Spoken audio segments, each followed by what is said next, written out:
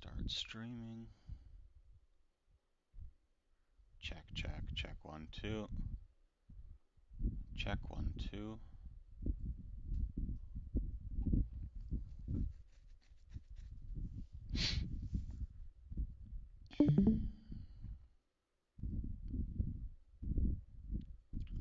I've never done this before. How the hell do you know if it's actually working?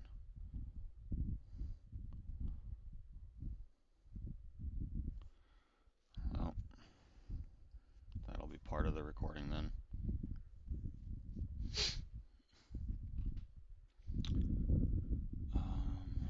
You know what I could do is jump over here, open up YouTube Studio,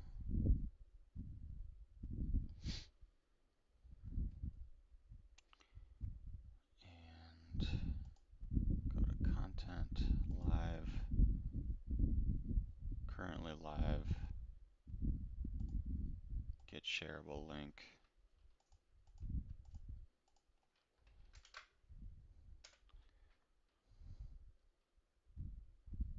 Is it open mic in here? No, you can open mic. You can jump on, absolutely. I just posted a link, and I'm wondering if someone can look in there and see if this is actually working from your end, because it won't. If I do it from my end, it will.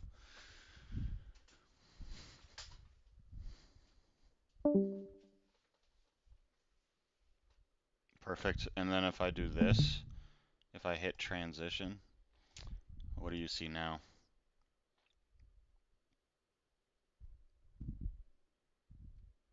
Do you see the text editor code, everything? We can see my screen. Oh, the same as Discord. Great. Okay. So you can see this line right here. That's really important. Okay, great. Well, then we'll leave it at that. Then good morning. As I try to get set up here, there's a couple of things that we want to tackle here. From the coding side, yes, it is an open mic in Discord. I'm just recording it. But James, you're here, so, but either way, it's a good exercise to try. But you're welcome to type chat in the chat here in Discord or jump on the mic, whatever. Um, just getting my bearings here. Was up all night fighting with a toddler or an infant that wouldn't go to sleep. So a little foggy headed here this morning. Gotcha, gotcha, yep. Yep. Um, we'll try to make it worth your while despite being at work. So we have, and I'm hoping some of the other folks who are involved with this project jump on. We have a bug here that was reported, another bug that was reported, and I might actually just switch over to ESU.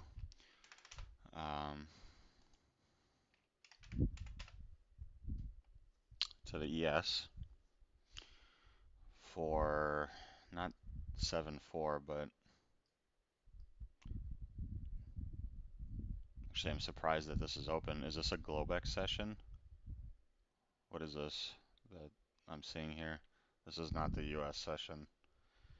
This must be like some overnight session that's continuing, but maybe go to 7.1 at 9 a.m.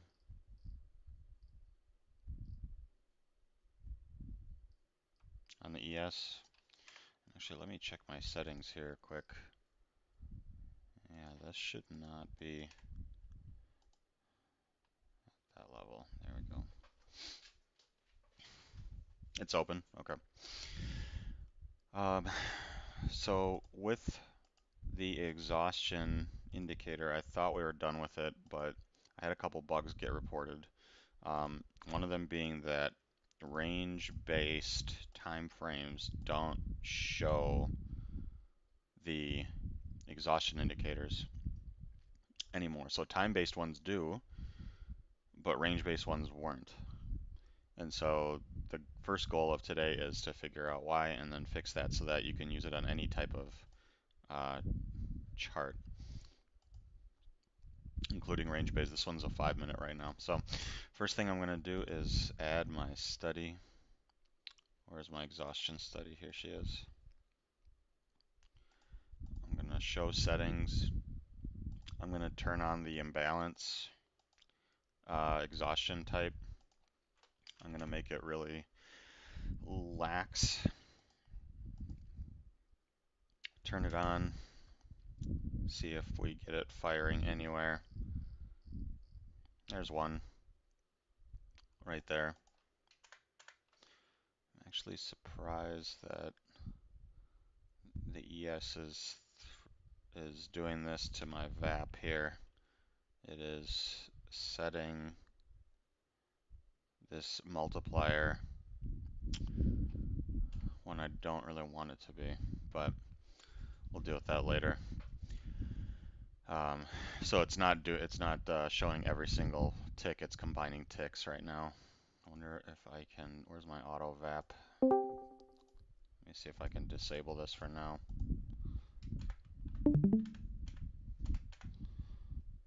And then set this back to 1. There we go. That's the actual ES right there. So you can see a couple different exhaustions firing here on the 5-minute.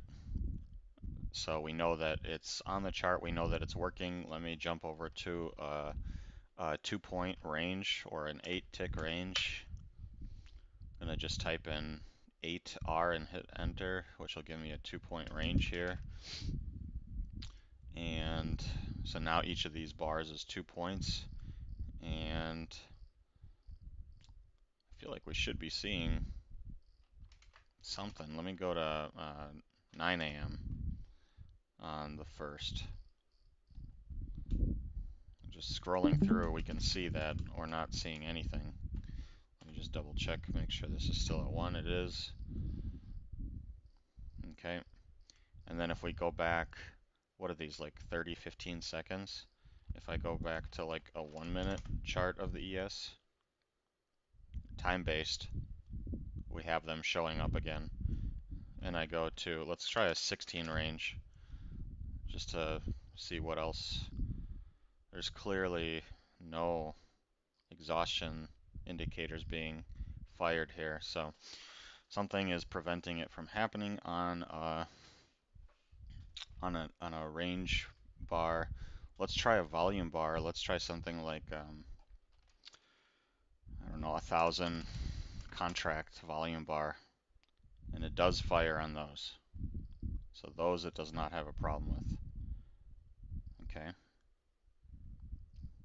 I'm just gathering information here about what the nature of this bug is.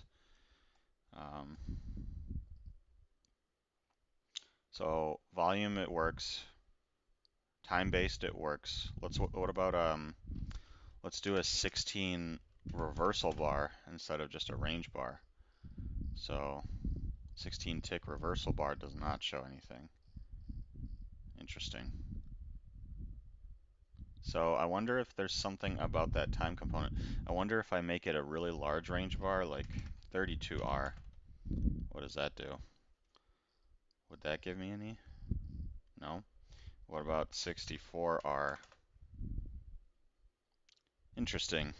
So if I go high enough up in range, I do get them, even on a range. So 64 tick reversal bar does show.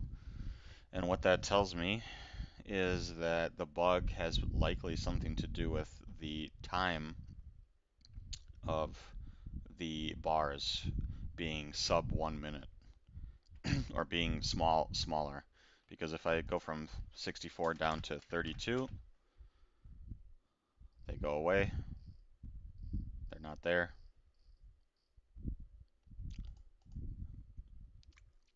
And here we have No, these are greater than 1 minute.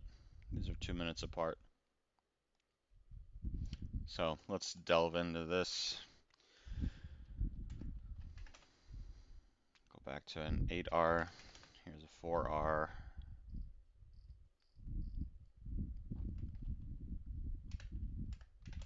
16R. 16 reversal.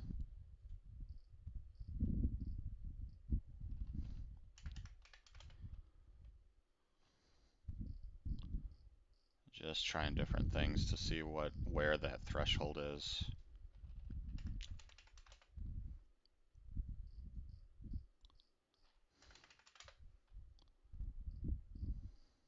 This is a 50.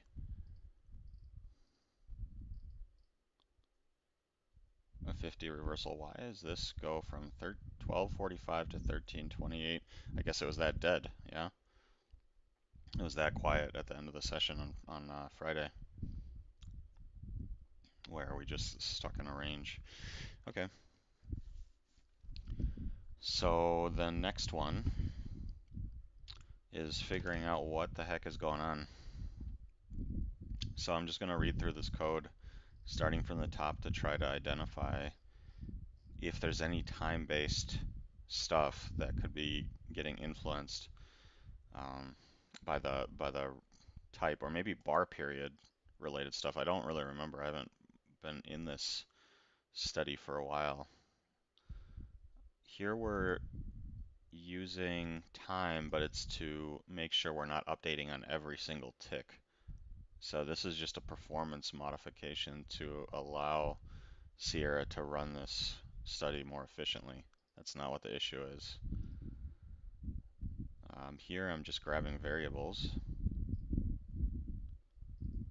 Keltner stuff, more variable grabbing,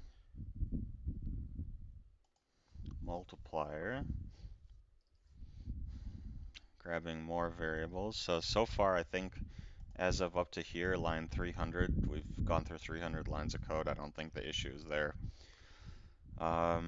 Here's something with regards to start times. Start time of the session, end time of the session. And here's something related to bar period. So this is probably it right here. And I do remember I did not do this with every single case. In other words, I only handled time-based bars from what I remember. So if we have a bar period parameter like 50 tick or 8 tick, that's not going to give us a seconds per bar to do this division to provide this information. So this is likely where the issue is. You know what I want to do here is actually spit out what it thinks it's seeing here. Because where are these being used? Those are being used down here for other calculations, which is potentially why we're, and then where's this one used? That one's used in that calculation. So I think it's for that. And then this one is throwing everything else off, maybe? Maybe not. But let's see what we get here. Let's take an SC string and let's say that our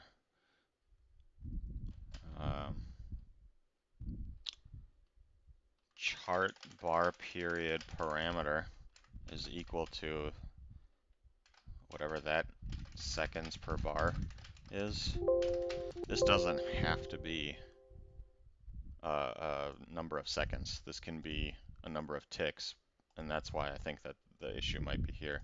So let's go ahead and output that, add message to log. Let's go ahead and build this. Select file. And it looks like we're getting errors here on this study while we're having it be on ticks rather than time-based.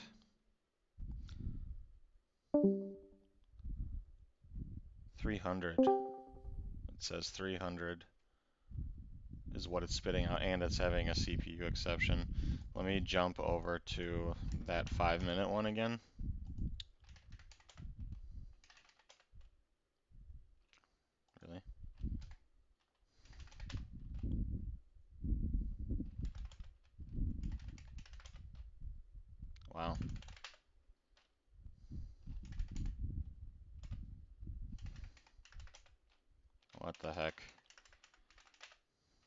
go.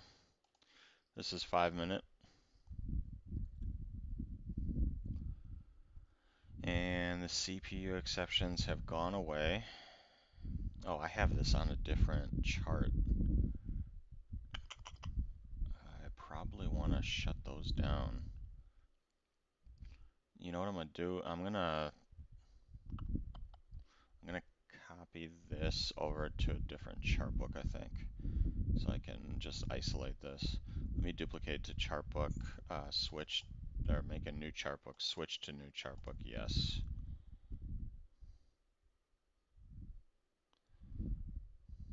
That way I don't have other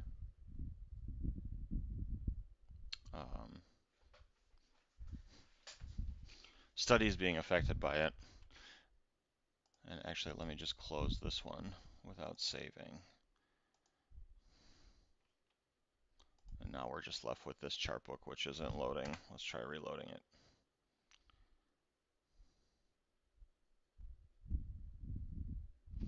Okay. Let's try removing this.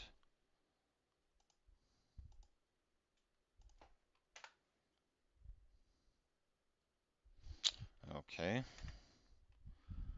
Let's try removing this and this and this and this and this and this, so that we just get a bare bones chart. Thank you, goodness. Here we go. Let's add this, turn this back on, imbalance. Let's make it nice and lenient. Okay, here we go. So no chart errors here.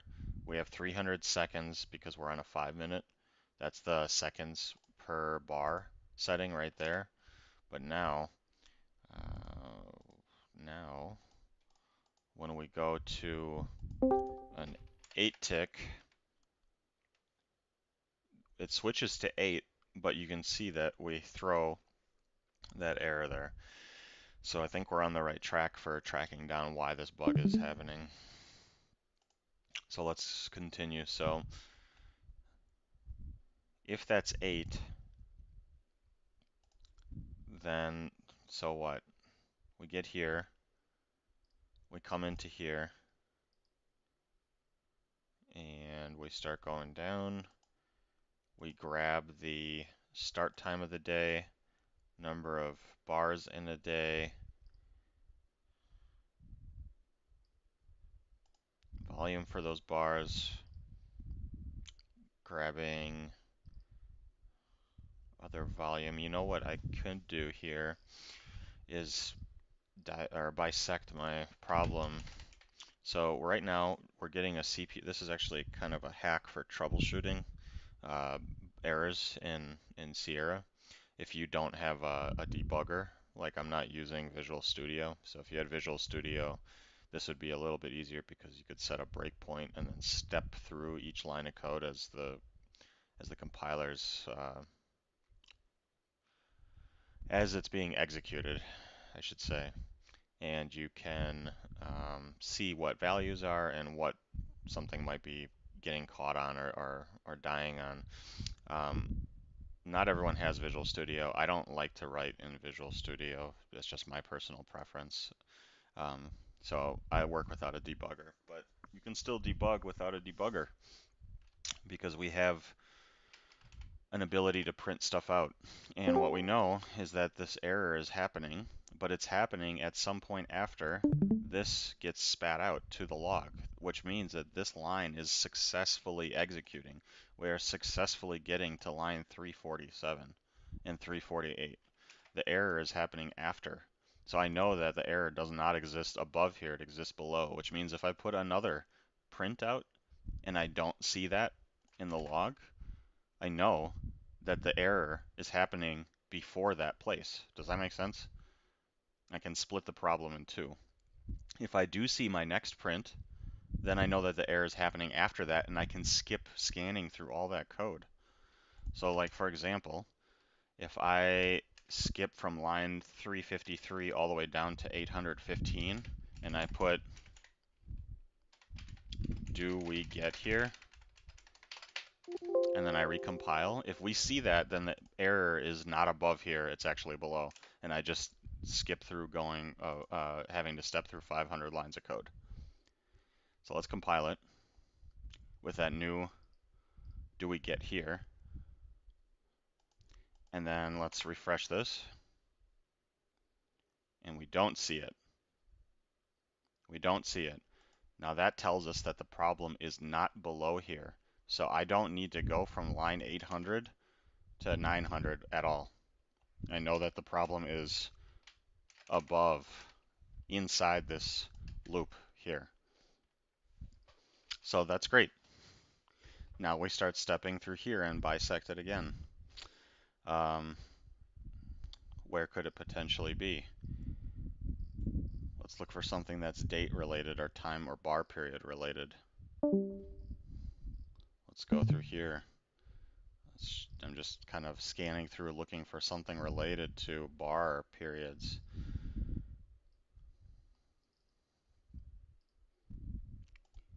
This is finding VAP. This is finding exhaustion. This is setting different variables. This is setting regime related things, trend mode related things. Let's see if it's happening before this trend mode stuff. Let's put our dump right here. Let's see if we get it.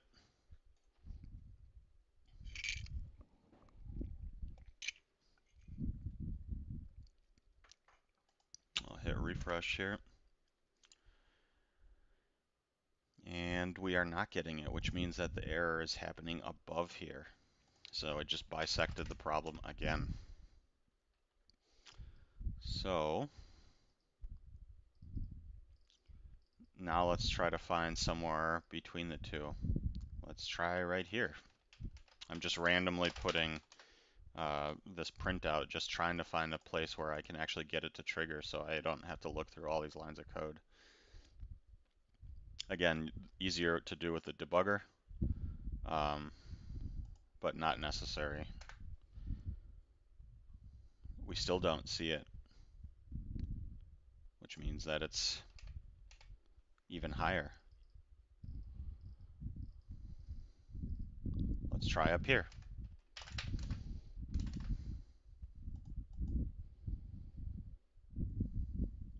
Now we're only 150 or 100 lines of code in.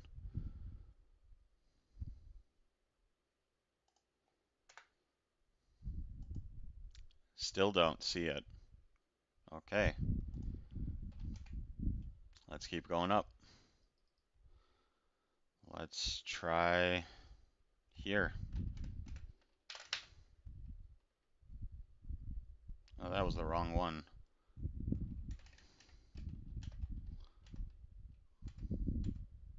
I wanted this to say we got here. Do we get here?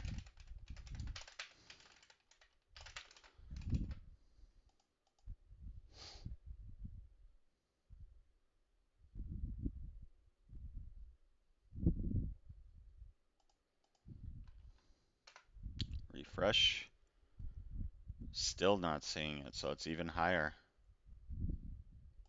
Okay.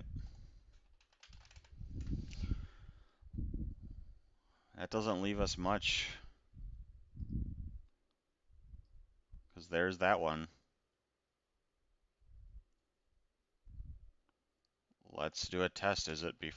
Can we even get here? Is it actually happening here? Who knows? Let's take a look.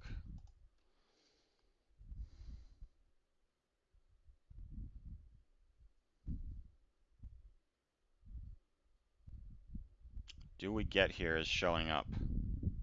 So that means it successfully got to the spot, which means that our problem, I think, is somewhere in here. This is where it lives.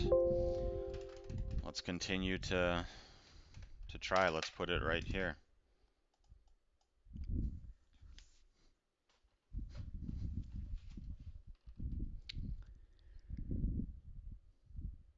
Okay. Refresh. and I'm not seeing it anymore. So it's above here.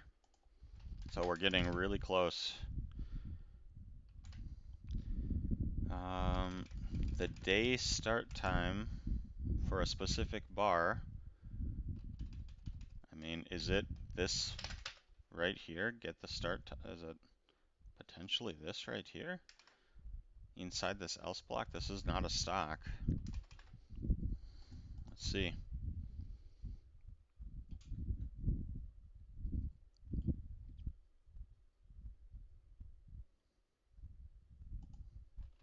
Let's refresh. And we're still not seeing it. So it's happening above this spot. Is it happening right here?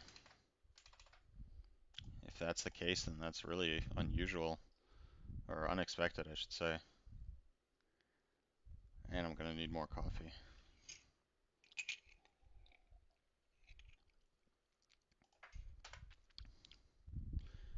Still not showing up, wow.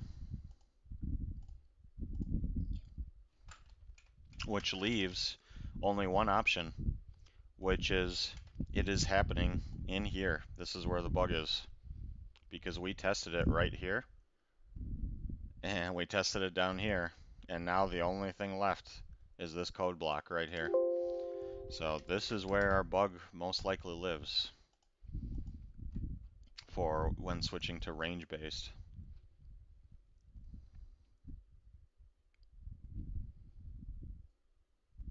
Let's refresh this. And it still doesn't show up. Well, now that doesn't make any sense, because now we're inside this and we had a successful one here. So when I have situations like this, here's what I do. I print more things out. I'll put 1 and 2. And what I want to know is, do we get here, and then do we get here? And if we see just 1 but not 2, well, we'll evaluate that, won't we? So I see 1, but I don't see 2. So the other possibility is that it misses this entire thing and tries to come down here. So let's see if we get 2 down here. Does it skip that entire calculation, that entire loop? No, it doesn't, because we only get 1. Let me make sure that I refresh just to, yep, it only gets 1. So we never get down here. Interesting. So what the heck does that mean?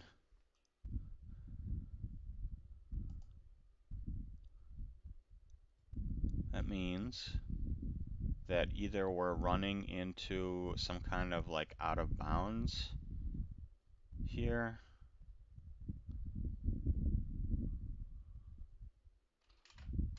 That is really peculiar. Wow. Why would switching to an 8 tick, that would change the array size for sure. It would be a different array size. It'd still be able to start at 0. Let's dump out the array size.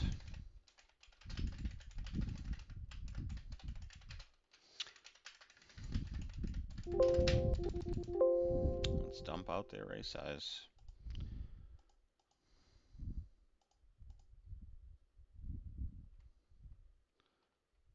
And I'm gonna add the second one right in here.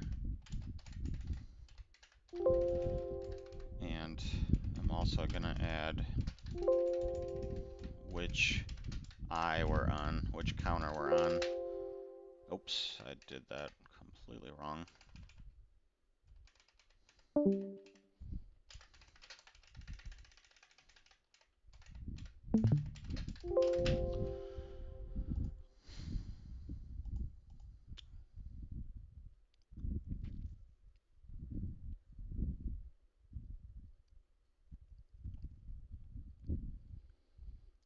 Array size is 1257.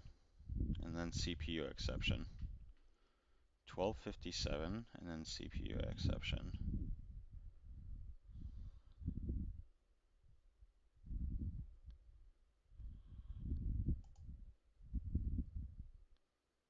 And we never get here.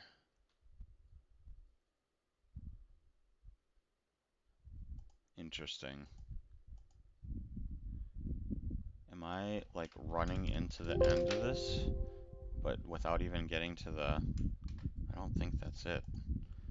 This has got to be something else. This is really strange.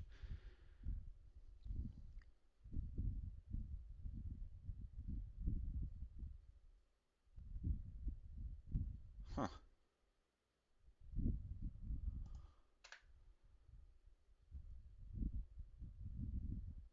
Baffling.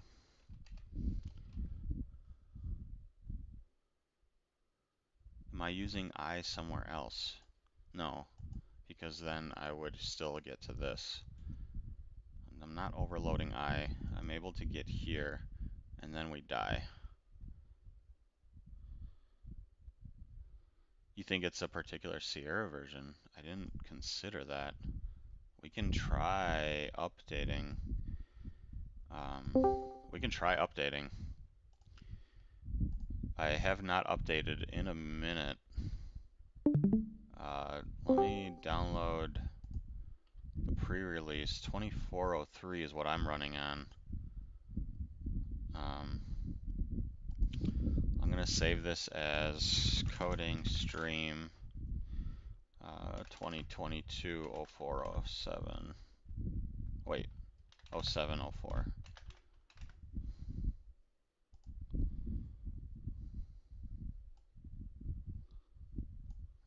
Sierra install.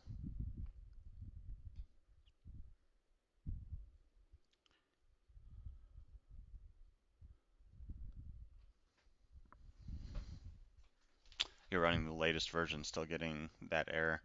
Yeah, that's a really strange error.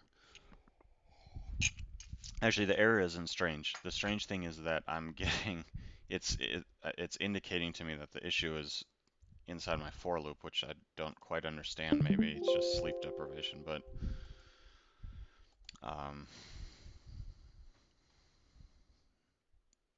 now I'm just really curious what the heck.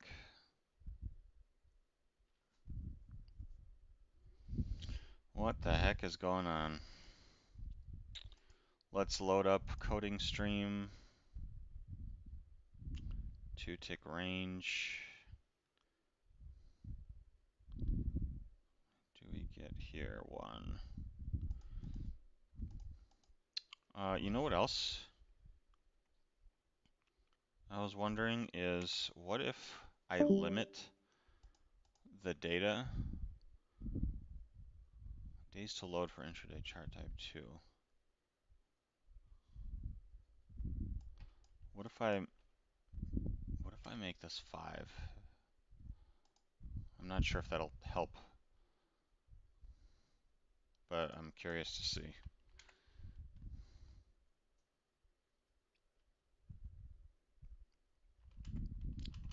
That's the start, that's the end. Okay. What if I make it just 1?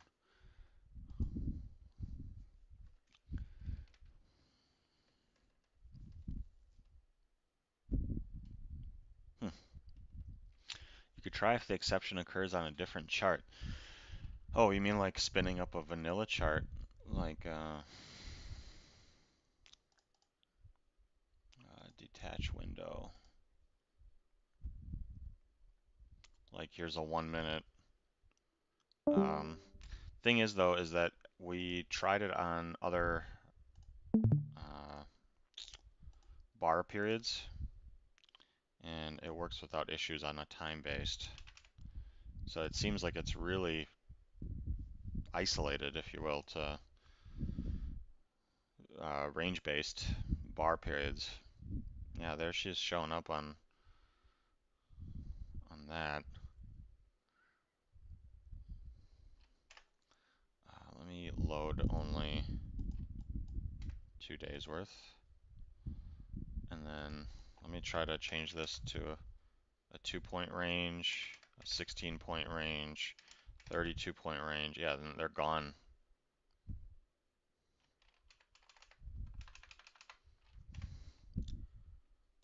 Number of days to load.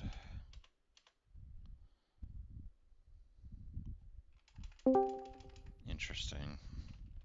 So there you go. It's a vanilla chart and still happening on there when you switch there. But if I switch to a 5-minute, it'll show. If I switch to a 50 range, but I think I tried a 64 reversal and that worked for some reason. So it's really odd that it works on these higher tick. 64 range also works. What about a 63 range? Does that work? Okay, 60 range also works. 59 range, and it's gone. Interesting. So at 15 points, it shows. If I go back up to 60 range, it shows. But at a 59 range, 14.75 points, it doesn't show. What a peculiar bug.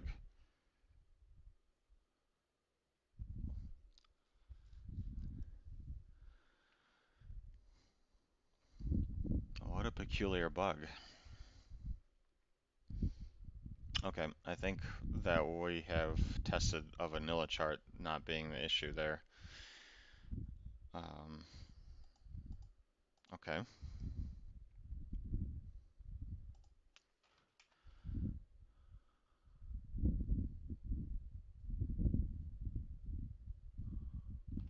Chart do we get here? Blah.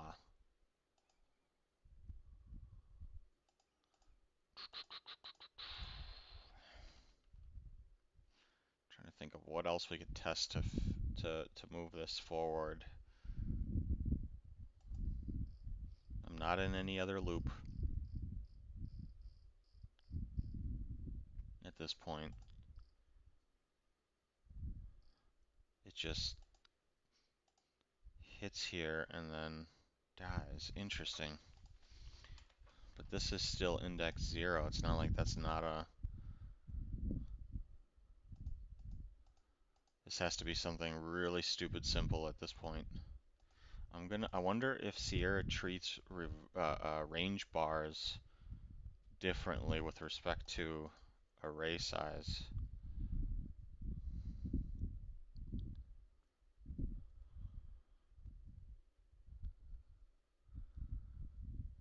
Oh, wait a minute. What if this becomes 0 somehow? Then this is a division by 0, which will cause a CPU exception. If this becomes 0, hold on a second.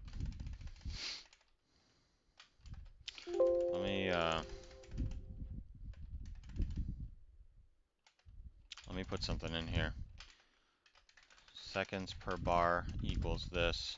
Minutes per bar equals this. Seconds per bar, minutes per bar. If minutes per bar comes out as 0, then that's the issue, and it's dying on this line 349. Let's see.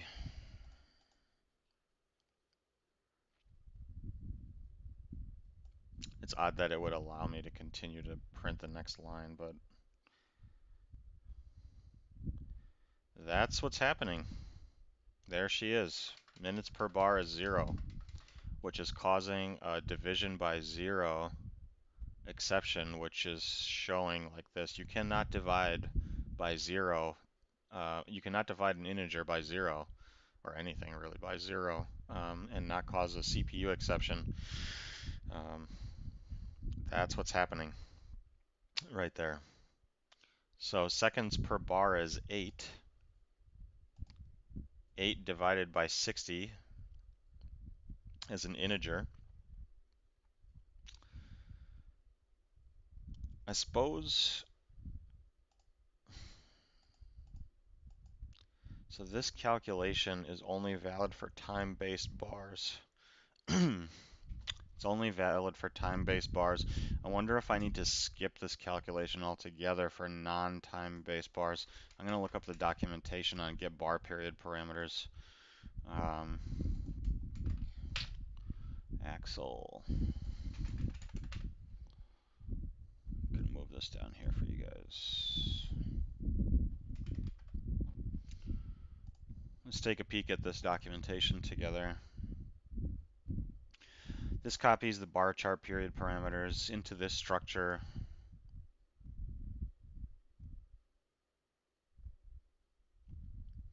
Intraday bar chart period type.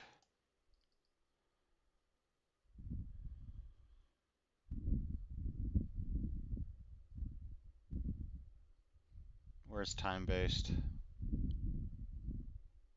Why am I not see? Oh, the first one right here.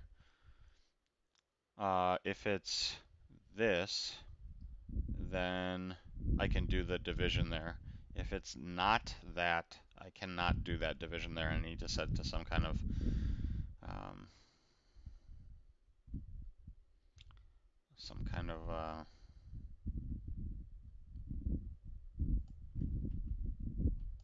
let's copy this enumerator, which is actually just set to 0. I could just check for 0, but I want to be explicit. So we're gonna, so we get the bar period for the chart. It gets stored into this variable right there when we call it right there. And then at this point, we can extract the, so right here is where we need to check if this is a time-based chart or not. And then we can do that by saying if bar period dot, what was the name of that thing? Intraday chart bar period type. Intraday chart bar period type. I'm checking the value of this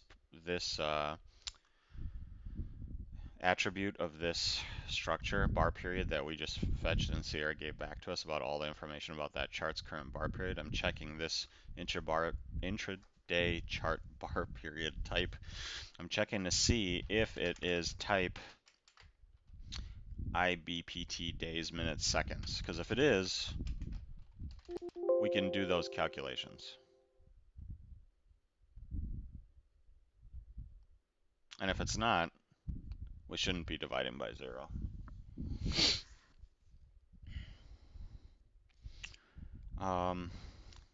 The one trick with this is that I can't throw these lines into there, because then all these variables will go out of scope.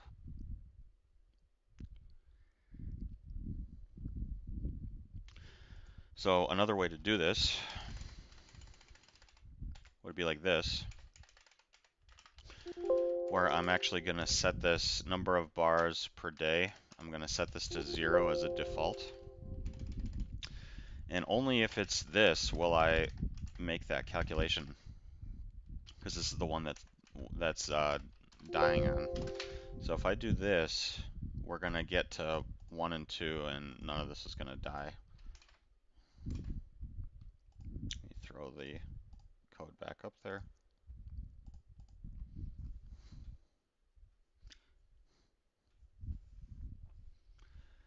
So if this works, then in the end, the reason that it was happening was because of just sloppy error checking on my part as I was quickly going through and building this out. And there you go. That did it. So the issue was a division by 0 due to sloppy error checking. When you're writing code that does something that could result in a fault, you need to write checks around it so that that doesn't happen. I did not do that, and that's what happens when you don't do that. So let's do a sanity check, 32R. Oh, did I make this one day? Let me bump this back. back up to 2 days. There we go, 32R, 16R.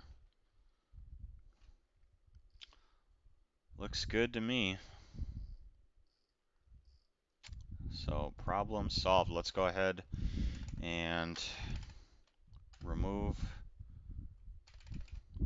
some of our debug.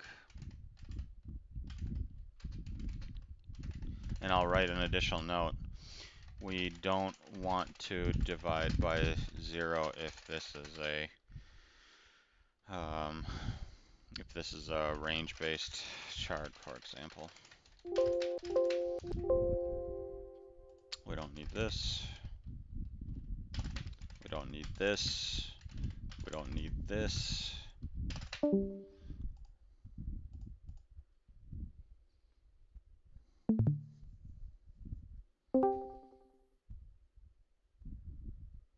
There we go. No more errors in this chart for range-based bars. Let's go ahead and go back to 5 minute. 5 minutes still looking good. No errors. Let's go to 12 tick. Looking good. No errors. All right. So that one was just me being sloppy. Yeah, for sure. Listen, real-time debugging is it's not a sexy thing, but it is a super useful skill. Definitely one of my strengths is as an engineer is just being able to break down problems like this and methodically, systematically step through, and that's what you really have to do. I mean, you saw, just to recap what we did, we broke the problem down by putting in dumps to see where we could get to, and I divided the code base in half so I didn't have to read through every line of code, and then I just kept having it from there. And then finally I was able to isolate it down to this one line, which ended up not being this issue.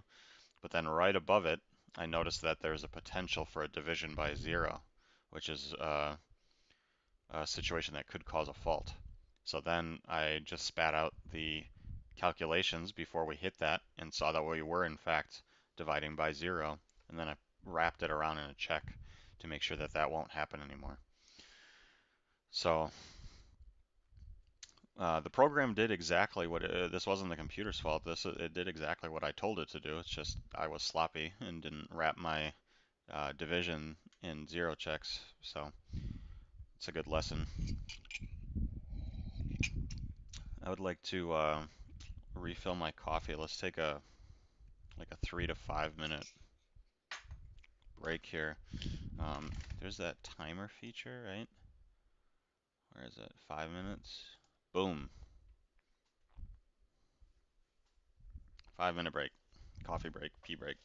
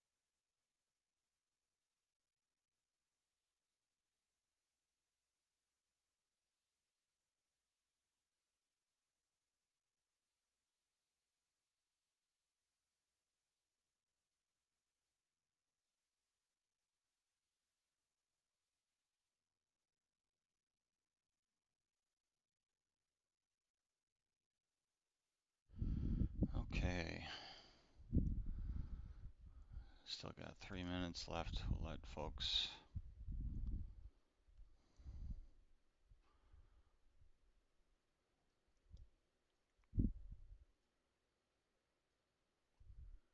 continue to go.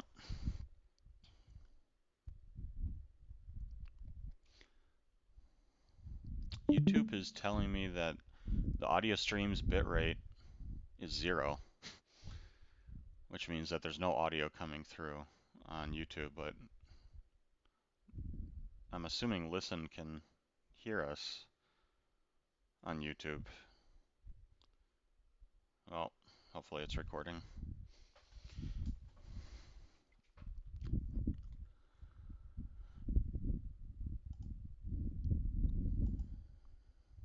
There was?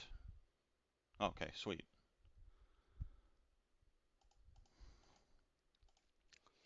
Okay, let's just do some house cleaning while... okay, we got more coffee. That's done.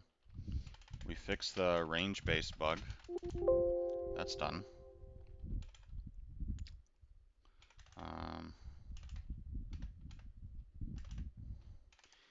And this one was one that Papa Jax, I think, reported to you, James, right? This CPU overload on tight time frame. And let me go back and reread what he said, because I wasn't familiar with that. He said, it overloads the CPU on super tight time frames. If you want it on a lower level time frame, use the study price overlay.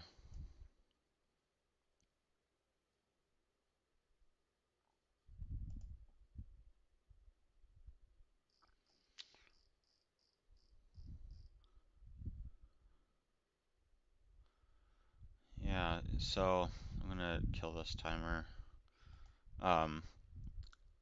So are you saying if I go down to a, like what could I do to make it overload CPU, do you think? If I go down to like a 30 second, would that do it?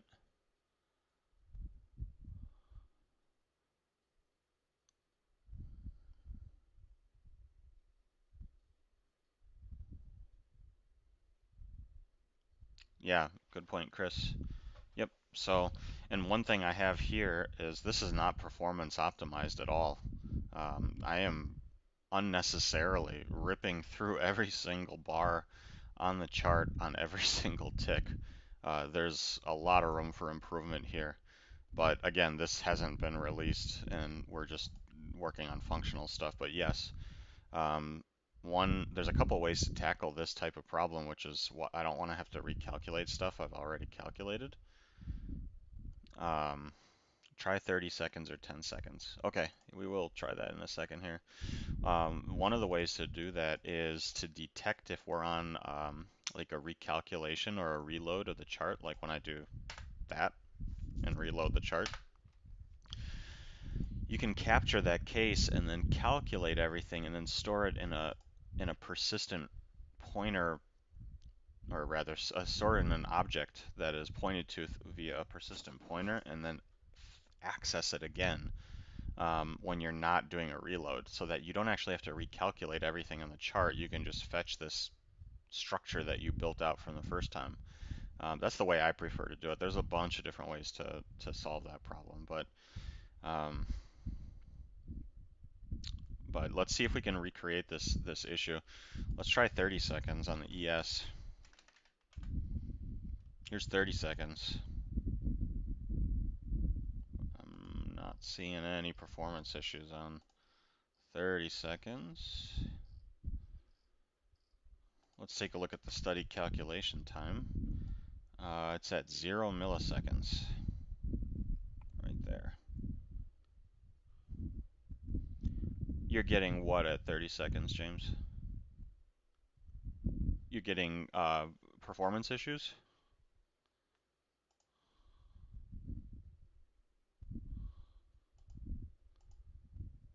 Well, I haven't given you the latest update to deal with the that issue, right?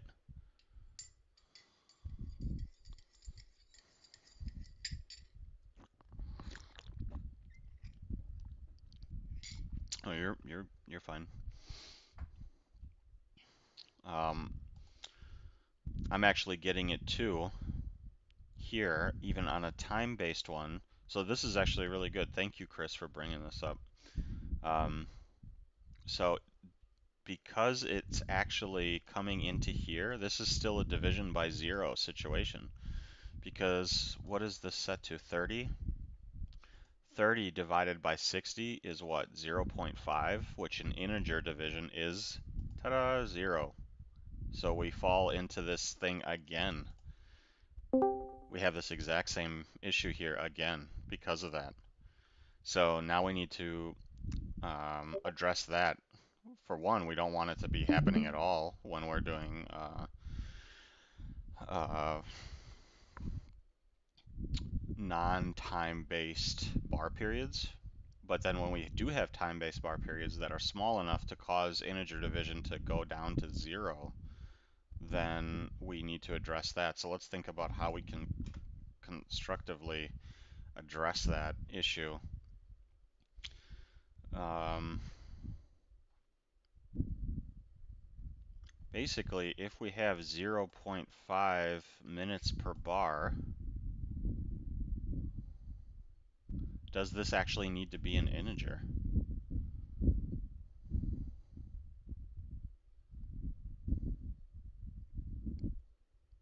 Right? Couldn't this be a float, a decimal? Like, we don't really care that there's going to be more than 390 bars per day for this. So what's the downside? I don't see a downside of turning this into a float and then casting these as floats in order to perform a floating point division and store this as 0.5.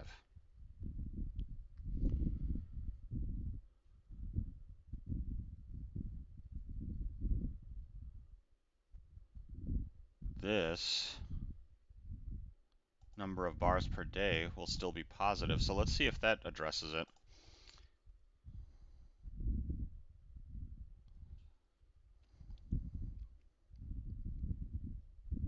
Let's go ahead and hit refresh. And that did. And there you go.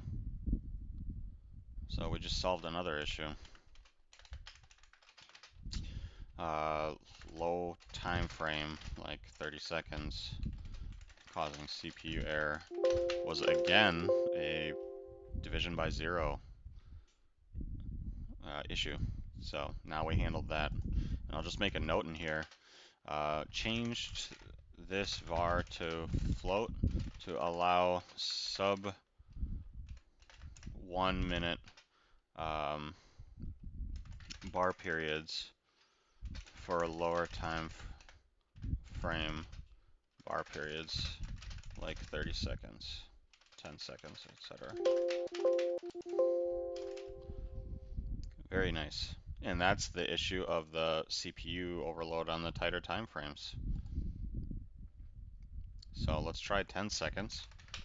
Just do a sanity check there. Don't know if anybody here trades on 10-second time frames, but yeah, no CPU issues. So I don't think tick-based charts. Sure. I've never actually done that, Chris. Can you walk me through that? Is it shoot, bar period. Which one do you want me to choose? Oh, you mean like a range based? Like tick, like range per bar standard in ticks? That? Because we did that volume per bar, or like number of trades per bar. Do you mean? Yeah, volume per bar should work. We tested that. Like here's 1,000 contracts per bar. That works fine. I don't think I've tried some of the other bar types, like number of trades per bar. I have not done. Renko, I have not done. No, we haven't done number of trades. Let's try 1,000 just for. Okay, that works. Yeah, I'm not seeing any performance issues. Let's double check it's still calculating at 0 milliseconds, so So I'm not going to go ahead and put in those performance improvements yet because I want to wait till the last thing we do is performance. Um, but this looks good now. There's 100 trades. Yeah, I wonder is it T? Yeah, it is. It is T. So number of trades is T. So if I type 1,000 T, I can get 1,000 trade bars. Okay, so it's working on all of those, and I think we have addressed that bug there. Okay, the next one, or actually, before we tackle this feature request, I'm wondering if we switch topics and then come back to coding in a bit, because there was a couple of different topics that I wanted to have an open discussion about, and this seems like a natural break time. Um,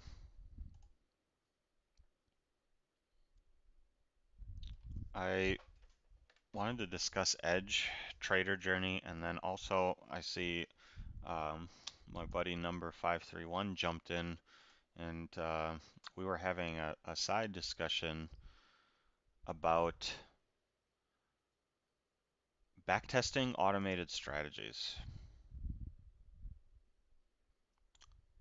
And the approach of backtesting automated strategies and some of the hurdles with doing so, leveraging existing backtesting platforms versus writing your own homegrown backtesting platform, um, that kind of thing. So I don't know, Number, are you able to jump on the mic now, or is now not a good time for you? Oh no, now works perfect. Now Hey, works perfectly fine. good morning, man. How are you? I'm all right. Just doing some light coding. Pretty sleep deprived here, but otherwise I'm on my second cup of coffee. I'm doing well. Any plans with the family for the fourth? Um, my wife is working, and so we're in work mode here. I'm gonna get some work done as well. So probably just I think I'm making tacos tonight for the fourth. How about you? Keeping it simple. No, not all too much. It's as per standard. I'm a bit Sure. of a hermit. I'll do probably go for I have a group ride later on Zwift and then some family events after 4 p.m. Eastern Standard. Nice. Nice. Yeah, I'm gonna try to not blow up anything. Have sparklers, but that's about it. But yeah, by the way, children asking about how fireworks work is an amazing conversation. Um, because my kid is like trying to understand the difference between lightning, thunder, and fireworks, and he's just become aware of all of them, and so he thinks that they're all interrelated. So he's like, so do the fireworks go back up into the clouds when they're done? Like, do they go home into the clouds? And you have to try to explain to it.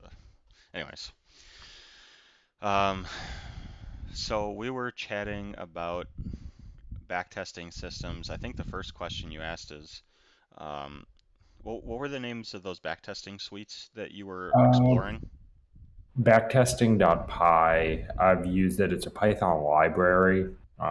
It's not particularly great for optimization. It's more or less predicated on indicators, and Mm-hmm. integrating bit ask data progressively becomes more complicated with it. And then there's Quant Connect, which is a comprehensive platform that has hosting on it Mm-hmm. to connect to brokers. Majority of brokers can connect to Quant Connect.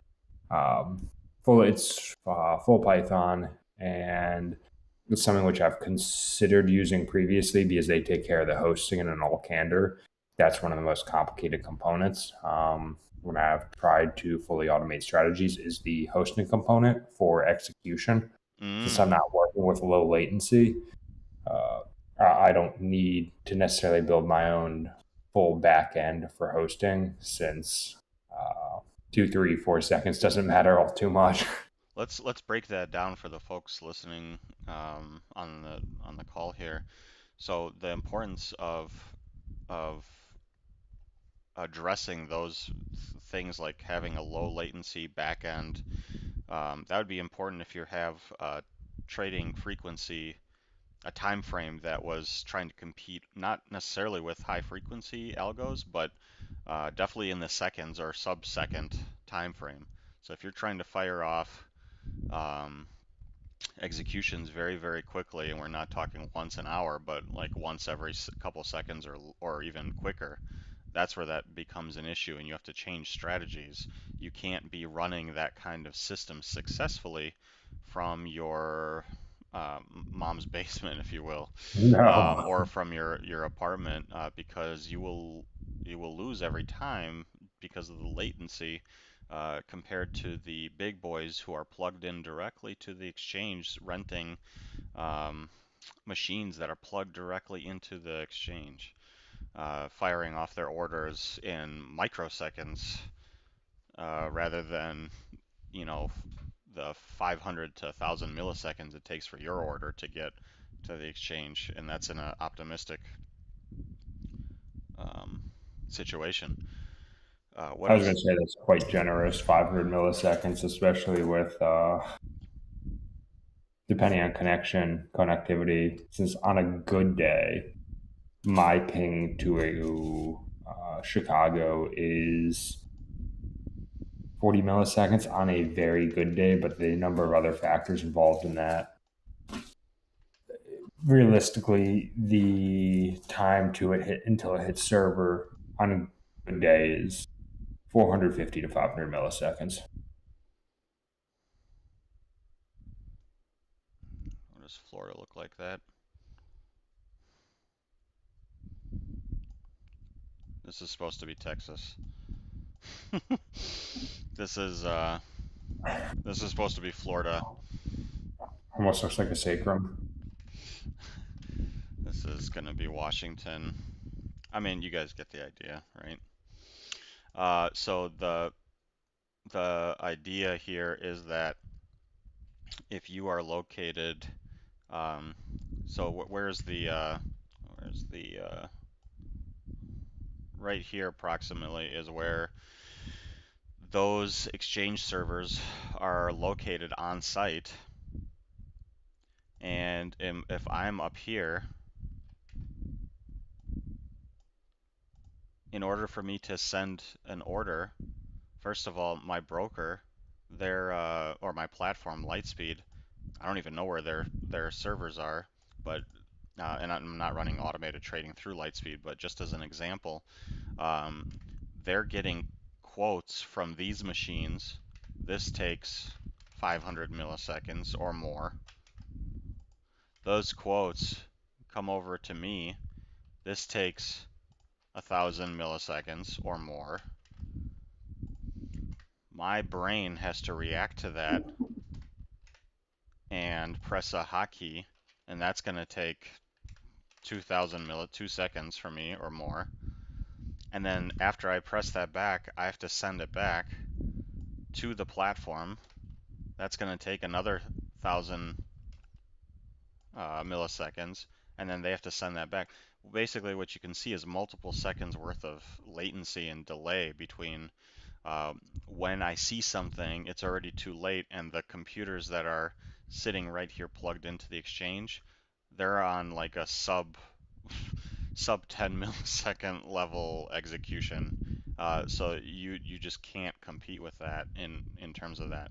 Now, if you have a data center in Northern Virginia, I think both Azure and AWS have data centers in Nova down here. Um, and you have an automated strategy running off of it. Let's pretend that this is Nova and this is where your cloud automated strategy is running. You're still having latency between here and here of hundreds, if not thousands of milliseconds.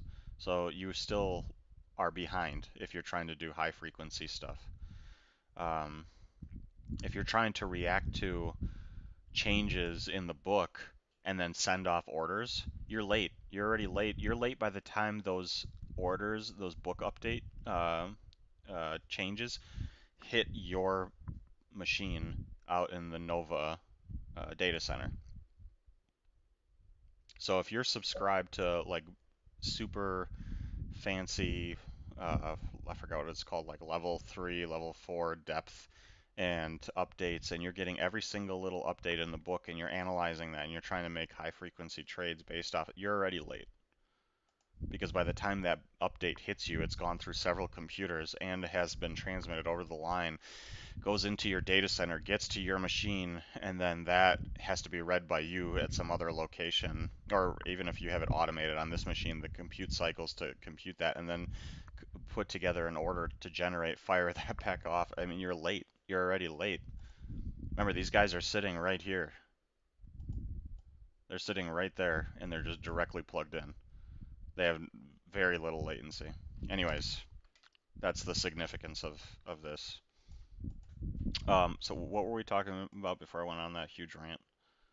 Hosting Hosting, with Quant Connect, Quant Connect. Okay, and that's where we ended up transitioning into the latency discussion. gotcha. Um, what else did we approach? So I don't have experience with those tools, those libraries, or that tool. And I have written a backtesting suite or two in my time, but I wrote them all from scratch. Uh, we didn't leverage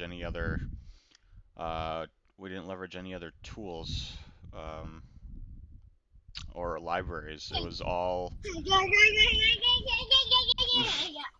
Hey, Papa Sorry, Jacks. what's up, man? Sorry, I'm on the deck. My 3-year-old is playing, washing his cars. That's excellent. I'm glad that we have that recorded. God, But it's recorded. Fun times. by the way, Papa Jacks, we got those exhaustion air bugs fixed before you jumped Oh, on. that's sick. But I'll fill you in later because Number and I are starting a discussion on automated trading and back testing here. So Oh, sweet, because I want to be a part of that discussion because I want that too. so okay. So the what was the meat of the discussion, Number? We were Yeah, I would say it largely was if we want to take a reductionist approach predicated on cost benefit analysis of is this really worth your time? Because to preface this, as you're already aware, I can write an automated strategy in Python or C++, albeit I am far from proficient and it would be pretty time intensive versus for someone else. However, the appeal of building a backtesting suite is doing volatility optimization for different regimes. And ultimately, both of us articulated that that's pretty yes. much the most crucial component is being adaptive and dynamic to adjust to regime changes since algos frequently have to be altered. And if you're not adaptive to different market regimes, you're going to be crushed. Yes, this is a very important topic that I'm super excited about to talk about. Um, and I Yeah. mentioned to you last night, this is one of the things that I mentioned to you that was a result of my stepping away from the automated side of things was because um, I just was not able to, along with my team, which were way smarter than me and more experienced from the market perspective, and just had way more experience in the markets, to consistently and successfully handle this topic in an automated fashion without having to constantly be under the hood tinkering with stuff, which then leads you to why not go discretionary? Because you have to be in there all the time making tweaks and adjustments because you don't know about some kind of regime change that is coming tomorrow. It's not like like everything repeats and it's all the same, but it's also not, right?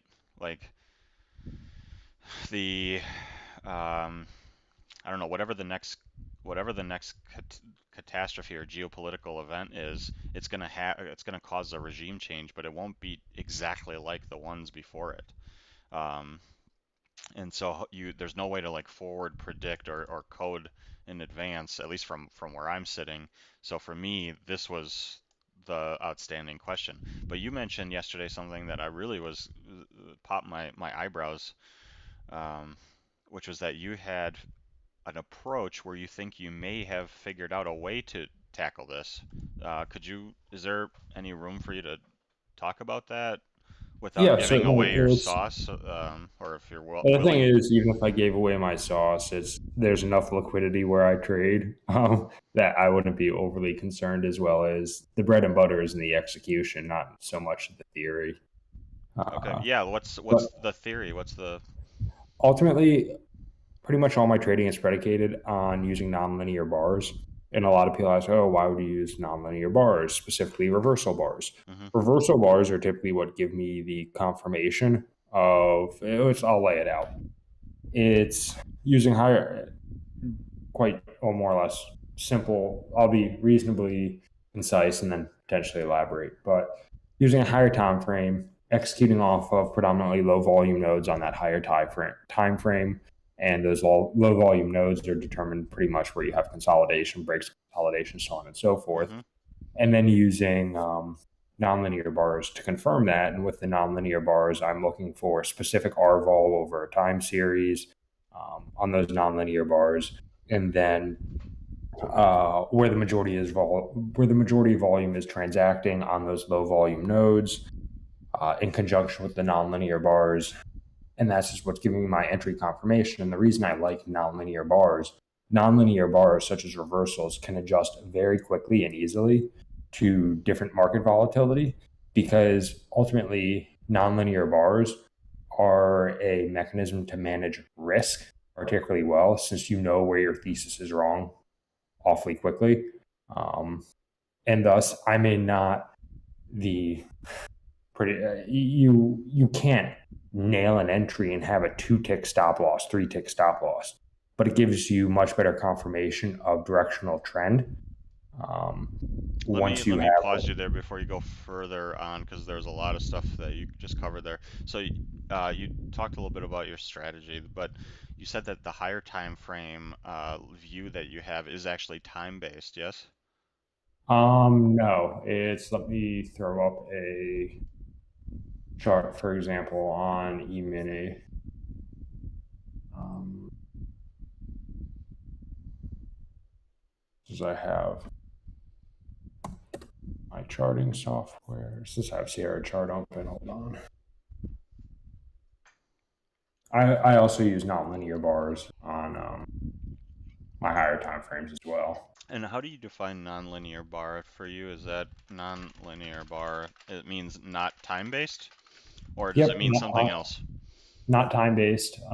And the reason why I like nonlinear bars is because I can take a normalized, whatever time frame I'm using, a normalized 5 minute volatility, 15-minute volatility, hour volatility, so on and so forth. Um, and when I can have a normalized volatility, that can give me risk parameters off of which I set the nonlinear bars. And therefore, my risk per trade is determined by a normalized volatility period. Gotcha. So you're doing comparison between what we currently have versus what is usual for that, and that's how you're developing your model for volatility adjustment and potentially regime change. Yes, sir. Are those bars usually based on overall volume that you're looking at, or how are you going through those? Like, are you looking at the They delta? are What are you doing with that? so the normalized 5 minute or let's just say 5 minute volatility, since that's usually what I use for a lower time frame for confirmation, is that's going to be a reversal bar, and therefore the reversal bar where the that occurs is that gives me the reason that gives me confirmation of trend is if the normalized 5 minute volatility has been exceeded by, let's say, 100%, 150% for a pullback, that gives me a reasonably good gauge that there has been a break of consolidation in a certain region. Um, and thus I can execute off of it. Okay.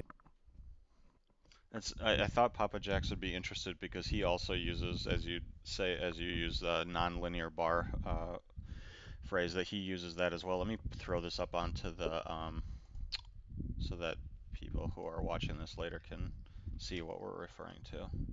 Okay, so here's your chart that you posted.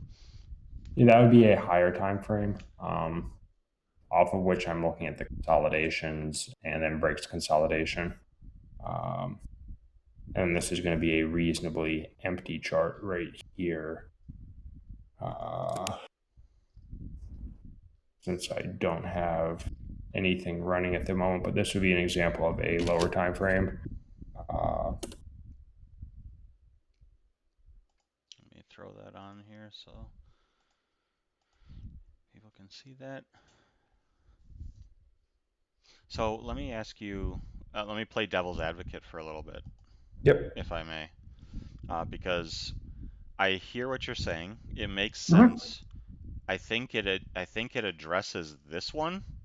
Okay. But I am still unsure if it addresses the full notion of what I define as regime change. Okay. The volatility piece, you preach to the choir. I completely sign off on what you're saying. Why this would this makes complete sense. Why it would apply it to this. Regime changes can be different though. We can see regime changes occur in or rather, we can see them consist of different symptoms. For example, if I just make a list of some of the recent ones, not only can it be volatility changes, but it can be a change of follow through on directional moves. It can be wickiness, if you will. I don't know what the term is to describe that, but basically indecisiveness, right? Oh, geez. Indecisiveness. It could be trappiness. It could be surge or plunge of volume. These things all have an effect on volatility, but they in themselves aren't all volatility adjustments. They also have other characteristics, if you will, that signify a regime change that I'm not sure that this would be able to capture, because you could have two regimes, one after another, transition where the volatility stayed the same, but these other characteristics changed, and the same types of trades may not work in those two regimes, yet the volatility stayed very similar. So do you kind of see where I'm going with? Oh, no, I do. And my preliminary response would be that's one of the main reasons why I have the higher time frame nonlinear, because it allows me to really see a break consolidation and to address, let's say, there being a lack of follow through, a lack of wickiness, traps, so on and so forth. If I'm not seeing decisive breaks out of those regions of consolidation, I'm not going to be executing at all. There are days where I don't take. There were 2 days last week where I didn't take a single trade on the E-mini and only traded crude and equities. Because if I wanted, I could only execute off of my lower time frame charts, and there's still alpha there. However, including the higher time frame is, I would say, largely where the high probability A+ setups occur. And if I was only trading off of volatility adjustments or lower time frame, those would be, let's say, a B- setup, a B setup. Those aren't my A++ setups where I have conviction, and nor do I trade them, because there have been days where I've run over only looking at volatility. I'm smiling over here because you're actually segueing into one of the other topics that I wanted to discuss today on the mic, which is edge and what is true edge. And you just brought up part of your edge, which is selectiveness. You choose to not participate when conditions are not ideal for your setup, and it sounds like you're a directional volatility trader. Is that accurate? You're not like fading mean reversion type strategies. This is like You're trading directional moves. Yep, that's ideally what I want. Since amusingly enough, I had this discussion with someone else last night, and when it's their higher time frames are spot on. However, they have a proclivity to not adhere to their trade thesis. They want to trade in between their levels due to impatience or believing they are catching the move too late. They are being torn apart because they're not looking. They're negating the higher time frame and only have interest in the in between. As I will put up all of last week, and someone would look at this. Granted, there is a fair bit of there's bias here because this is only last week, more or less.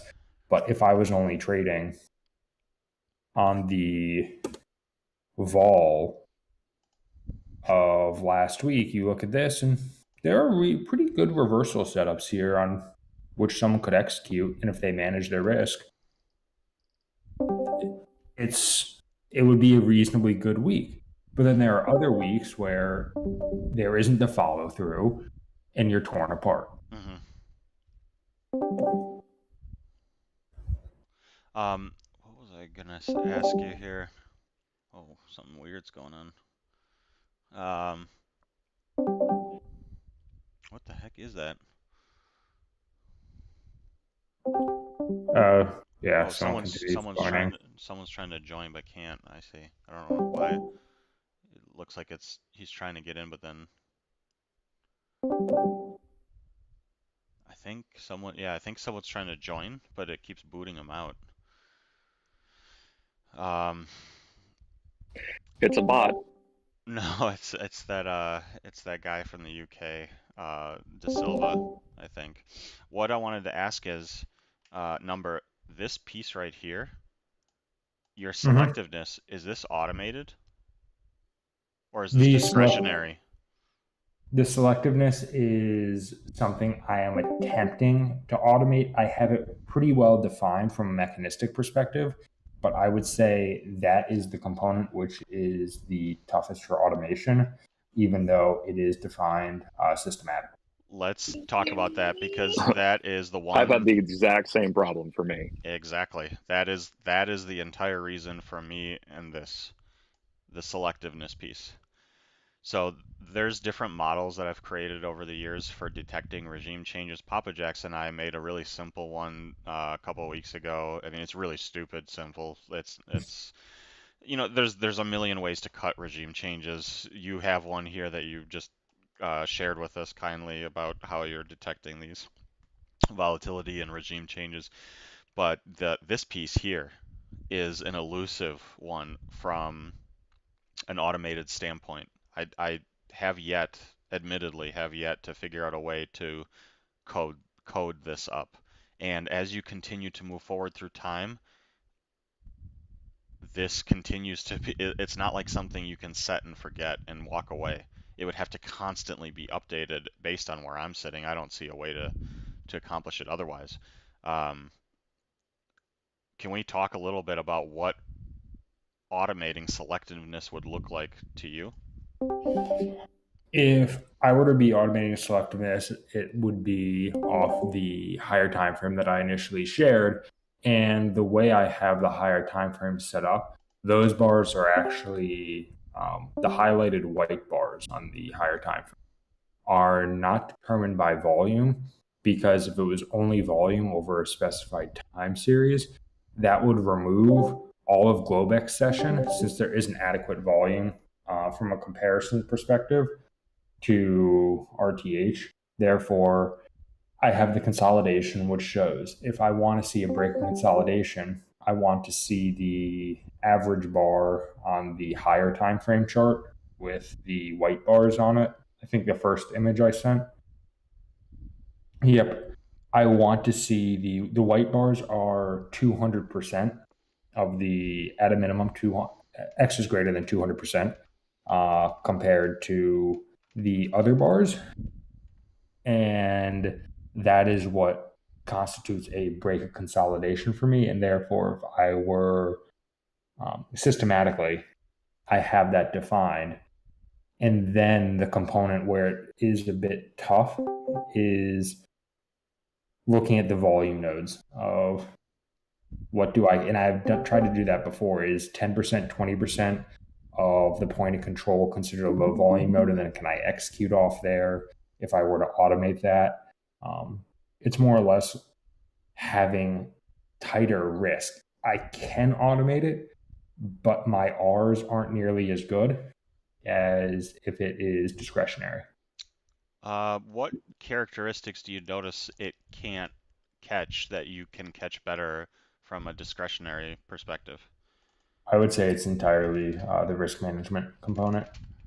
Okay. My risk is almost always wider when I've attempted to automate it. Risk tends to be wider or greater, we can say, Yeah, when automated. Okay. because I can take the consolidation zone and then say, oh, let's do 50% of the consolidation zone. But when in fact, let's say there's a lot of volume that's transacting at the bottom of the consolidation zone, that's where I can place my risk. But defining that consolidation of, oh, I want to see 70% of the volume here, 60%, whatever. And that's to some extent where the optimization component becomes intriguing of the higher time frame, of really looking.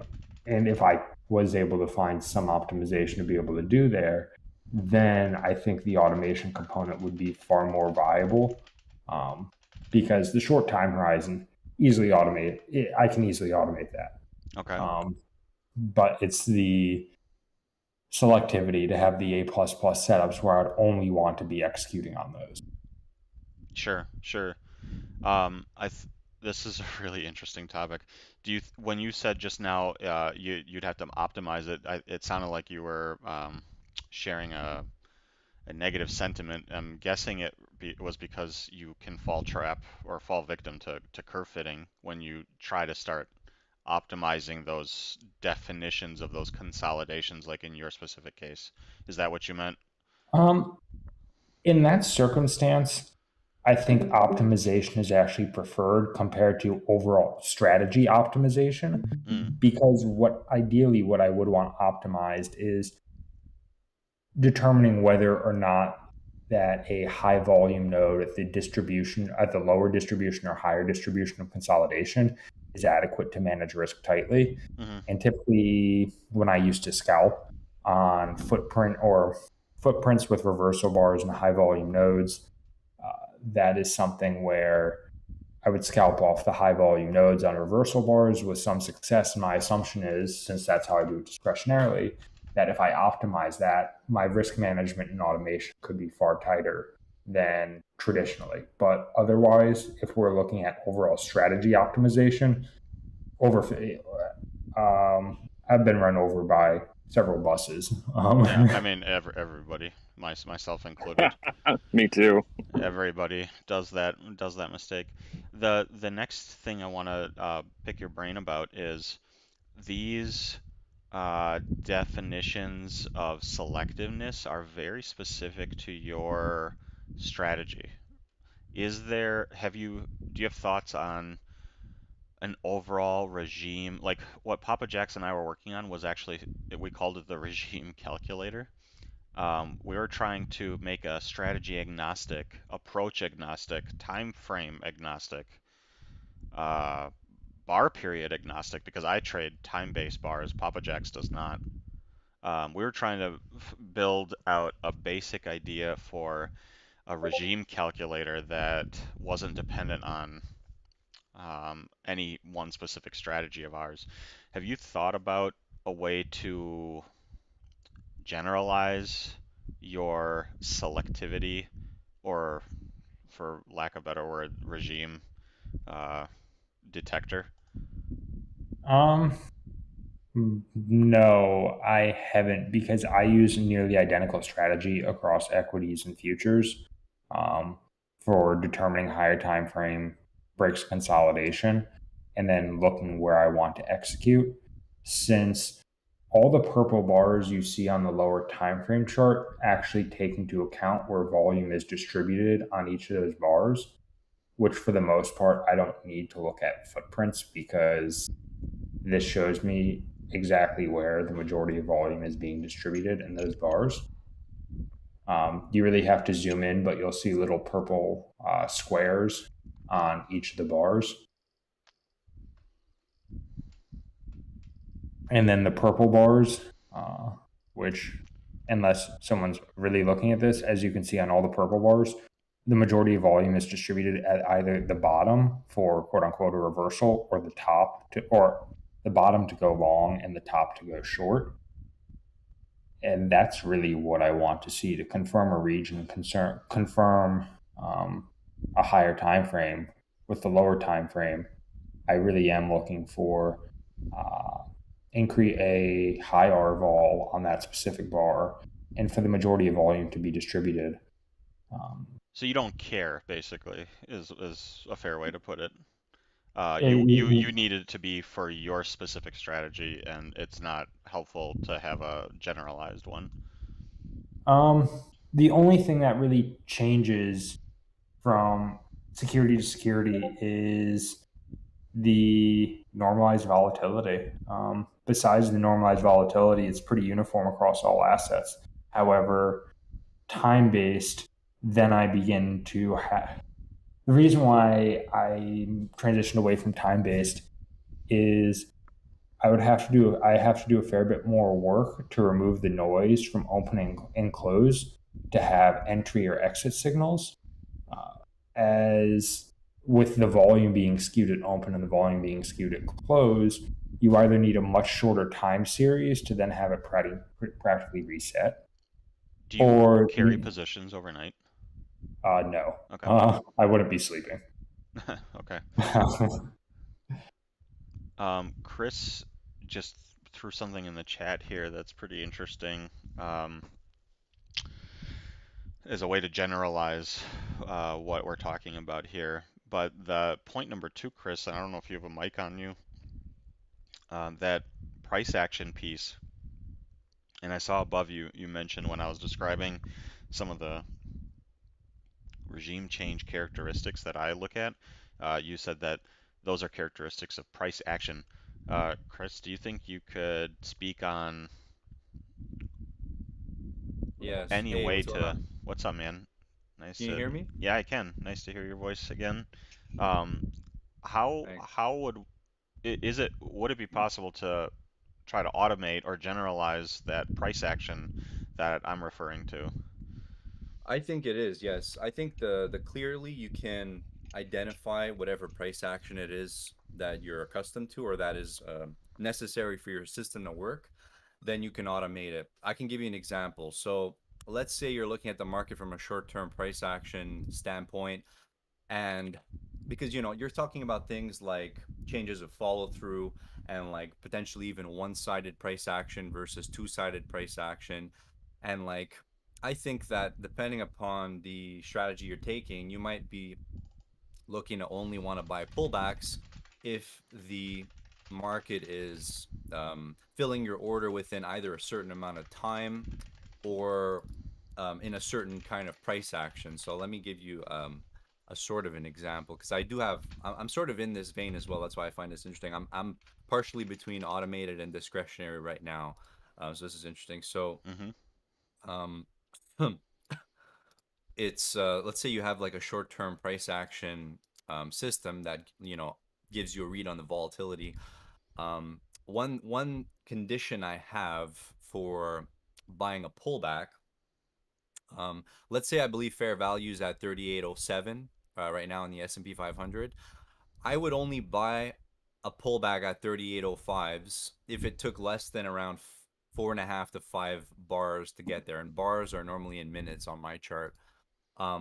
If it takes more than that amount of bars to get there, I'm not going to be buying that on the downside, and the same goes for the upside. So that's one filter that I've actually tested over a long period of time, and it actually changed the probability of those trades. So that is an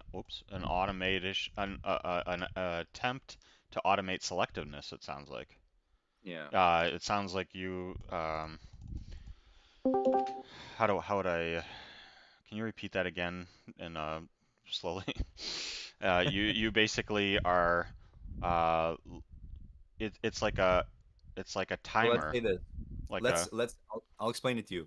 So by default, the strategy is a passive strategy, meaning that if the market is valued at at 38.07s, I automatically have an offer at 8.5s, and I automatically have a bid at fives.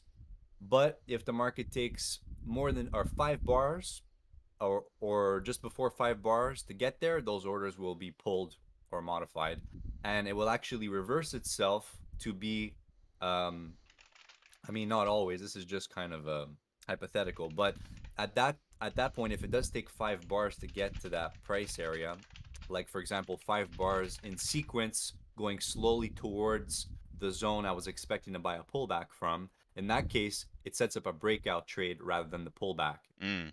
Does that make sense? Yeah, so you are using time as a way to drive an automation or systemize selectivity of putting on trades that can be applied in multiple regimes, but you are filtering them by this time-based component, basically, of But how it's the not. setup's happening. Yes, but it's not really time based. I guess it could be time based because my chart is time based, but really it's price action. So specifically those 5 bars or 5 minutes, they have to be specific types of price action. Like I said, it has to be price action slowly moving towards the area, Hmm. or one move, going straight to the area. Like for example, the best way to get filled on a pullback is obviously a very swift move into your area.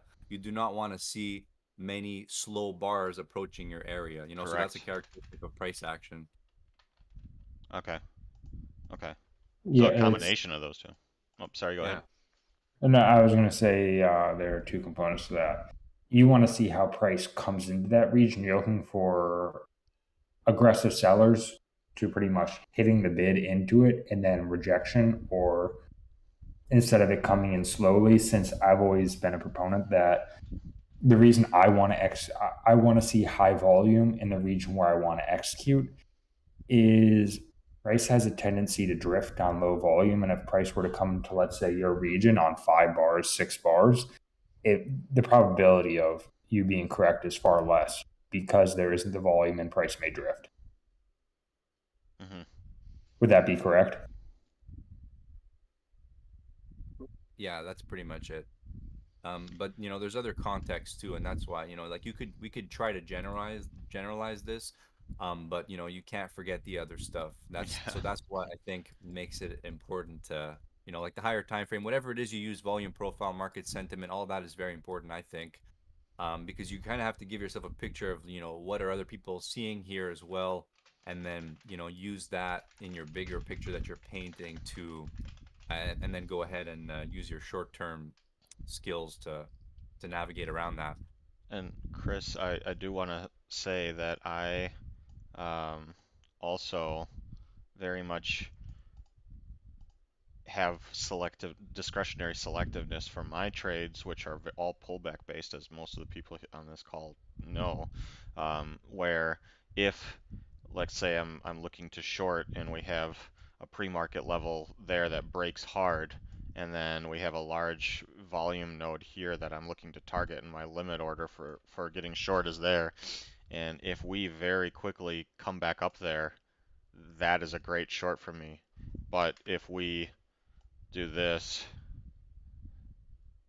nice and slow grinding, I'm going to cancel that limit order and I'm Yep. not going to get in because that's a different setup. That's a different context. That is not the same reactionary emotional snapback that I'm looking for to enter my position. That's not my play anymore. So I just wanted to put a drawing to your words about the difference in how those play out. And sometimes it's not, it doesn't have to be just these two things. Sometimes it's something in between or a combination of those. But this is a much higher probability setup than this one for me. I tend to lose. I stopped taking these out. I stopped taking these on entirely, these choppy ones, because they tend to jam on you. And this looks like SpongeBob SquarePants now. It was not intentional. All right. Yeah. Yeah, that's a good point. But I think that also, I just to add quickly, I think that even if it does, let's say it jams through the price, like you just said, Hmm. what happens after that can also be significant too, because you can get the setup that kind of comes back, and what you would call that is, I guess, a reclaim setup where Mm. you get sort of the jam through the price zone, but your setup is still technically valid on the larger time frame and bigger picture. So in that case, your execution will be different. You might have to enter it after it jams and reclaims that area. So that's something else that I've been testing lately. Yeah, this is flowing straight into our conversation about edge that I wanted to have because a lot of the things that everybody's discussing here are nuances of their own edge. Like Chris Hmm. trades differently than Papa Jacks, differently than Number does, differently than I do, and differently than everyone else here. But all these nuances, like I know, like that drawing I just did, that beautiful drawing, I know that my edge does not exist. Is not something I want to push on one of those, but on the other one, I do.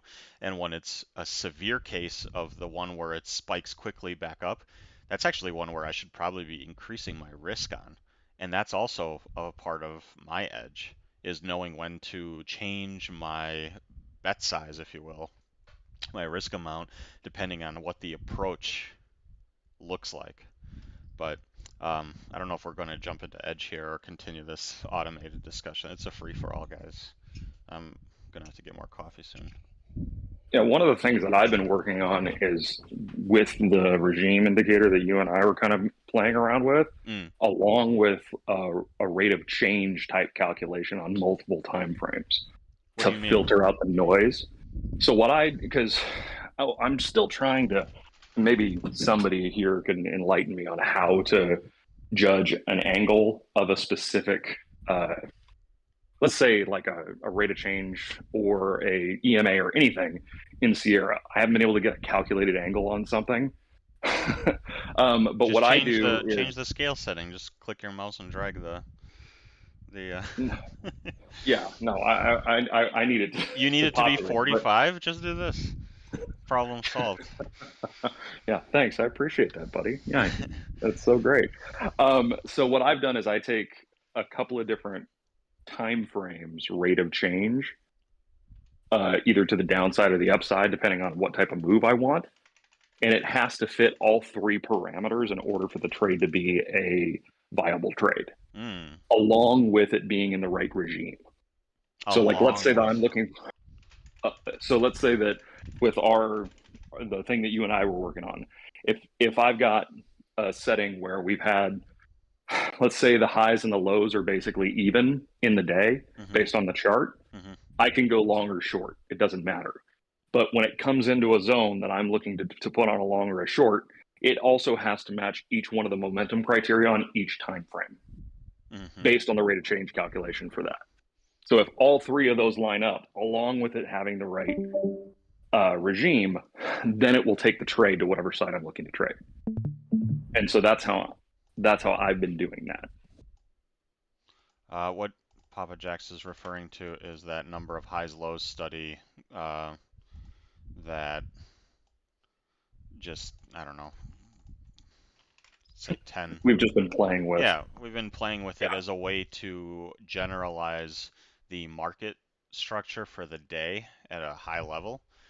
Because when you have a high number on one side and a very low number on the other side, it's indicative of a trend, obviously, and that would make certain types of strategies be more effective versus others. And then when you have a situation where it's chopping and we're just range bound, and these numbers, like I think Friday was like this, and it was like 8 and 7, or it was something like Yeah. that on my chart from what I Depending on the remember. chart you use. Yeah.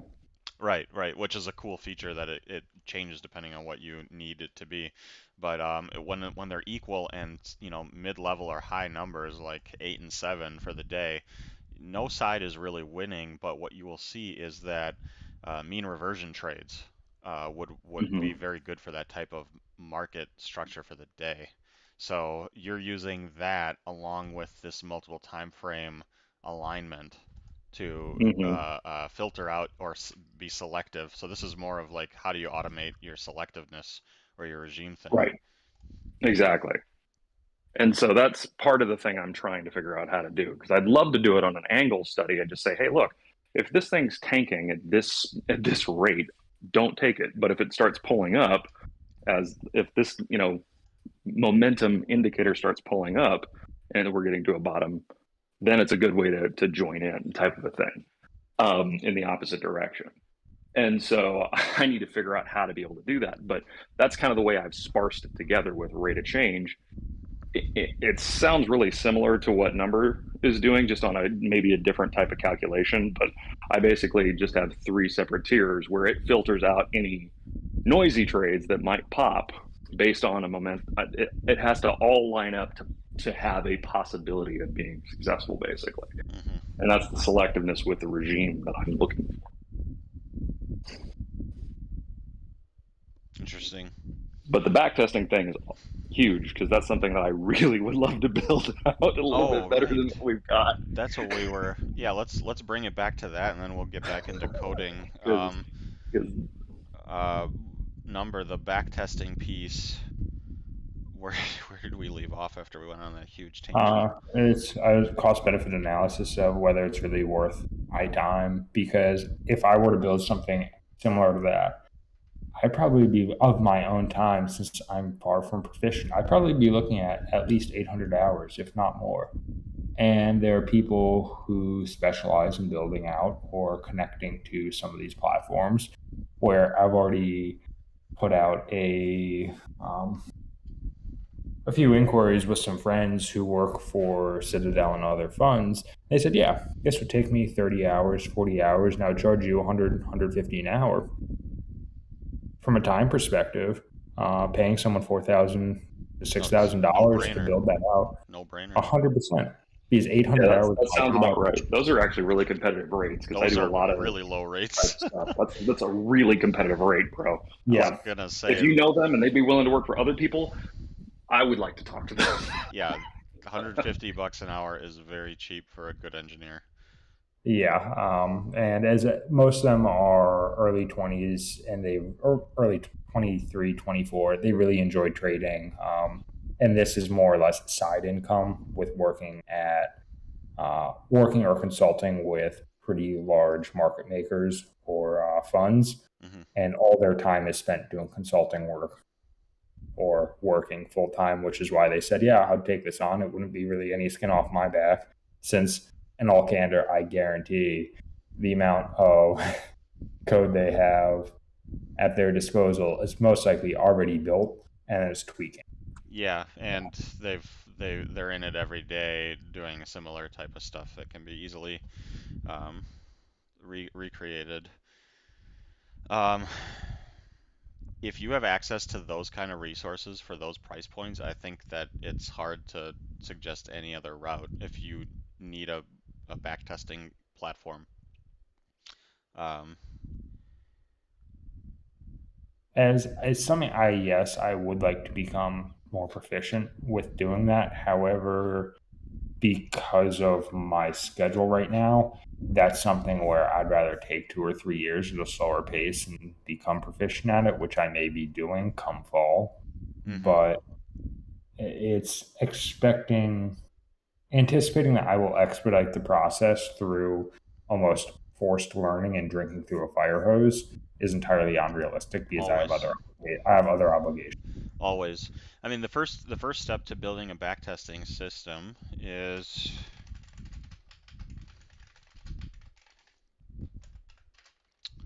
what does your data look like?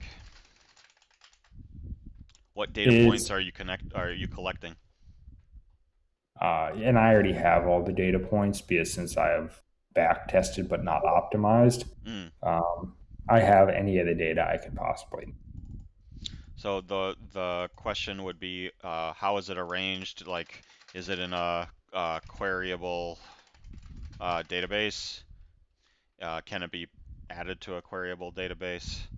Um, does it need future proofing? In other words, would you add more data points later on that may need, do you need to be able to future-proof it and be able to in an unlimited fashion add more data points later on that you would be able to query, which is something that I built into the one that we were building way back when. It was expandable, and if you think about it, it was long, not wide, Mhm. which lets you do that. Um, so yeah, organizing your data and indexing it properly, making sure that the data is clean without errors, without holes, basically a whole bunch of data engineering. That's a very important step for doing this. And the next one looks like, what form of calculations are you trying to crunch on the underlying data, and in what fashion? For our needs, the request of me was build a backtesting engine that rules can be written against at any point in time, and new rules and new operators can be added at any point in time. So in other words, it's not just again, this depends on what type of data, because if you're working off of like 1 minute bar data, that's going to be different than if you're working off of time and sales tape data of reported transactions, which is going to be different than if you're working off of level 2 or level 3 data, which is going to be different than if you're working off all of them at once, right? Like if you need to look at the book and look at the tape and look at the chart and have all that in the same time taking place, you need to organize your backtesting code differently, and your rules engine, which is another piece. As the way I have organized the data when I've automated the lower time frame without the higher time frame context is time and sales data isn't necessary. Um, it was pretty much uh, open, high, low, close on nonlinear, then the bar volume and price level volume, because in that price level volume, pretty all bid ask, but not time and sales. Mm. It facilitated determining where the majority of volume is transacted. And thus, that's pretty much how the data would be organized: is open, high, low, close, a bar volume to determine Okay. the RVOL over a specific time series, and then the bid ask volume for that bar, which I typically then would aggregate into regular price level volume instead of bid ask, because I don't use bid ask. I only use price level volume to reiterate where the majority of volume So transacted. it sounds like that's actually sounds like the easier of the available options, because your nonlinear bar periods are consistent over your time frame, right? So your low level or lower time frame bar period, if you will, that nonlinear bar period is consistent. You're not updating. That's not a dynamic thing. It's staying the same over time. As you trade tomorrow, it'll be the same as what you traded last week, correct? Yes, the only thing that changes, the bars reset every day based on the previous day volatility where the VIX closed. The bar periods themselves change? As in the reversal period. Okay, okay, but the actual parameter of the construction of those bars is consistent and static. Yes. Okay, so then what you have is a data set that you can normalize and add into a queryable database then, because the consistency over that lower time frame level would be intact, and then you could have a separate one for your higher time frame level. I believe that was this one, where you could have a separate database uh, table holding that information, and then you could use your rules engine to build off of those two different uh, pieces of data. So, Yeah. so that's actually the easier option. Got to head out with the family for 4th. I am recording, James, for sure. We'll post the link in here of the finished recording. It's I think we have one viewer, and I think it was that listen guy who I've never met before, but Yeah, I'll post it up. Have a safe 4th with your family, man. See you, Frozen. Enjoy. Oh, you taking off, Papa, too? Oh, I thought you said you were leaving. No, James is. Oh, jeez, I misunderstood what you were saying. No, you're good. Um, okay, um, so back to what you were saying, Number. It sounds like that you could set that up in a pretty nice, easy in air quotes. It's in a graceful way. It doesn't need a lot of fanciness to accomplish, and then basically you would need some kind of rules engine developed after you get these data sets set up that would allow you to build out the specific conditionals that you're going to query that data set for, and then export your results of that to various signals and triggers. So your rules engine is probably the next spot. Um, if you have your data already, I mean, you could do this over a weekend probably, setting it up into. There's tons of free database tools, and I mean, worst come to worst, you could just use a spreadsheet, but I wouldn't recommend it. But um, it sounds like you have a little bit of programming background. I'm sure you could spin up a free database of any type, MySQL database or some kind of cloud table somewhere that would allow you to have access to all that. Your rules engine, that can take many different forms.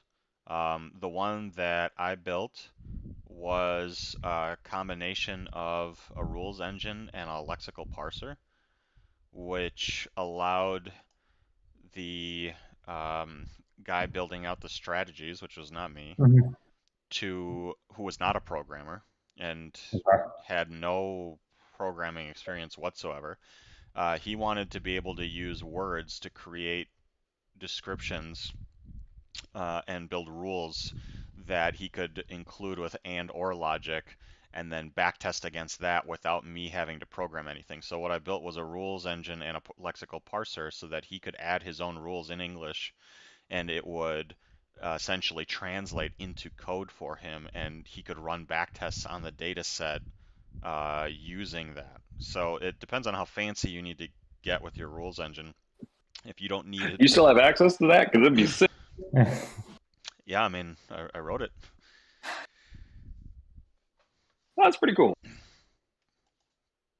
Lexical parsers in general are very cool, but it depends. If you have programming knowledge, you don't need to go to that level of abstraction. I did that because Mhm. the guy creating the strategies wasn't a programmer, and so he needed assistance from that. But that's just a crutch. If you can program, you could query that data in Python or whatever language I think you mentioned Python, a number that Yeah. you have experience programming in. You could build a rules engine in Python and execute against that, just looking for various conditions within your data.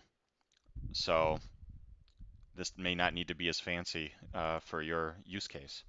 It can look Mhm. like various different things. You could create an explicit set of, I mean, this could be done a couple different ways for those who are interested in how to do it. You could create just a huge series of if-then statements that look through different logic and calculate different logic based on the underlying data set. And that's not really a rules engine, it's just a big if-then block, but that still will evaluate those things and then spit out a signal at the end. You could also create a system where you have the ability to dynamically compare different features, so kind of halfway between the lexical parser that I built for him and hard coding everything in, where you'd be able to uh, dynamically adjust what pieces of data you're looking at and looking to query as you build out those rules. So um, then that step, and then basically the last step would be spitting out the output of the rules engine having crunched on the data set into a signal system. And the signal system can be mature. It can be really basic. You could just hard code some signals in. Like if from this strategy that you have, I'm just gonna dumb it down to, you have one long signal and one short signal. Well, you could hard code Mhm. that into your signal generator, which takes its output from your rules engine, and you could just run it through the hard-coded logic of those two signals and then spit it out. Is that signal working, or is that signal not working, or firing right now, I should say. Um, or you could do it more complex, where you have a suite of signals and you can combine signals together and have them create more advanced level of signals, which is the direction I went in. I created, if you're familiar with object-oriented programming, Yeah. created basically objects for, rules, and then signals, and then strategies, and then strategies could interact with each other's signals. So I could see from this strategy if a signal from another strategy has fired, and it could affect, and it could take that into its context and use that to fire off certain types of trades. Or you could have multiple signals needing to fire either in sequence or in parallel in order to trigger something else. So there's a lot of stuff you can do there. Remember I told you last night, you asked me what the time frame was to build this, and I said it took me, I think, like 2 years to build that, Yes. but I never finished it. I mean, like we kept improving it, improving it. I mean, it was a multiple years long thing. It's not like it ever finished, but that's to the level of complexity we got, where we had rules existing and signals existing and strategies. They could interact with one another. They could fire, and you could have them fire in sequence, in parallel, in congruency with each other, partially firing, break them up dynamically without having. I built the whole thing to be driven by UI, so that no coding was required anymore.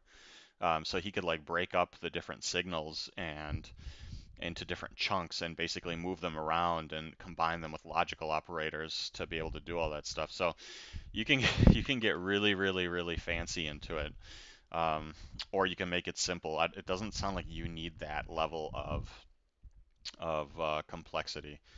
Um, Which that's what I was discussing with one of my friends was he has a couple consulting projects on which he's been working for about a year and a half.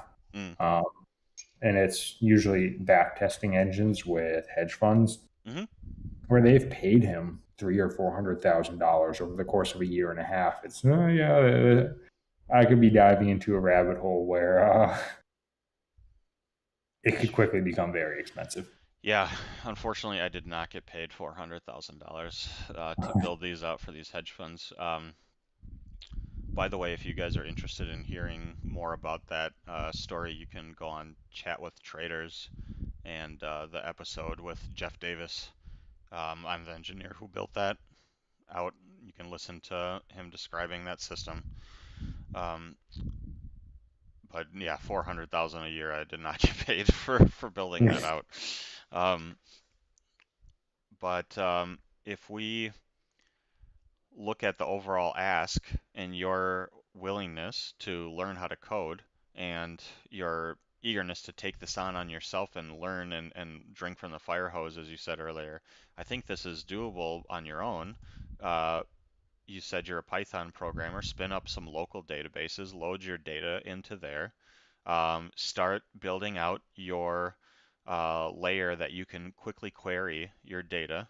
You'll need some layer to be able to quickly grab that data and load it. And then start building out your rules engine, whether that's hard coded or dynamic. And then the signals engine is the one,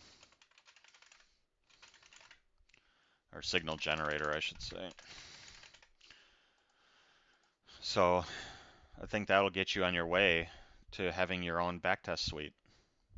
Yes, and returning to cost benefit analysis of I may be doing another master's program in the coming year and a half, which would start in late August. Therefore, I'm not necessarily certain I'm prepared to commit the time to that when I may I be see. trading full Then time I would while doing another master's. I would highly suggest investing in this product then, uh, to assist with all of that.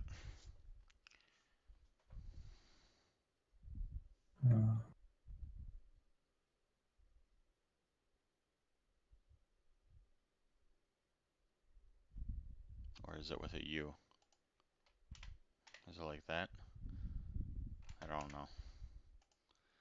Sierra supports backtesting through its market replay function. You can run a replay, turn the algo on, let them work at high speed replay to get the trade stats and debug. It's not 100% as live market executions, but it's pretty damn good with the Q position tracking.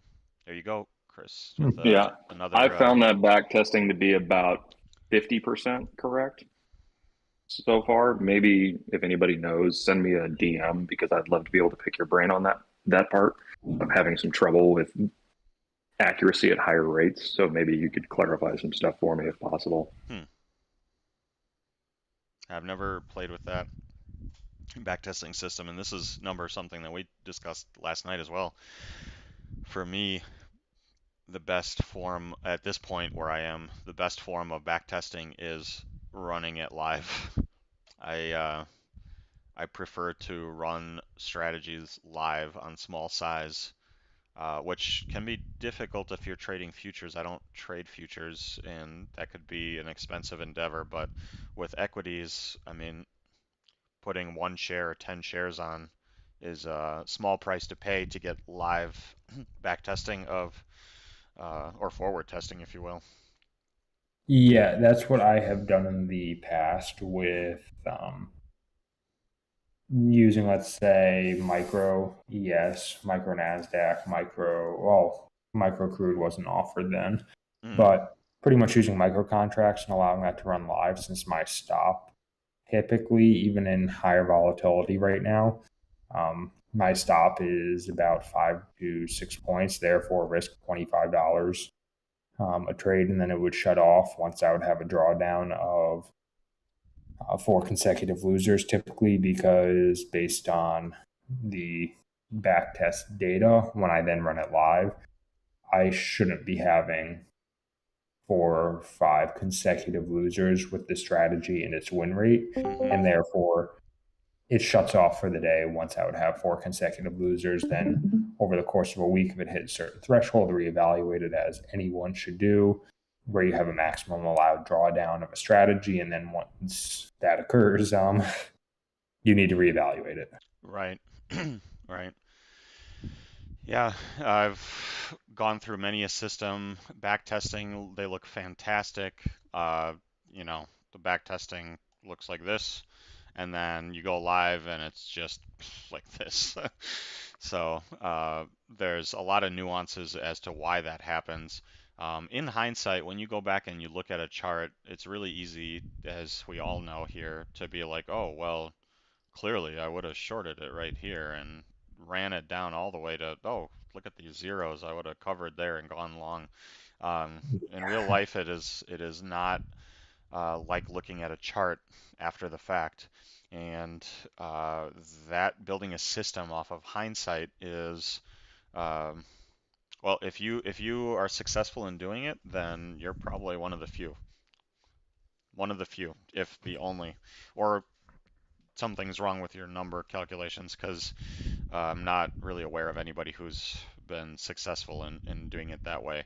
I think the real success comes from having an actual edge, being able to explain that edge, being able to lean on that edge, going live with that edge, seeing the weaknesses in it, rooting them out,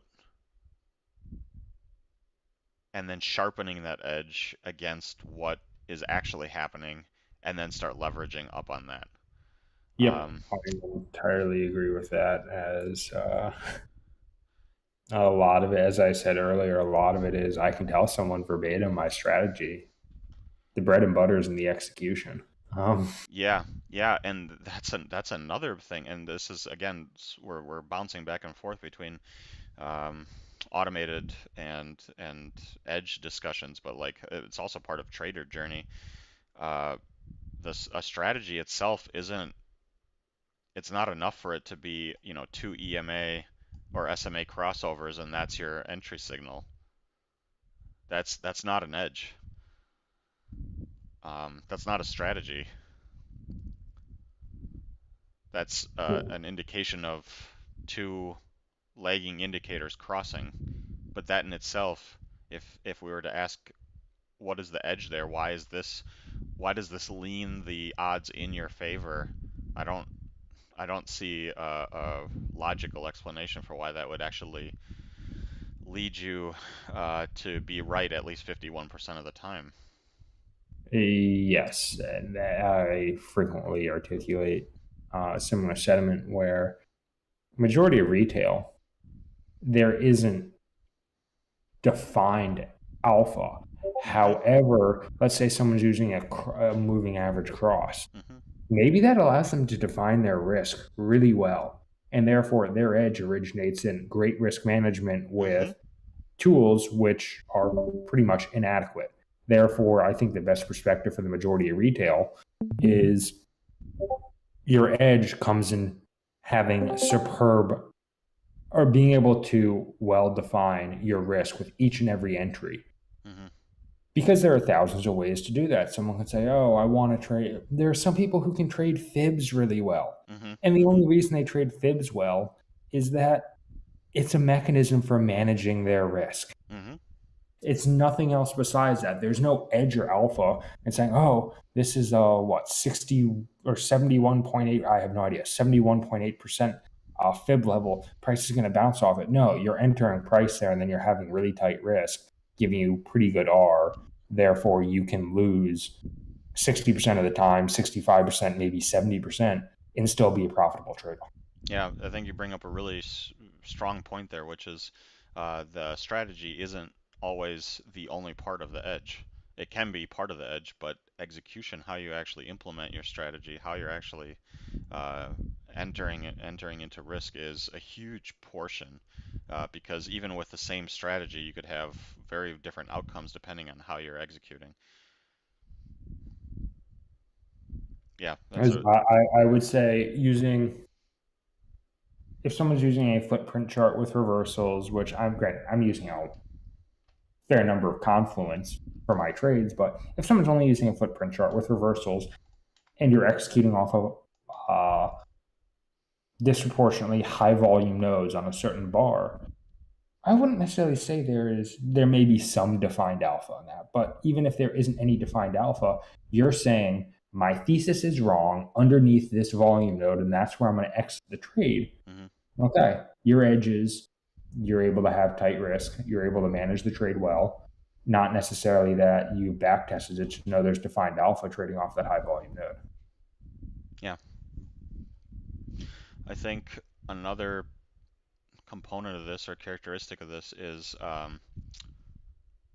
for in terms of execution, which is order types. I use solely limit orders to enter my positions, but I'm entering on pullbacks, and when I look at where I'm actually entering after the fact, so if I'm looking at the end of the day chart and I see, you know, I had an example where we broke down and then we popped up, and I entered there, and then we went down to new lows.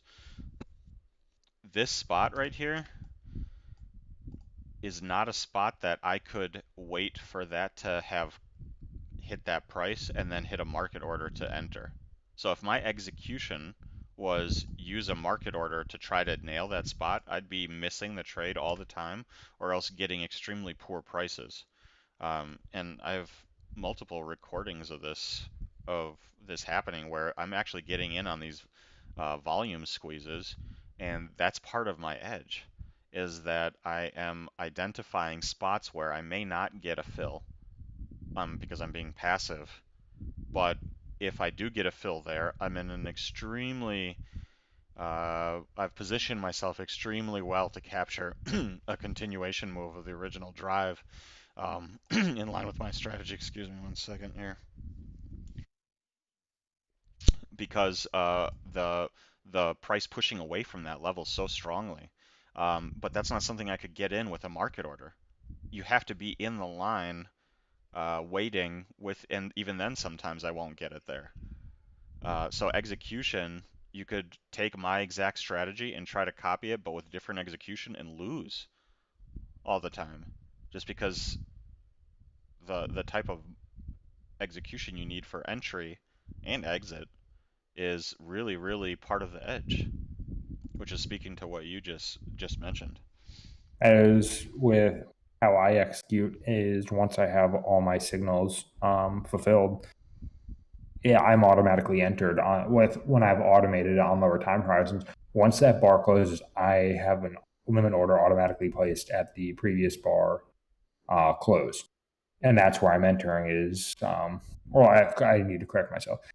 +1 or -1 from where that order closed, a limit order is automatically placed upon close. Hmm. And that usually assures having a fill the majority of time on futures because of how the bars are set up. It rarely rips. It's not one time framing it down with reversal bars, and that's what I like, where I'm not having a one time framing down, and it gives some time for hesitation if someone's entering manually versus on minute bars where it's very possible you could be one time framing it. Hmm. And then going further, and connecting this back to our prior discussion about regime changes, back in 2006, 2007, 2008, I actually used quite a lot of market orders for entries, and it was actually possible. I was trading a different strategy, but the market regime and the environment was completely different, and you could get away with riding momentum to the up or downside with market orders and still have, after slippage, still enough to be able to walk away profitable. Today, that edge is gone. Reading the tape on equities in play and being able to react to things either on the book or on the tape and enter those positions with market orders to join the momentum, that's just that edge for me at least appears gone. I don't see that edge present anymore because what I'm seeing these days are not only algos taking it, uh, like if you get like a bottom tick, they'll take it down and then jam it on you. Yeah, the market's changed a ton since 2006. Um, and the introduction of all these computers changes the landscape completely. Um, I don't know where I was really going with this. I guess the point is that things changed and that edge has disappeared. And so for where I'm sitting, passively entering my positions at prices that I can fight for makes a lot more sense for me. Anyways, I think I need to refill my coffee. Should we Yeah, take a 5 minute pee break and coffee break and I'll be back in a moment. yeah, let's do that and then we can come back and maybe we can start up the coding again. There was a feature request that we need to do. This is a really great discussion, topic of discussion, I think, regarding automation and regarding all of this. But Did you get mine too, Frozen? get your what? The last feature request that I had, or I don't know if you because I came in after you guys had done the coding. Oh, what was your feature request? Instead of having like it outside of channels, just based on a minimum delta. If it fires only if the delta matches a certain number. Instead of outside, what do you mean? Instead of So like a instead of this filtering on one? the so like instead of outside of a certain channel, Yeah. it would only fire if the exhaustion has a minimum amount of delta, like either like 20 delta inside that, like how it measures in the SG. So you can put it as like a minimum positive negative number of a certain number. So basically, if, let me see, this is the delta, this is the total. So you would want a setting where you could be like, I only want to enter if it's 70 or greater. So absolute value, 70 or greater. So this would fire, but That would fire too. Okay, let's say 200. So if we had a minimum value of 200, this would fire, but these two would not fire. That's what you're saying. Right. Let me So translate that basically, you into could. my speak so that I understand after I get back from the bathroom what the hell Yeah. Yeah. I No said. worries, man. So feature request is implement min delta to enable signal. Min delta for bar to enable signal. Not bar, inside the signal, Or because it's not. for It's shaded. not. For shaded. Yeah. To enable Yeah. For it signal. to shade, it needs to have a minimum amount of delta, positive or negative. It can be as long because if it's on the downside, it's negative delta. If Right. It's on I'll the take upside, it's on absolute the value positive. for Right. that one. Yeah. And then Yeah. OnlyTix had this ability to continue to show the delta percent and volume percent shading even if all of the exhaustions have been turned off. Yeah. Or not even the shading, but the numbers. Yeah, he just wanted to see the numbers inside at the bottom of each bar. I think it should just be a fourth option. Do you just want to see Right. these at the bottom? And he only cares about the bottom 3 ticks, but I would assume you could just have like another one underneath the drop off. I was going to base saying, it off of what you had selected here. So yeah, whatever that's you all have you had to do. selected here, so that it would be a fourth option, but it would be based off of this setting Yeah, number I of think price that's levels exactly ticks in. that's exactly what I was going to suggest. Okay, Because that would be let's the easiest way for that code to just be like, oh, this is a reference point. yeah. Be Okay. super easy. Let's take a $5 and grab some coffee, use the bathroom. Let me pull up a timer. Reset. And I'll see you guys in 5 minutes. We'll do some coding on the feature requests there and finish up this exhaustion indicator and then share it with the world.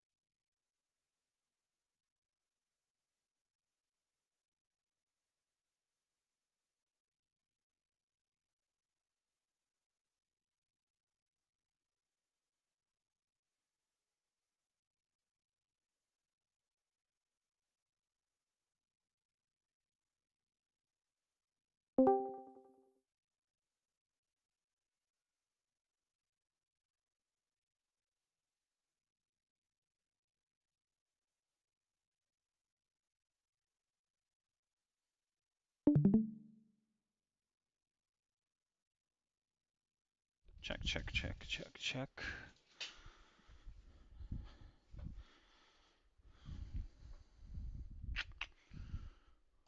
Let's kill this.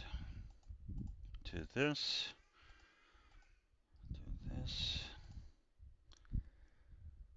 Okie dokie. How's this going, guys? Is this helpful? Is this interesting? Super interesting to me. Good.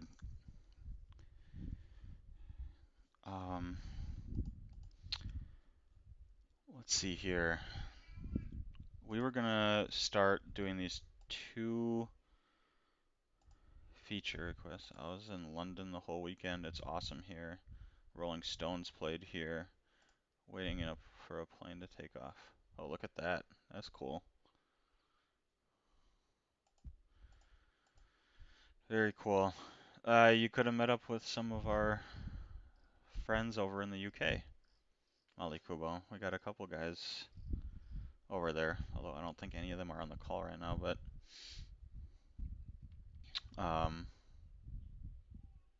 and John's at the gym. Good for you, man. Implement minimum delta for shaded region to enable the signal. So let me go back into here, and basically what we're looking at is another filter on signals that would fire, but they need to now additionally meet this criteria of minimum delta for shaded area. Now I wonder if that's not going to fall under a specific drop-off or a specific exhaustion type. That's going to be just a general one, so it makes sense to put it down here. Completely general. Yeah, so let's go up to the top, and then we have here, and then this credit goes out to Guitar Chad, who is not on the call here today. I think he actually said that he wasn't able to make it, but he's been looking at ways to make things easier for restructuring code. And you can see instead of explicitly defining my input indices, we are using an incrementer, which allows me to reorder them without having to um, explicitly go in and reset all the numbers. So um, work smarter, not harder. So let's create a new input, and this one will be called, so this is minimum delta for shaded area to enable signal. Let's call it min delta,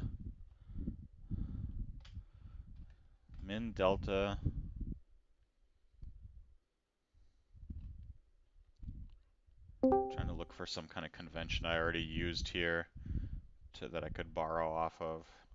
Also, I'm not being consistent because here I have min, here I have min, but then here I have minimum. Um, so bad on me for not being consistent. But I'm going to continue with min. So min delta min delta for to enable signal, to allow signal, to yeah, Silva, you're in UK, right? You can grab a drink with Molly Kubo before he gets his flight, because you know UK is one square block, and that's easy to do.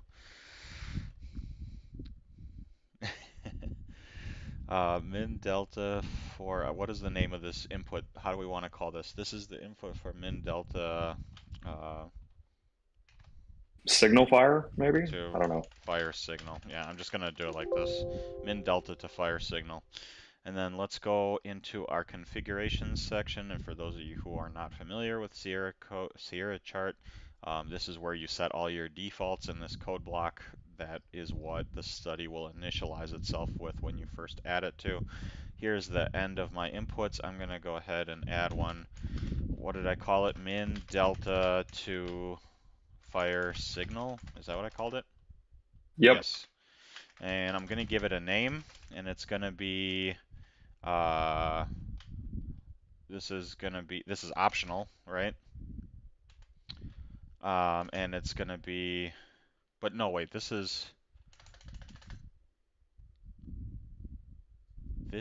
going to be minimum delta to required to fire signal, and we want it to make this an integer, so we'll use set integer. And at first, if we have it 0, then we allow everything through, and if it's greater than 0, then that threshold needs to be met. The absolute value of that threshold needs to be met in order Yeah, to. because it has to be either negative or positive, Correct. depending on which signal is going. So we're going to do that, and then we're going to exit our code block here, and then where's our spot where we're fetching all the different values? There's the booleans, there's the integers, high-low related data. Let's grab int min delta to fire signal is equal to I min delta to fire signal dot get integer. Okay, and so now we have that delta right there. And then now what we want to do is go to the spot where we're actually going to be firing the signals and do a check to see if this is actually enabled or not. And then if it is, then we need to filter by this. So let's find the spot where we're actually firing the signal. This is where we're getting bar periods. This is where we're getting this. I'm trying to remember. Top exhaustion detected. I'm just going to search for that and trying to find the spot where we're actually firing it. Right about here is where it's actually being thrown onto the So our check needs to happen before here. So this is quite a beast. This thing's turning into 1,000 lines of. So this is this the bottom side, top We side? thought it was going to be so simple when we started this. Yeah, that's why I cringe whenever anyone says, I got a quick question or I got a simple ask. Those are, as a longtime engineer, those are the two cringe statements when someone walks in and says, hey, I got a simple ask. Sure you do. Sure you do. I'm sure it's like, like at the auto mechanics. Have you guys ever seen those YouTube videos called like customer states that it just started happening, or customer states that all of a sudden it just started making that noise, and it's like the entire like axle is disconnected from the car, and like I don't know, nothing happened. I just started making that noise. There was absolutely zero heads up why that noise would start being made. Anyways, so I want to intercept this before we get down to this area here, because this is our line in the sand where we start actually rendering the signal. So our check for it needs to happen beforehand. And what are these checks for? This is having to do with regime stuff. This is trend mode stuff. This is only shade outside channel. So I think right here is a good spot. Enforce the only a minimum delta to fire signal setting. And basically, what do we want to say? We want to, first of all, what is the delta for this bar? That's the first thing we need to figure out. So let me find delta for bar. We do have that. Okay, so we have the delta for bar available. I'm using it already, and the delta for the bar is just the ask minus the bit volume for that bar, and it's in there. So we need the absolute value of that, right? So I'm going to make that now. Integer absolute value delta for bar is equal to the absolute value. It's a function built into C called ABS. Absolute value of delta for bar will give us the absolute value for that. Now, if our min delta for bar setting, or no, it was min delta to fire signal, is that what it was called? If our min delta to fire signal is greater than 0, then that means we need to check the delta on this bar to make sure it is You mean the higher. delta in the signal, not in the bar, right? Sorry, yes. I need the delta for the shaded region. Shit, you're right. Delta for, hold on, let me see if I have the delta for the shaded region. The delta for the shaded region, I believe, is inside the subgraphs. Yes, let's figure out, thank you for catching that, because I would have totally glossed over that. We don't want the delta for the bar. We want the delta for the shaded region. So let me, good catch there. I was not paying attention. Let's find that variable, because I believe you're right. We are outputting that. Top delta is here. Yep, top delta, and There must be a bottom delta. yep, there's a bottom delta in the subgraphs. So that's where I was referencing those from, is the top delta and the bottom delta. There we go. The bottom delta is always negative, the top delta is always positive. Okay. And where was my spot? So top delta, the other way bottom around. delta. Okay. Yeah, So top delta is always positive, bottom delta is always negative. Sorry, that's the way it usually shows up. I'm going to remove this, and I'm actually going to do this a different way. I'm going to do it explicitly for top exhaustion and for bottom exhaustion. So if we do have top exhaustion detected and our min delta to fire signal is greater than 0. Let me make sure I spelled that right. I did. So, which means that we have a minimum threshold we need to surpass, right? We have a top exhaustion. Surpassed or be equal to, yeah. Or be equal to. Mm-hmm. And we do not surpass it, which would be top delta is greater than the min delta to fire signal. Then what we want to do is turn off our top exhaustion. So we want to kill it. Say that again? So we're going to kill our signal if we have a top exhaustion and we have a minimum delta that it needs to fire, and our top, oh, sorry, this needs to be the other way around. Yeah, I was going to say it sounds backwards. Is greater than top delta. So basically, because we already have a top delta that was detected, or a top exhaustion that was detected, but now we're seeing that our top delta is not greater than the minimum delta, right.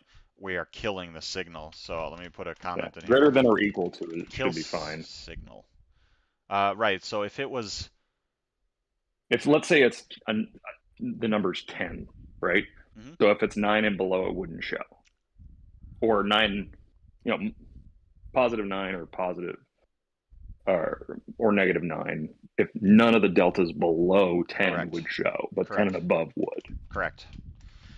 Kill signal, we did not surpass our min delta setting. Now let's do the same thing, but flip it for the other side. If we have bottom exhaustion detected, and we have a min delta to fire signal that is greater than 0, because these will always be positive, and the min delta to fire the signal is greater than our bottom delta, but it can't be the bottom delta, it needs to be the absolute value of the bottom delta. So if the bottom delta is negative 10, but this is set to 100, then we'll kill the signal because it did not satisfy. Bottom exhaustion did not pass our minimum delta setting. So there we go. So the other thing that we need to do actually is put constraints around this. Set, oh, I forgot what the name of it was. It was like set int min max or something. I forgot what the name of it. Min, or was it range max min? I forgot what the set int. There's a thing there's a function to set the range of, and I completely forgot it. Does anybody remember it off the top of their head? I'll just look it up in the docs. Where's our docs?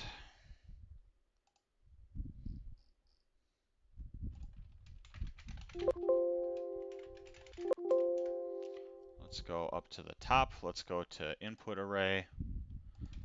Set int limits. That's what it's called. Set int limits.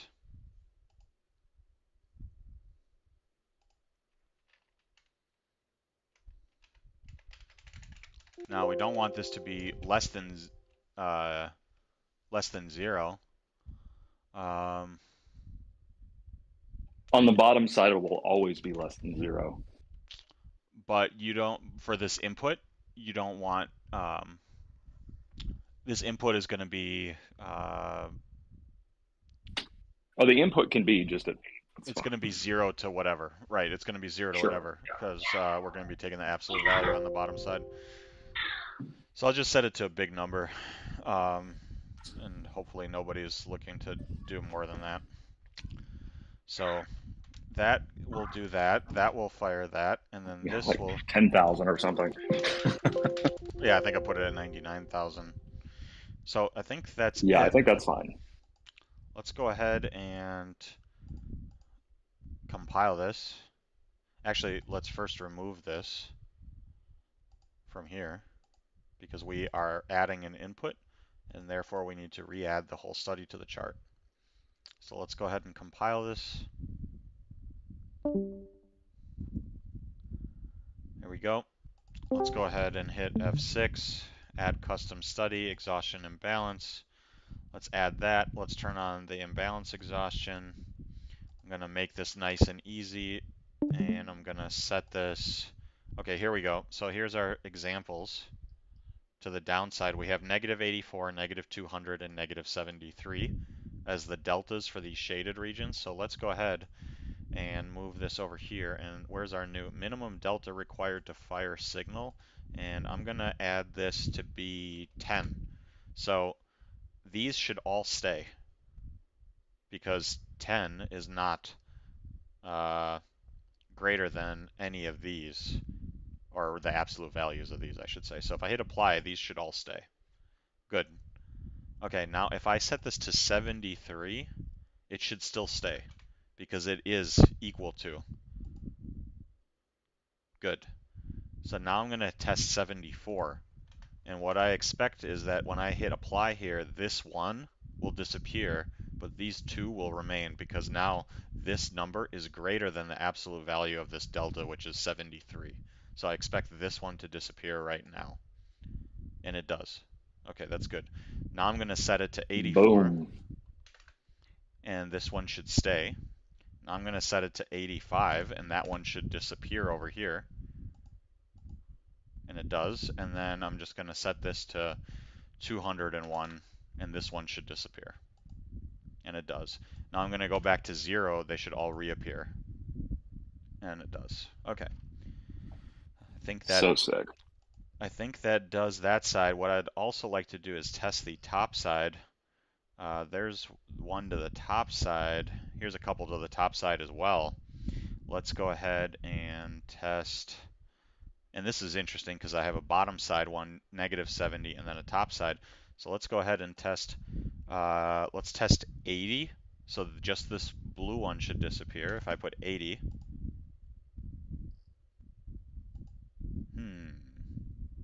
Oh, it just took a second for the new tick to come in. And now if I put 100, that red one should disappear on the next tick. And it does. Okay, so the top side is working as well. And then if I put 300, that one should disappear, and it does. Okay. So this is functioning both on the bottom side and on the top side. We tested it. All right, man. Nice to chat with you. Thanks for the good conversation, Number. Have a good day. That is sweet. So we're putting this back to 0 here, and we can. Everything's so brilliant. We can mark this off and put that over here. And then now we have our final feature request, and then I'm not doing any more feature requests for you two. I don't want any more. That's what you say now. No, I don't want any more. I'm good. So OnlyTix wanted a feature where he could still see these numbers even if he turned off all of the exhaustion types. So for example, if here are my exhaustion types: show zeros, show imbalance, show drop off. If I turn off all of them, then these will disappear. But he wants those numbers to continue to appear on every single bar? Is that what he wants then? Because I think that's what he wants. Yeah, he wants it just on every single bar. He just wants to note the volume and the data within whatever tick range he's measuring on every bar. Right. So it'd basically be like show. It'd be a show. WinDGI. It's not even a fourth exhaustion type. It's really just show. Oh yeah, but it is related to this, isn't it? To this setting. Yeah, it's related to that setting. Because if I turn this off, he's like only about using the number 3, but the easiest way for you would just be to, based on that setting, it'll show those numbers. is my Right, guess. right. Let me think about this for a second. I want to organize this properly as well so that it's No, because I don't care about this whatsoever. It's just his one little thing. So for if me, I don't care, but I'm trying to make it easier for you because if this is this thing's off, done. then we should not show. If this is off, we should not show those because this should override. Like if this is set to no, it shouldn't. Hmm. The fact that he wants to show these should still be overridden by this being set to no. So part of me wonders if this setting should actually be in here as a always or show volume deltas and volume on every bar or Hmm. something like that, and have it be a Yeah, setting here. that might be the easiest way to do it. Let's take a peek here at what that looks like, and then also so these subgraphs here, I have to explicitly, oh, those are subgraphs, I meant inputs here. I have to explicitly call out, so I might need to reorder those. Last one I'm using is 16, which is font size. So let me take a look. Input 16 font size. Input 16 font size, use WinGDI. So what if I made another one here, font size, and I said always show delta and volume, and then made it a sub of that one, always show delta and volume. And I'm gonna make this a set yes no with it defaulting to no. And I'm gonna name this something else. Always show delta and volume. And there's the thing there. There's the one there. And the tricky part will be, is there a spot where we are bombing out because an exhaustion hasn't happened, but yet we need to continue that calculation because this is on? So let's step through this. Where is this being used? Font size, font size. It's not being used anywhere there. Okay. Font size is being used down here, and use WinGDI is 13. Okay.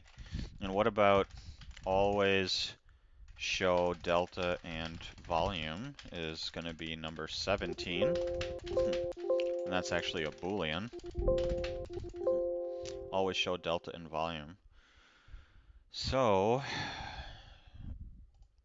where is our decision, our conditional to show or not show? Here, right here. Basically, it's saying if we have a signal here in, what is top total? What is this variable? Oh, total volume, bottom total. I see. Okay. So I think it would be as simple as this actually. If we have a top total of that, or we have always show delta and volume, then write it. And then the same thing here. Or always show delta and volume. I'm not sure if that'll work, but let's give it a shot. I wonder if it's that easy or graceful to implement. Take a peek. Let me go ahead and remove this study because we just added an input and I need to re-add it after compiling it. There she is. And what I'm going to do is I'm actually going to leave everything off. So right now there's nothing. I'm going to leave all of the exhaustions off. Under this WinGDI, we now have always show delta and volume. And let's see what happens. Okay, so it is showing the actual WinGDI, but none of the calculated values are accurate. They're all set to 0.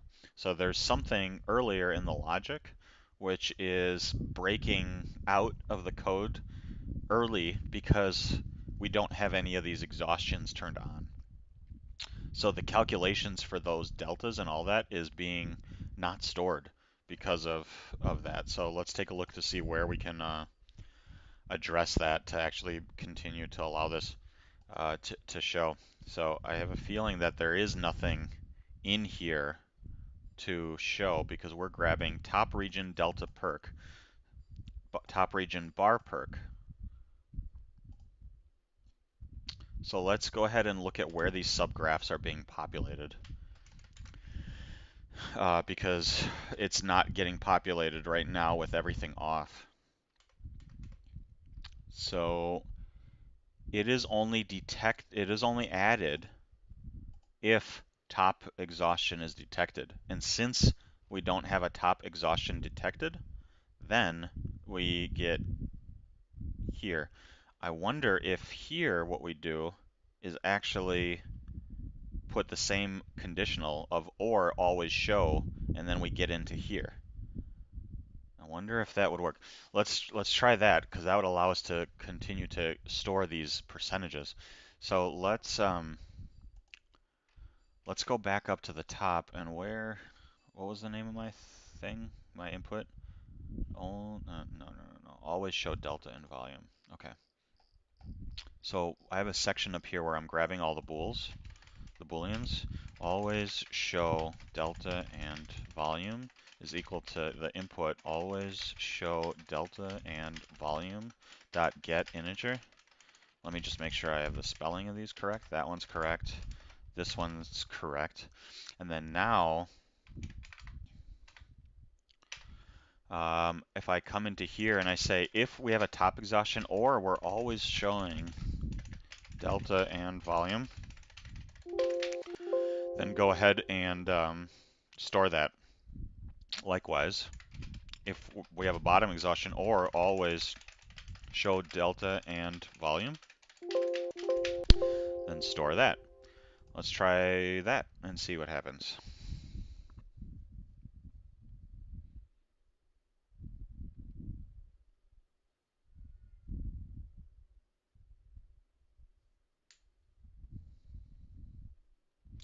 So now we have a different problem because now it's shading and firing a signal for every single bar, even though all we want is the numbers being added, right? So it's firing false positives, if you will. And let's take a look at why. Because it's populating these subgraphs right here. That's why. So you know what I think we need to do? I think we need to actually break this out into a separate case so that we can handle it. And instead of using a separate if, I'm going to use an else if, and I'm going to remove this. And here, I'm going to say only go through this case if we don't have a top exhaustion. Or actually, no, I don't need to do that. I can just say if we have always show this. And then all I need to do is remove these. Because all we want to store is the top delta, the top sum, top region delta percentage, and the top region bar percentage. That's all we want to store. Okay? And then likewise down here, I'm going to copy this, paste it here, put an else if, remove the first part of this to come up here, remove the second part of this, and then come down here and remove these, which we're adding to the subgraph. So hopefully my goal here is to remove all the shaded regions, all the subgraphs firing, but keep the percentages up at the top, the numbers at the top. So let's take a look if that gets us where we want.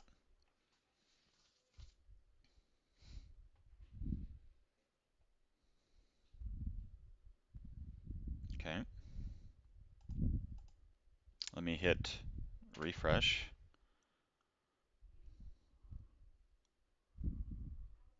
Now that looks right at a glance, but is it actually right? And I'm skeptical. Let me turn this into a 1 minute chart instead of a, yeah, I'm not sure if this is right. Well, maybe it is actually. Hold on. Let me turn it to a 5 minute. Wait, these are, but this is for 100 because I have this on this chart. Shoot. Because I have negative 1, 6, 1, 2, 3. Actually, this might be right. 1, 2, 3. Yeah, this might be right. Total 287 and a negative 65 because this is 100 here, 100, 100. That might be right. This is positive 115 delta 1, 2, 3. So it's 3 minus 2. Yeah, this could be right, and that's 5 total. So 3, 4, 5. Yeah, I think this is right actually. It's super noisy, but this is what he wanted. Yeah, it's super noisy. I don't know why he wants it, but he does. I don't But know. it looks right to me. It looks right, but I don't see a use for that. But that's his problem. To me, this is just way noisy, but whatever. I think that's it. Just wrap it. And so let's just go ahead and test this. Let me turn this off. And that should go away. And then what I also need to test is turning on an imbalance. And it comes back right there as expected. I can even make it a little more lax here. Yep. There we go. That looks good. I can turn on drop off and also get them. There's some drop offs happening and those show up. And then what happens if I do both? Okay, that's exactly what I would expect. Cool. I think that's it for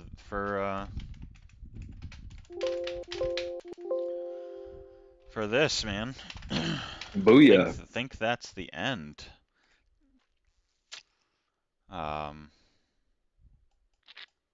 Which is an overplayed song by Linkin Park, but this is I think that's it. Let's share it. Yeah, Build it I think one that more needs to go time. to the wild. Share it for a day or two and then throw out the source. There's that. There's that. Source code. Data. Exhaustion imbalance. Coding. Latest as of July 4th, 2022 includes bug fix for lower time frame CPU exception, contains range bug fix for range-based charts, includes bug fix for, oh wait, I already did that one. Feature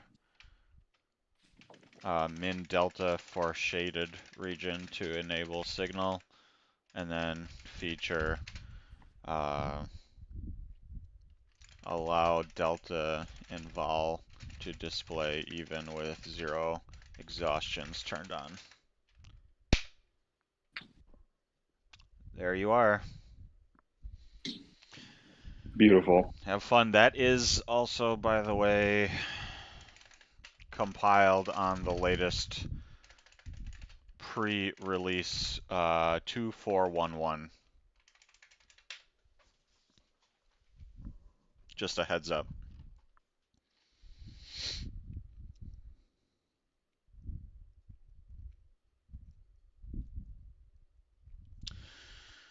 Okay.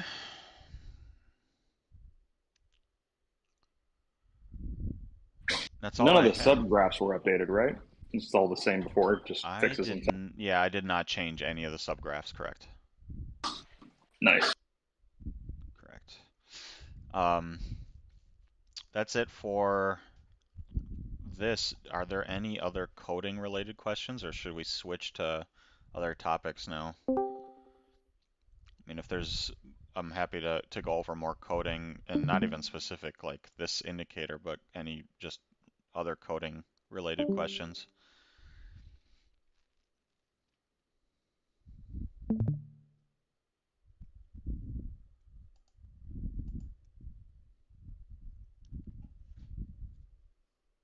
Dave, dang dude, I have not seen you in a while. How are you?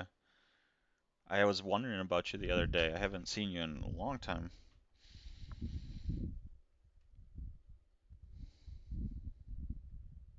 Breakfast can wait, Chris. Jump on.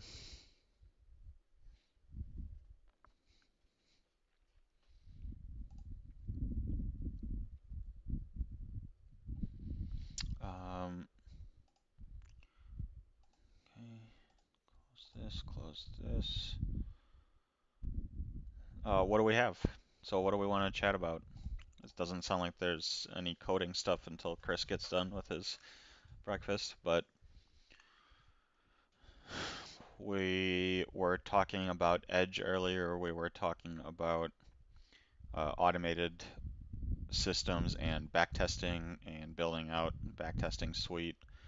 We were starting to talk about Edge and Trader Journey, and I think that's one of the subjects that I think for me it's a very interesting subject, and I think that was where things really turned around for me, from struggling and being super frustrated to actually making forward progress. So I go onto YouTube and I see a lot of channels or videos describing trading as I can close out his. I see a lot of videos describing trading. Where was I? There's my map of the United States. I see a lot of YouTube content describing like 3 easy tricks to master trading and never work again. Or I see something like, I don't know, 100% win rate strategy, never work again. How to make $100 a day with a simple trick or strategy. All of this stuff, if you guys haven't realized, is complete, utter bullshit.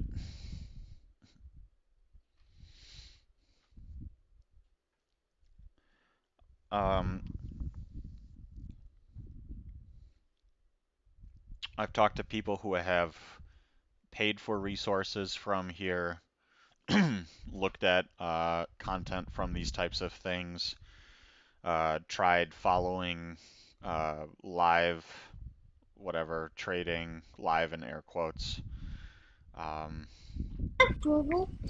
Air quotes is necessary there for sure. Air quotes, yeah. Sorry for swearing there in front of your kiddo. It just doesn't work this way.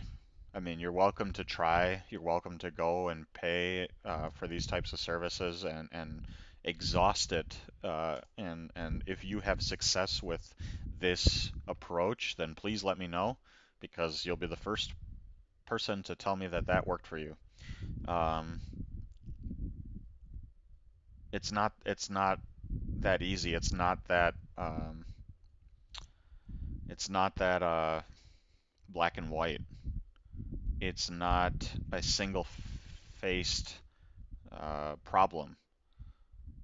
This is like one of those super crazy Dungeons and Dragons die that has like 100 different sides or facets, and you need to balance each one in order to actually have a chance at even breaking even. There is so much stuff to wade through. Yes, just Silva, I agree with you. It feels lost. It feels hopeless, despair are words that I would use to describe it. The things that can actually help. Um, I can make a list of things that actually help. I think the first one, actually, these are in no particular order. Uh, Realize and own that nobody will help you. I think that was one of the ones that was something that I needed to accept. Was that there? I've had trading mentors throughout the years, and some were actually mentors and some were not. But in the end, if they were actual mentors and they were actually trying to help, um, there's only a partial portion that they can help with. They can't help with everything, nor do they have the incentive to.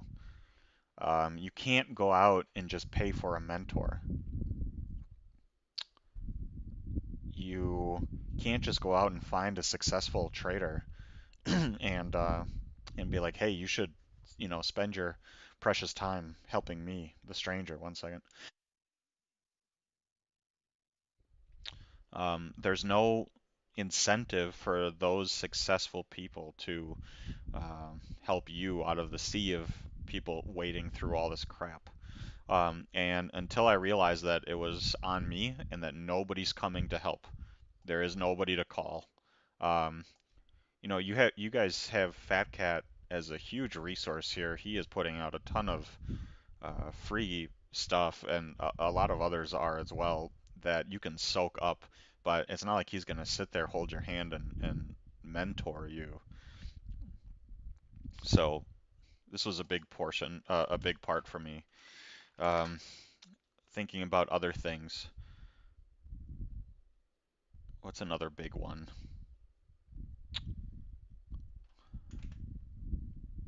Do I actually have an edge?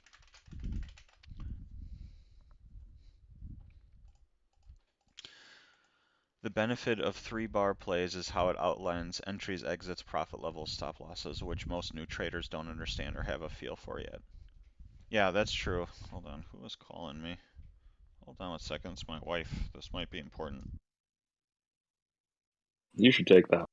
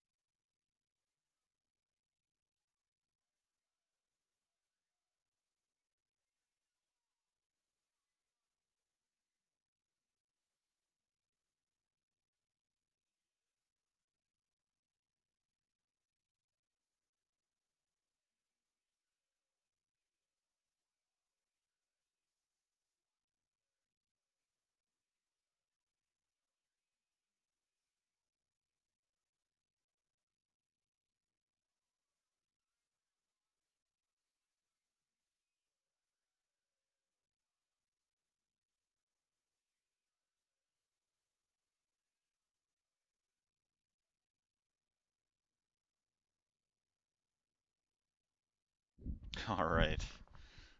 That was my wife. My wife took our project car to work, and it has T-tops, and she's never put the T-tops on, and I had forgotten that I had taken them off. And it's about to rain. She was like, "It's about to rain, and the top is not on the car. How do I put, where is the top? Where are the tops of the car, and how do I put the T-tops back on?" So I had to walk her Yeah, through that's that. important. It's important, yeah. Um, she has a lot of patience for me and my cars. So, what the heck was I talking about? Three bar benefit of three bar plays is that they outline exits, profit levels, stop losses. Yeah, I've seen people discuss those three bar plays. It's like if you have something like this, and then something like this, and then that's where you short. Is that what you mean by a three bar play? So people trade off of this and call this a setup. To me, this is not a setup.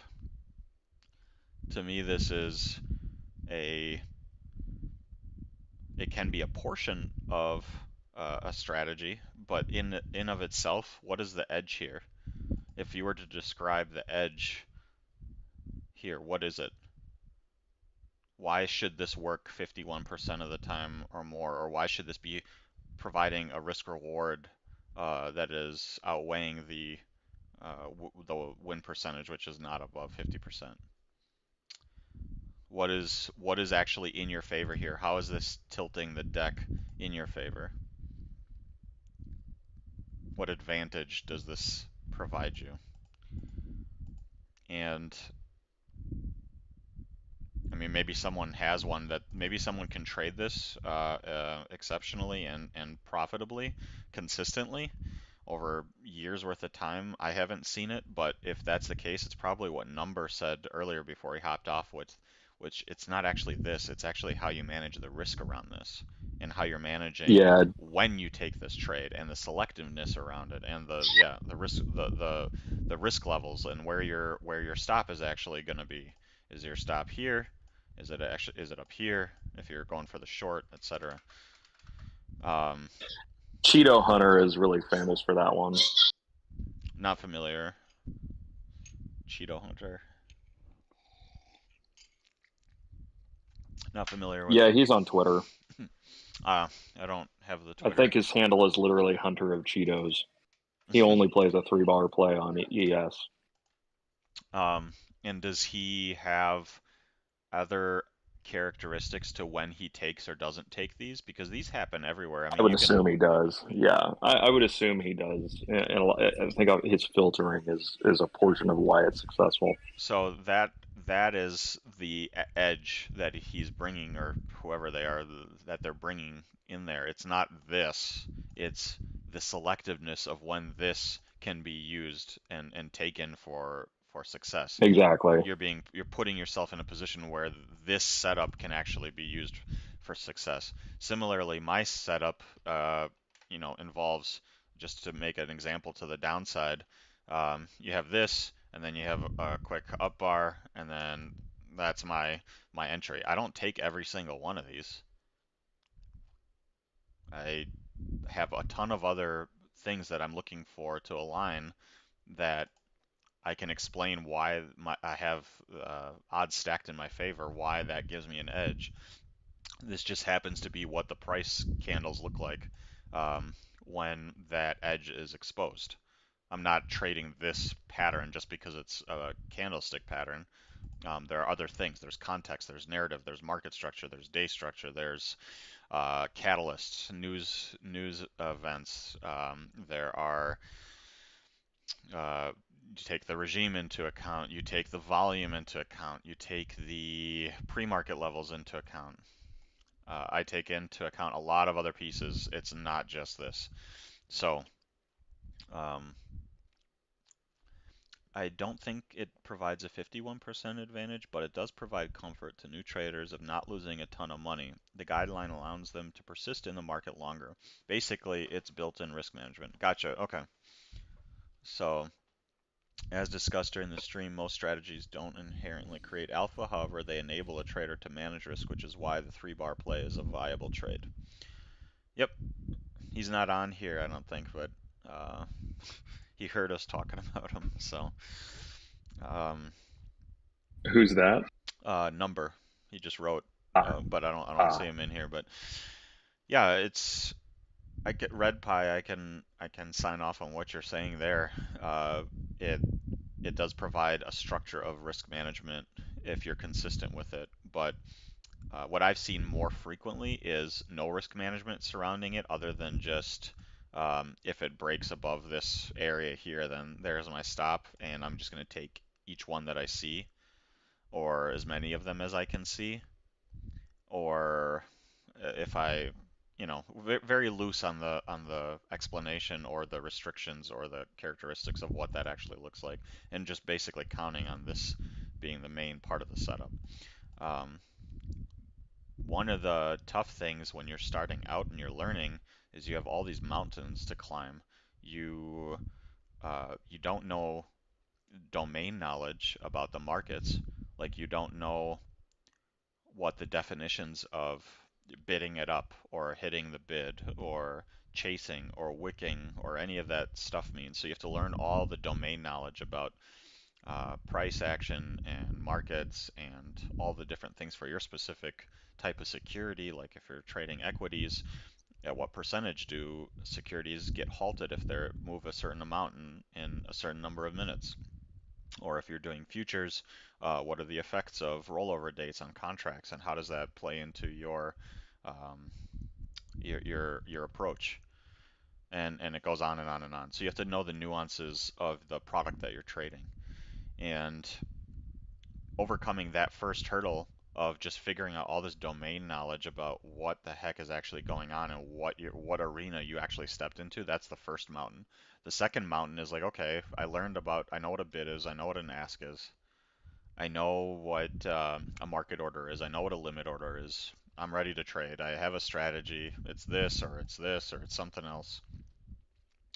And you come in, you start placing trades, and you just lose. Well, you don't know anything about execution yet. And I don't mean about placing, like hitting the button to hit buy or sell, but the nuances of execution, um, the timing of it, the placement of it, um, the last minute something doesn't smell right and I need to pull my entire idea here, which goes into selectiveness. So there's that portion of it. And then even if you get past that, something happens either geopolitically or regime wise and the market changes, or you enter a different, like maybe you enter earnings season, or maybe you enter the summer, or maybe COVID hits, or maybe a war breaks out in Ukraine, and things shift, or there's a earthquake in Japan that affects commodity prices in the U.S. and Canada, and you have to be able to shift to adjust to those things as well, and that's just another mountain to climb after everything else. And there's just more and more mountains and mountains and mountains. And I guess that's maybe the next, maybe instead of do I actually have an edge, it's there are no shortcuts. That's probably the next one. I don't know of a way short of being on the shoulder of someone who's willing, who's already profitable, successful, and willing to share everything with you, and just sitting next to them and being able to ping them for questions left and right. That's the only shortcut. That's the only shortcut. And if you don't have that, you are where everyone else is, which is you have to learn all of this manually. Um, this stuff is the bright flashing lights that all the mosquitoes and flies get trapped into and buzz to death, because your brain and your heart is like, God, this is so difficult. I wish that there was an easy way, a simple trick, and I could make $100 a day. Um, you you look for people online who have, air quotes, made it or have shown some form of success, and you want to copy what they're doing. Um, that's not going to work. That actually comes into another point.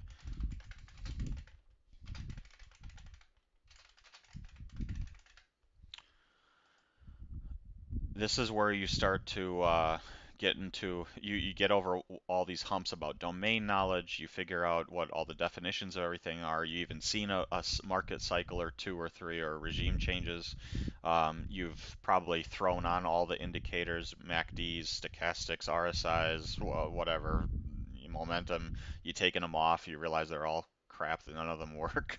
um, Not that they don't work, but it's that throwing a bunch of indicators onto your chart isn't going to make you profitable, because that's not what it's about. It's not about having the right indicator. There is no magic indicator. That's another one. Um, there is no magic indicator that's going to make you Don't profitable. sell yourself short, Frozen. You made one right now. You just finished it. And I will say with full honesty, I do not use the exhaustion indicator that we just finished programming, and I have absolutely no idea how to use it. And I would just lose money if I tried to trade off of it. So I'm gonna ask OnlyTix and Papa Jacks to do an educational seminar webinar where they describe how they're leveraging it and how they're using it to make money. And I will learn along with the rest of you from ground zero, because I do not know how they're making money off of that indicator, and I have no problem. Even having written it, I have no problem admitting that, because it's not me. Um, this one took me a long time and I think I'm still working on it actually. Embrace your strengths and your weaknesses. This is a really key one, but I don't think you can get there until you have had a lot of pain and suffering, and you've been dragged through the mud for a while, and you've tried all the indicators, you've read all the books, you've gone through all the YouTube videos, you've seen all the fake gurus and thought that they were real, but then something in the back of your mind's like, well, why don't they show any P&L statements, or why don't they show any live trades, or why don't they show any sort of proof whatsoever that actually any of the things that they're saying have happened? And there's plenty of examples. We don't even need to go.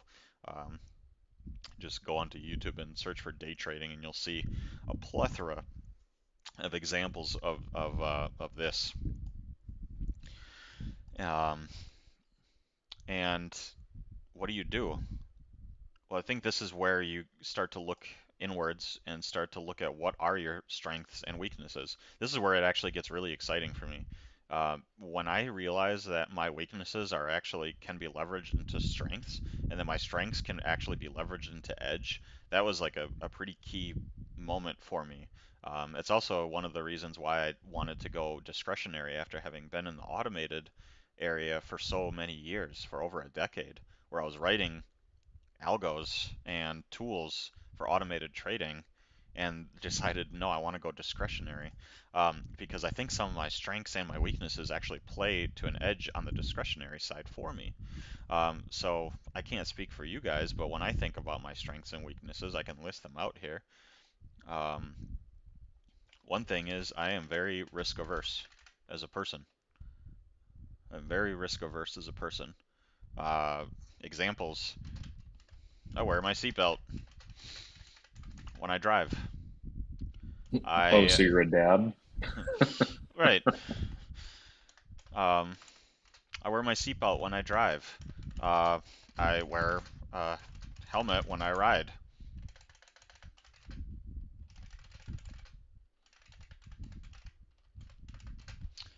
Um, I don't engage in super risky activities such as uh, drinking and then driving, or jumping out of airplanes with a bag attached to the back, to your back.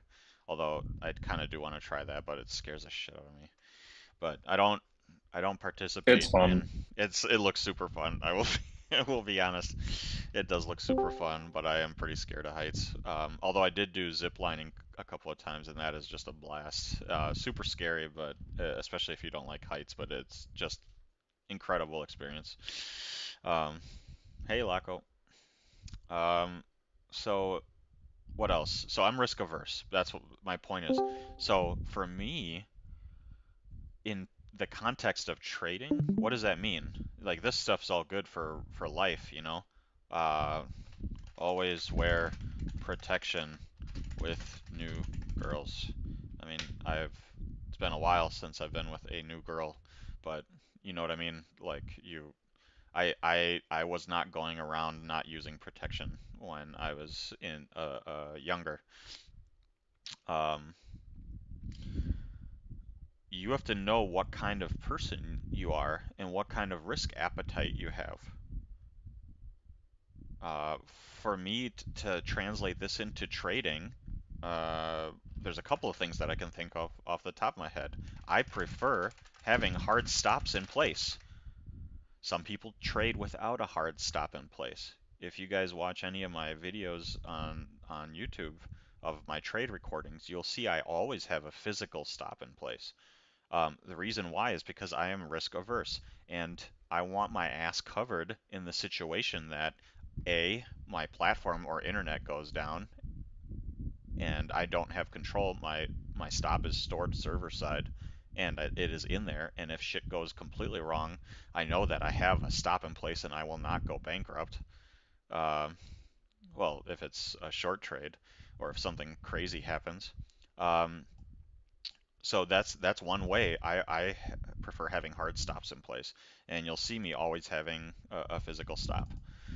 Next one, I do not carry any positions overnight. That's another one. Again, I'm risk averse. I do not carry positions overnight. I do not like waking up or not sleeping the night. I want to lose sleep over my children being awake all night, not because I'm in a trade that I'm worrying about. I don't want to have to think about that at night. At 4 p.m. Eastern, I am flat and I'm not worried about anything happening overnight.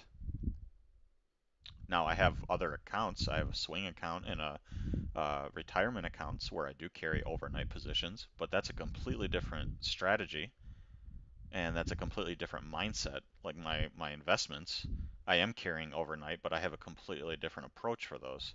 I have different risk parameters for those trades and those investments. So that's completely fine to carry those overnight. For my day trading, for my intraday trading accounts and approach, I don't carry positions overnight because that would violate who I am in terms of my risk appetite. So that's important to know. Um, what else in terms of my risk aversion? Um, I don't like being over leveraged. So oftentimes I will not use all of my buying power. In equities, I have access to 4x buying power. I think futures is 10x. Somebody correct me if I'm wrong. For retail, when I was on the floor, we had 40x buying power. So quite a bit different. 300x on AMP, 300x on AMP. with intraday margin being $400 for the E-mini. Yeah, Yeah. Jesus. it was up at 500 at one point when the E-mini was at 4,700 Oh my roughly. goodness. Wow. So yeah, I do Having hard stops when you're doing that is very important. Let's put yes. it that way. Yes. Yes. Um, I will dip into leverage, especially if I see an A++ setup intraday, but I will typically stay within my buying power or 2x of my buying power of my actual account equity. Um, and it's not like it's gonna really hurt me even if I leverage up fully, but it's just not who I am. I like being in that zone where I am not over leveraged. It helps my brain just think more clearly and react to what's happening in front of me rather than being worried that I'm in too big of a position. Let's see what else. Um, for me, equity specific, I don't like low float stocks. I like large caps.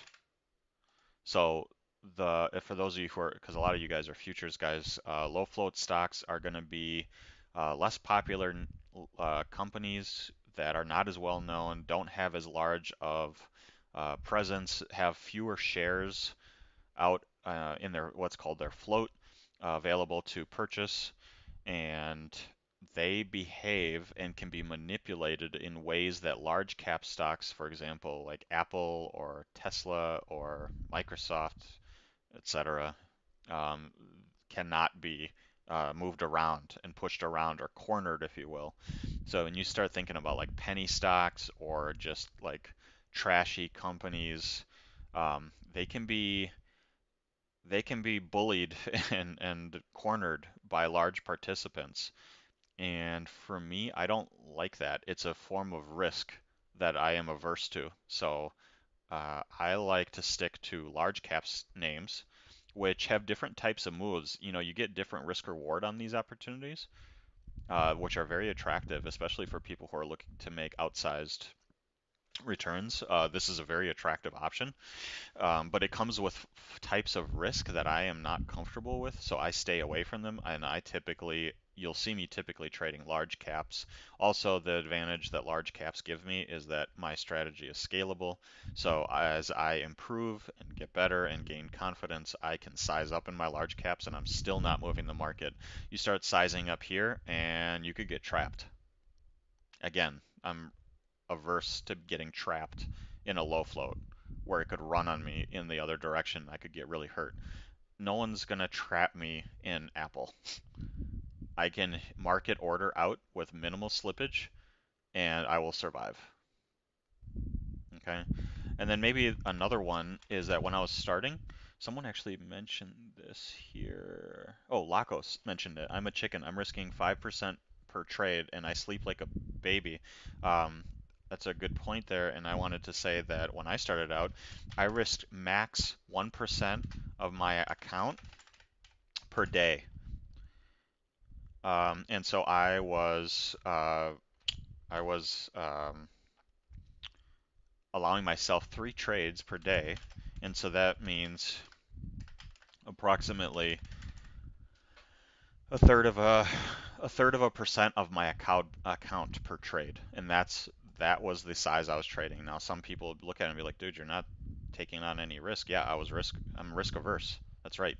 Until I could prove to myself that I could be consistent with my approach. Um, uh, I am risk averse. Now I have taken on more risk and I'm risking 2% of my account a day, but that's because I'm in a different place on a different mountain along my journey. So, um, this is really long-winded, but I think it's really important to understand where your risk appetite is. Some people, oh, here's another one, important. I like to be right a lot. Papa Jax is willing to take a trade multiple times, and if he's right once, he gets a large risk reward payoff, and he and his personality and his risk profile fits in with that. That does not fit in for me. I don't like to take a trade multiple times. I probably won't try it more than twice. If it doesn't work twice, I'll probably leave it alone. And I like to be right a lot. I like to be very selective. I like to sit in the bushes. Another risk averse. I like to sit in the bushes and wait with my sniper rifle, and I sit and wait for my setup, and I don't come out of the bushes until it's there. And I will sit there for days if I have to, without placing a single trade. And that's actually part of my edge. Is again, I'm embracing that strength that I have. I don't need to be pushing buttons all the time. That's just part of who I am. I can sit here and watch the market for 3 days straight and say there's no trade here for me. That's something I can do. You may not be able to do that, but that's why it's so important to embrace your strengths and your weaknesses. If you have a weakness where you know you need to push a bunch of buttons, this is going to be different for you. And that's why you need to be in tune with and that's not bad. That's not bad. You can still find a way to embrace that if you like to push buttons and you need to push buttons, and that's an important aspect for you. uh, I would figure out a way to embrace that and incorporate that into your strategy. For me, that's not there. I can sit in the bushes for days waiting for a setup to align correctly before putting risk on, which allows me to be right a large percentage of the time because I'm not taking a bunch of tiny losses. Um, I really like this topic. Not only just risk appetite, but like all this stuff, because this is really the meat about it. Again, no one's going to help you get there, but understanding yourself and your strengths and weaknesses and leveraging them, that's like that's where it's at, guys.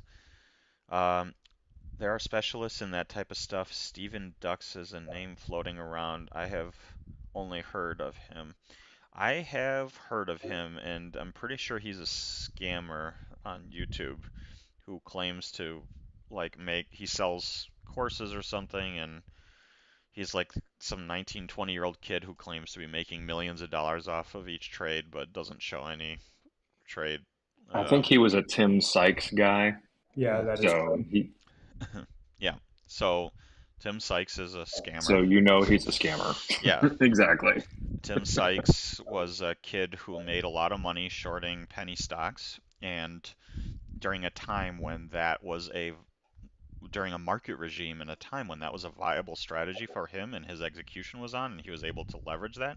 And then market regimes shifted and the market changed, and Tim didn't change.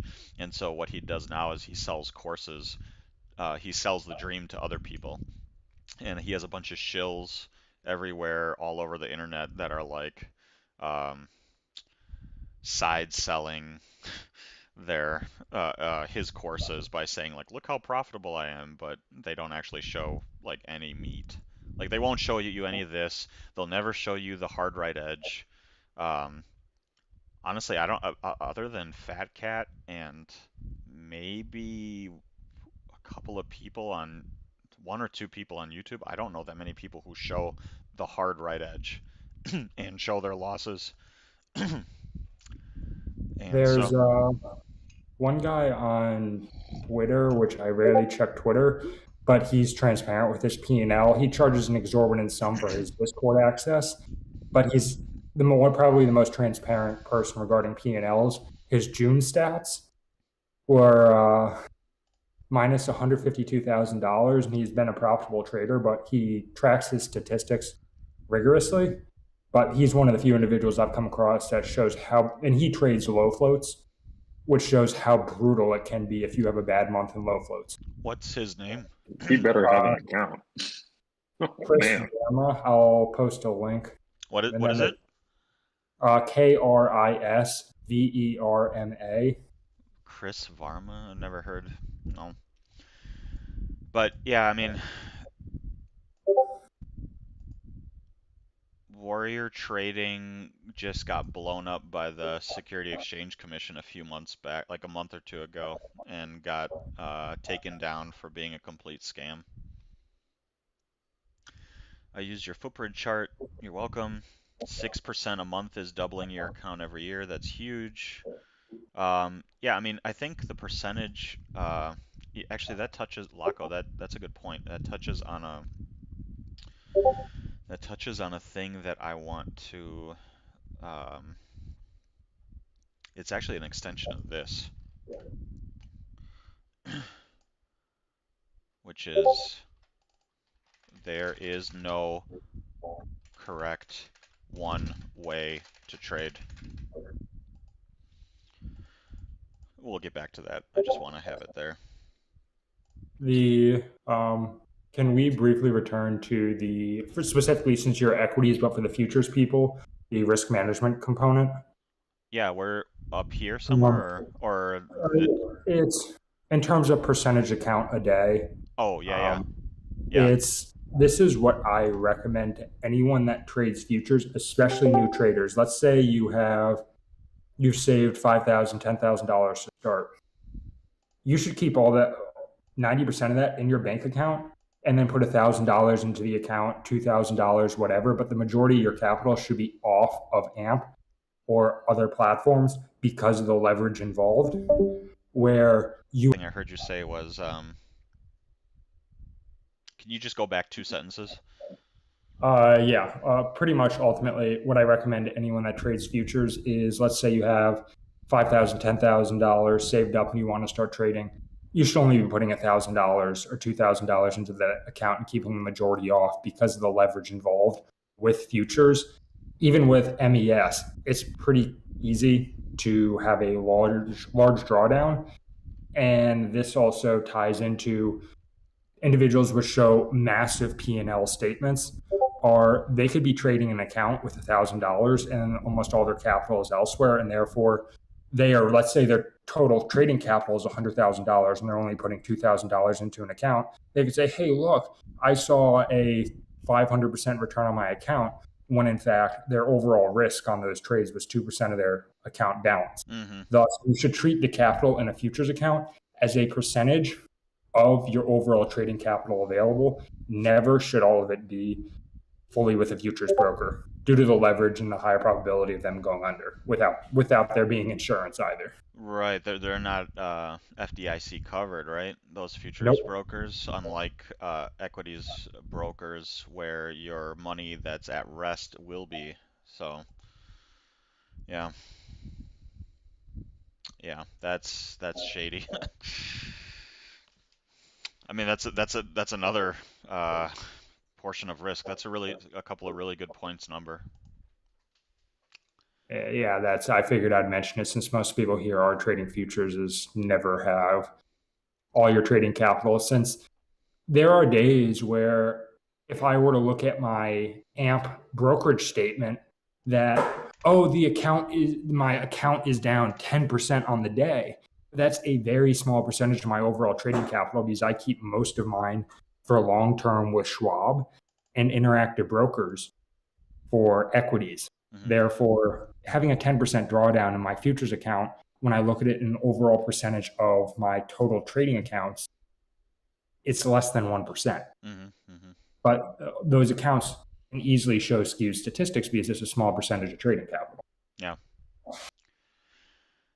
Any thoughts on G7FX? I actually don't know what that is, Laco. I don't know what G7FX is. Only know 3 people who openly trade live. Yeah, very hard to find, Chris. People who actually show hard right edge, live trading, very, very few. Very few. Warrior got tagged for his marketing. Yeah, I believe that's correct. Sadly, it wasn't due to his front running. Red Pie, I heard similar, that he was actually trading against his followers.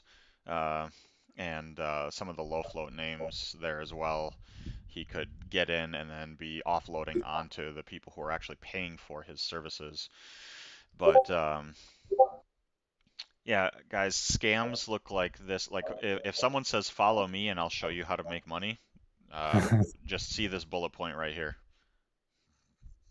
And then this again. Sorry. Oh no, I want to just pound it in. No one's gonna come help you. This is like the first step to getting on the trading journey, to get past that initial help. Like there is no help coming. It is either you or you're done and you're gonna go into a different direction. No one's gonna come help you. So the Warrior guy, the Ducks guy, whatever guy, like none of them are gonna come help you. And if they're trying to sell you a course or something else, most times those are even more scammy. So I mean that's my opinion. You guys might have different, but accepting this helped me move on, because I knew that there was no help coming and it was either me or it's not going to happen. This touches on what we discussed earlier when I was pretty openly discussing how I trade and how I execute. Is I can tell people how I trade, how I execute, as A, I know there's enough liquidity there, but B, it's everything's in the execution. You can have a strategy, but most people don't have the personality type. Their strengths or weaknesses don't align with mine, and therefore, let's say even so, Stephen Dux was a real trader, or Tim Sykes, whomever, all these people, let's say they were successful. maybe one out of a couple hundred could execute how they execute. Yeah. It's that simple. And it's the harsh reality of, oh, you're looking for this golden indicator. It's okay, maybe you found a golden indicator, but can you execute with it? Most likely not. Yeah, 100%. That's a very, very good point. I also share my strategy and approach, and I don't know of anyone who's trading exactly how I'm trading, but I don't have a fear that it's going to be the edge will be reduced from it by sharing it, because I don't think that anyone else is going to have my type of composure, including my strengths and weaknesses and my risk appetite. So it just won't work for other people. You have to make it your own. Now I borrowed from a bunch of different um, methodologies to build my own methodology, but again, it relied on knowing that no one is going to come help me. There is no shortcut, no magic indicator, and I had to figure out what my strengths and weaknesses were in order to be able to put that together. So all that's really good. This is slightly more left field kind of question. Feel free to brush over it. What's your take on the efficient market hypothesis or random walk hypothesis? You have to forgive me, I'm not super familiar. Is that basically saying that it's a zero sum game, De Silva? Is that what you mean? Or that everything's random? Ooh. It basically states that markets are always efficient. Markets are always efficient. Okay. Yeah, So so there's this no is real actually part of my edge. That this topic that that is actually part of my edge. So I actually made a video about this. It's called My Trading Strategy Explained. One of the biggest things for me before I enter the trade is context, or you can call it narrative. And the reason that I put such a big emphasis on this is because I'm only looking at stocks that are in play because of news catalysts that forced large institutional participants to be forced to make moves because something happened outside of their control and now they are offsides. And what that puts me in is it puts me into the arena of a place where there are market inefficiencies. And why that can provide me edge is because where there are market inefficiencies and large players that are offside, they have to get onside. And so because they have to move an order, they will likely be moving the market because they have to move an order. Either they have to get a position on or off their books because something happened outside of their control. And they're so big, they can't not move the market. Yeah. That is a huge piece of edge for me because I'm not just randomly walking into any stock. I'm not randomly just picking Apple or Tesla. I don't trade Tesla every day. I don't trade Apple every day. I look at what's moving on some higher level context or narrative or news catalyst that is tipping the scales heavily in my favor because it's forcing large institutions to have to make moves, which will end up moving the market. They can't do it without moving the market. Therefore, me being smaller, I can ride that wave. And that in itself is an edge for me. I'm not just I'm not just looking at some technical cross of two SMAs and saying, oh, here's an edge because these two crossed. I'm saying there's a good chance that institutional participants who are extremely large are being forced to make a move here, and I'm going to try to identify where they are and identify the directional bias of where that move could be. Maybe it's some terrible news or some excellent news, and the overall market context aligns, and the technicals align, and now the fundamental news catalyst aligns with all those other things. All of a sudden, I have 3 or 4 very powerful higher time frame, if you will, um, characteristics or pieces of edge that are aligning in my favor, and that's when I start to go dig in with my other tools. I don't even look at it if it's not having that. That's a huge component of edge. So that's how I stay out of trouble. And also, I like to be right a lot. This one. I like to be right a lot. Waiting for institutional players that are offsides and must make moves helps me be right a lot because I'm not being caught up in the chop. I get so passionate when I talk about this. And with random walk theory, that's something I've actually used previously to backtest my strategies because I'm okay with having a lower win rate, but I like to know that if I'm assuming random walk with my risk management, can I still be a profitable trader if I have a bad day, bad week, and I'm only 33% profitable? And thus, I think from a backtesting perspective, it is reasonably interesting to integrate random walk theory into it because if you, let's say through the back test, you say, okay, this system has a 70 something percent win rate over said time horizon, and then you reduce that to 50%, 40%, can you still be profitable in those circumstances? Granted, it becomes more complex because psychologically you're then beginning to, can you endure more consecutive losses and not and adhere to a strategy? But ultimately, random walk, I think, is an integral component for a trader to be dynamic enough and consistent over different regimes because someone's not always going to have an 80% win rate, a 70% win rate. Yeah. And let's say your win rate goes down to 60%, 30, even 35%. Can you still be a successful trader to 35% win rate? And if a strategy is able to still remain break even or profitable well below its historical norm, you very well may have found actual edge. Yeah. Yeah, that's a good point as well. My brain sometimes has a hard time getting over very smart people in academia putting forward theories that contradict 90% of trading. The interesting part about that, De Silva, is that most of those people are A, not traders, and B, couldn't make a dollar actually trading. That's exactly what I was thinking too. Met a ton of very, very smart people with very, very expensive or high-level degrees who cannot make a cent in the markets because that's not what it's about. It's not about being the smartest person in the room. In that sense, it's a more level playing field because the guy who has a high school education, but has the right approach and mindset and understanding of what the markets actually are and how they function, could outperform a super duper PhD, 3 PhD person who was quote unquote very smart. So the other thing is that I think one of the best things I ever heard, to interrupt you, Frozen, go ahead.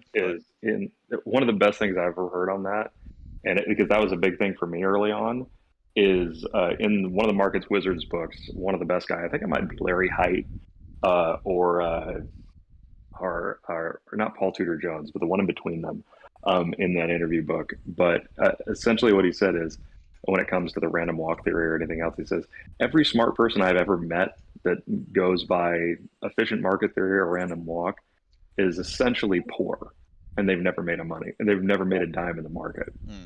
And so that was probably one of the most interesting things in regards to this topic of conversation is, yeah, they might be really smart, but they probably don't have any edge or even an understanding on how to make money because they're all theoretical as opposed to actually applying anything. True.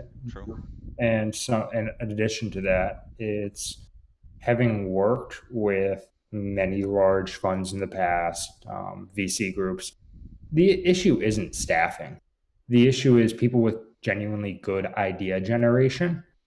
The idea generation is uncommon, and the best traders are exceedingly creative and dynamic with their idea generation to execute.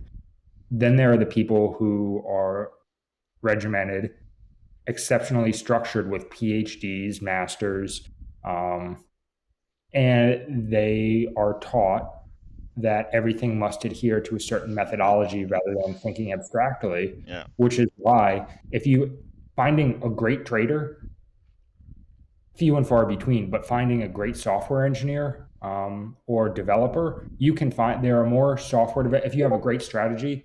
That's why, let's say Jim Simons isn't a phenomenal he's not a phenomenal developer. Jim Simons, as he said in his book, or as the author said about Jim Simons, he's great at sourcing talent and having them collaborate to having them collaborate in a fashion which accomplishes a common objective, and that's to solve market. Is he had a great idea and he had the resources and the connections to facilitate his ideas. And that's why I'm particularly a proponent that idea generation is what's crucial. You can always find someone almost to facilitate that idea generation if you're not able to do such. And idea generation is another one that I want to talk about. But yeah, let's, what's this guy's method in broad terms is order flow. That's that Twitter guy. G7FX is a vendor, never heard of them. For futures broker, just go to the clearing firm, needs to go bust. They're very rare, even if something crazy happens, they get bailed out by others. Scam, shitty people, what vendors are useful? Background to develop your own edge, SMB Capital, Apteros. I can't speak to any vendors. I think most of those are looking to sell you domain knowledge that you can probably pick up on the internet by just Googling and searching. There's no secret sauce that SMB or Apteros is going to give you that's going to make you profitable. Again, that comes back to this. Realize that only you own, or only you will be able to help yourself. You could gain domain knowledge about the markets from them. Like you can learn what I don't know, market structure is from Apteros probably. He's the one that's Merit, right? That's the Nadro course. So you could learn about market structure, you can learn about Nadro, you can learn about how he views that. It's not going to teach you the execution most likely. It's not going to teach you the context. It's not going to teach you the years of suffering through pain and mistakes that you need to go through that you cannot purchase. You can't matrix download how to fly a helicopter style the pain and suffering that you must go through in order to get past these humps. No program can give that to you, as far as I understand. So in terms of gaining background, I would say save your money and Google and read a bunch, and think about who you are and think about what your strengths and weaknesses are.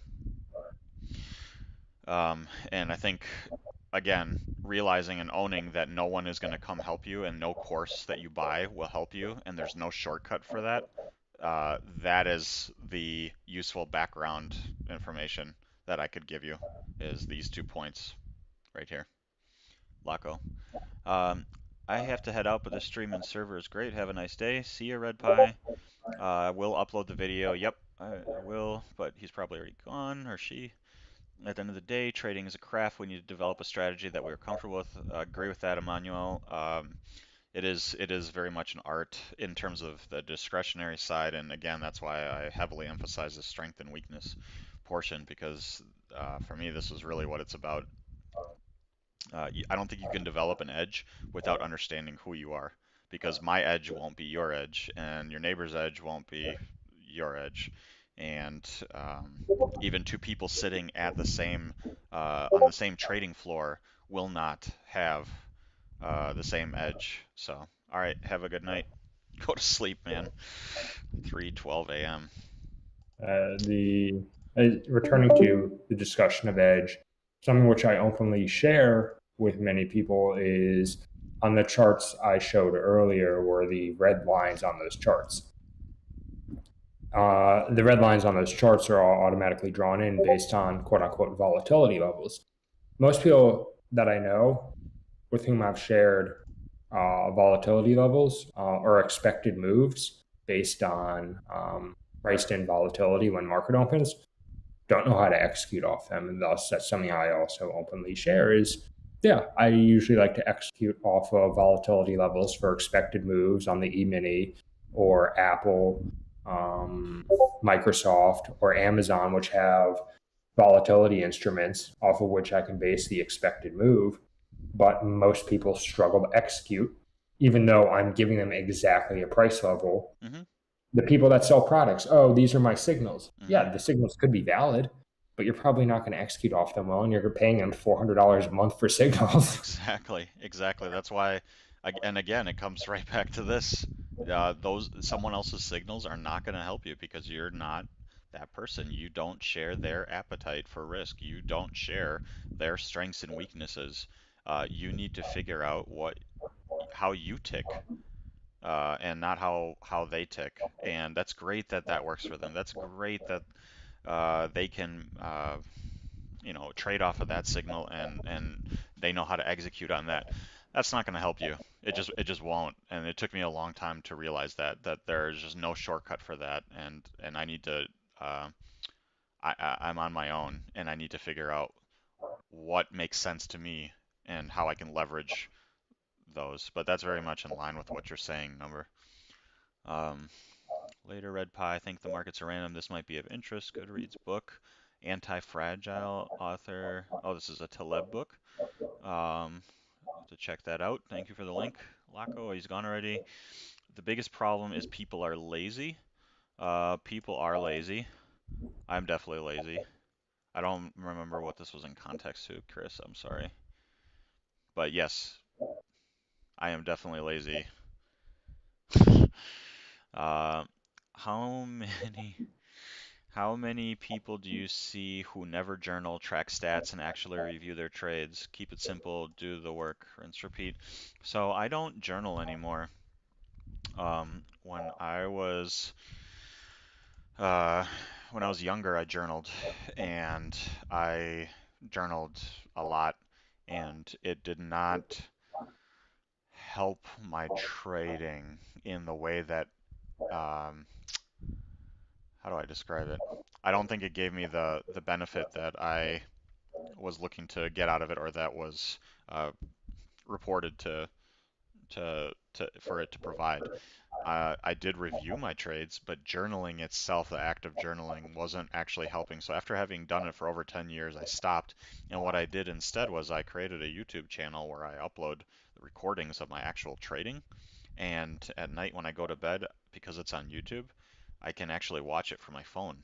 So I just put on my headphones and I watch my trading before I go to sleep. And that's my journaling now. And I just rewatch, and I see so much more stuff when I'm like falling asleep and I'm rewatching. I'm like, what the hell was that? Look at how obvious this thing was. Why didn't I see that? And I make a note to address that the next day. I have gotten, I mean, and again, know your strengths and your weaknesses. Journaling, weakness. Rewatching my recording and finding things that I can improve on, like minor micro improvements I can make, strength. And that's what I realized. So I started leveraging that. I stopped being like, oh my God, I'm not journaling. I need to do that. I need to spend another 6 hours after the close. No, that's not going to help me. It might help you, and if it does, all more power to you. That's great. It doesn't help me. For me, the thing that helps is reviewing my recording before I go to bed and listening to myself talk through the recording. And I just have it up on my YouTube and can access it from anywhere. And that helps significantly for me. So I don't think you have to journal in order to be successful, but I think that some form of reviewing what the heck happened, or in some meaningful way, and not just viewing it, but like actually like it's not. I don't just view and throw away. When I'm viewing, I'm looking at all the things again, but from a different angle, if you will, because I'm not putting risk on. I'm going to bed, so I have a slightly different viewpoint. My level of anxiety is different. I'm uh I'm in a non-risk situation, so I'm looking at the charts and my screen differently, and I have my screen arranged so that almost everything I need is being recorded, so that I can come back and say, hey, look at what the overall market was doing, or look at what the daily was doing, or look at what the news was here on this particular day. I didn't have a big enough news catalyst. I didn't have enough context or narrative, and I got into this trade just based on technicals, and it didn't work out. I got to stop doing that. That's a subpar. That's a C minus trade. Um, and I just started catching these things, and as I started to catch them, I started removing them, and all of a sudden my numbers improved significantly. And I do track my stats. I have a couple different programs that I use to track my stats. So I do keep track of like my hit rate and my what stocks were the best or worst for me, and all the fancy stuff. But the main thing that I get the most benefit out of is reviewing my tape, reviewing my recordings in the way that I need to for me. And I just found a system that works for me. You may have a system that works better for you. Maybe going to bed and looking at your phone is not the best way for you. It is for me. That's why I do it, and I'm leveraging it, and it's helping me. And sitting for 2-4 hours after the close, journaling was not helping. It was taking time away from me. It was taking time away from my family, from my kids, from my wife, and it was not the way forward for me. So, anyways, to beat the dead horse, that's my thing on that. But I am still lazy for sure. De Silva's also lazy. Okay, so we were here, embrace strengths and weaknesses. I want to continue. So risk averse, right? Here's all the reasons why I like to, or why I'm risk averse. I have so many arrows here. But in terms of strengths and weaknesses, strength, let's talk about strengths. I can sit in the bushes all day long, multiple days in a row. Maybe you can't do that. Maybe you need to press buttons every day, but I don't. I can sit and wait for my setup. What's another thing? I type at approximately 120 words per minute. I am extremely fast on the keyboard. So keyboard shortcuts for me are a strength of mine. If you type 40 words per minute or less, maybe you shouldn't be using hotkeys. My keyboard does not have letters on it. I just have blank keys, and I have memorized every single key and where all the function keys and all the special keys are. I can paste a picture here of it later, but I have a custom built keyboard that has absolutely no markings on it, and that helped me become a plus 100 word per minute typer because I had to learn. I forced myself to learn where all the keys are, and now I can type extremely quickly. And I know I have memorized where all the keys are. I don't need to look down. So hotkeys for me are a strength. That is a strength of mine. I leverage that strength in my trading. I don't need to look down while typing. Yep. I can type by feel, and so when I set up my hotkeys, my layout is playing to my strengths so that I can type extremely quickly without looking down. And if you don't have that, and you should leverage that as a weakness and move to a layout that works better for you. What other strengths do I have? That's probably it. I don't know. I guess another strength that I have is the programmer's mindset and engineering mindset is that I can sometimes spot algos or sloppy programs in action on the tape, depending on what the conditions are. I haven't lately, but sometimes I'll just be able to spot a buy program get turned on, and I can just follow that. Now, it's not my setup. I don't typically trade slow grind buy programs, but sometimes I can spot them, and I can like reverse engineer what's actually happening. What's another one? Oh, here's a big one. I typically don't fall victim to FOMO. This is something that with age has increased as a strength. I think when I was in my 20s, I was more susceptible to FOMO, but now I've seen too much or maybe it's just I'm older and calmer. I don't fall victim to FOMO. If I miss something, I miss it, and that's okay. It's okay. There will be another chance, and even if it's not today, it might be tomorrow, it might be a week from now. It comes back to this. I can sit in the bushes all day long. So if you are someone who does fall victim to FOMO, you need to use that weakness and embrace it and build it into your edge. And if it's something that hurts you, you need to embrace that and build it into your risk management system so that it stops hurting you. You use your weaknesses to build out your risk management system. I think, strengths, I have a very short list. My list of weaknesses is probably significantly longer. I have a ton of weaknesses, and the way that I handle those and structure my risk management system and my trade execution off of them might be interesting to share as well. So weaknesses, so this is strengths. Oops. Strengths, weaknesses. And maybe a good exercise for you guys if you're at that stage where you're trying to figure out this stuff is make a bullet point list of just stuff that you're good at and stuff you're not good at, and stuff that you fall victim to. For me, weaknesses, I want to take profit too quickly. I'm always getting out of my trades too quickly. And you know what I did to embrace that? And I actually made it part of my edge. I made it part of my strategy. I cannot hold trades for a long time. This is a weakness of mine.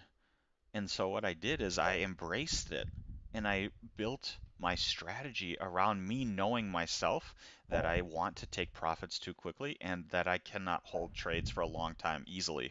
I mean, I can do it if I have to. It's not that I'm physically incapable of it. It's that it's not a comfortable thing for me, and I feel it's really it makes me feel like a fish out of water, if you will.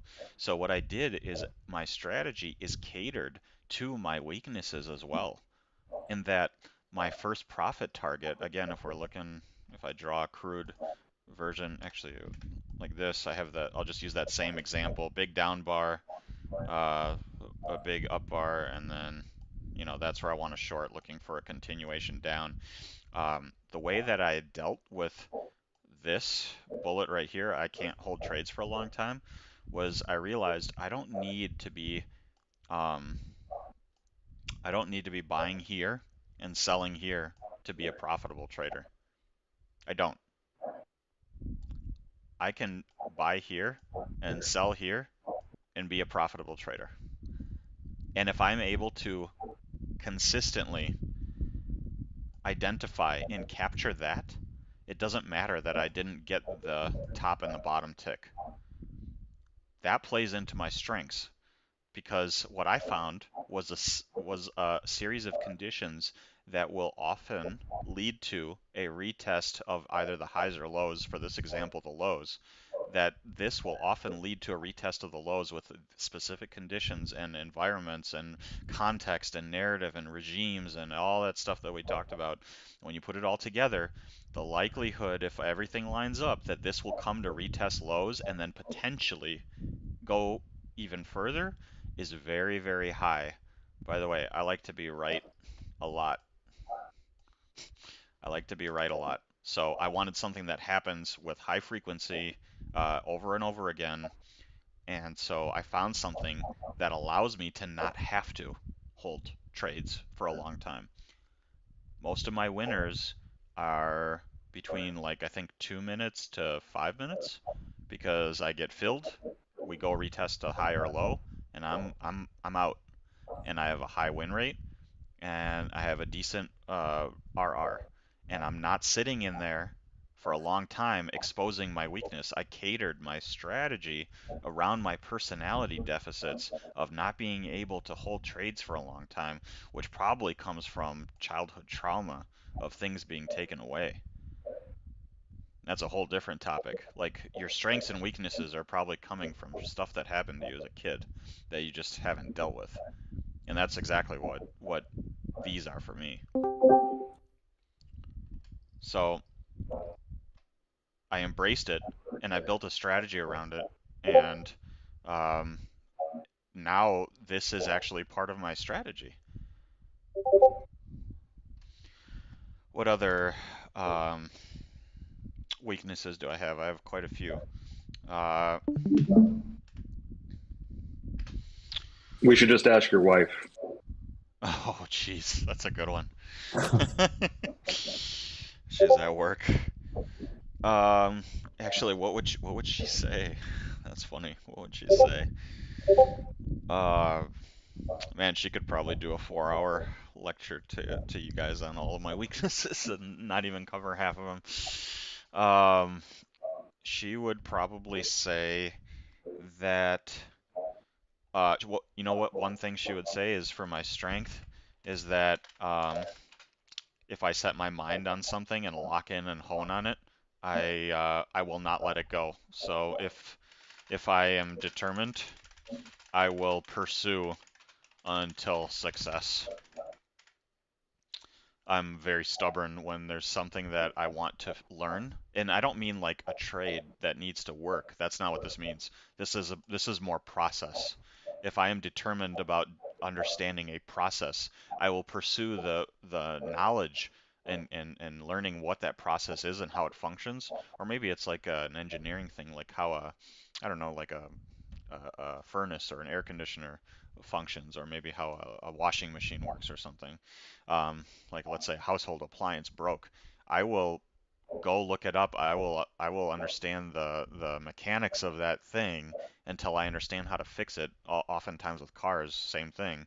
I will take it apart, read up, get the manual, look online, and figure out how the thing is actually built, how it functions, until I am able to put myself into a position of success to fix the problem.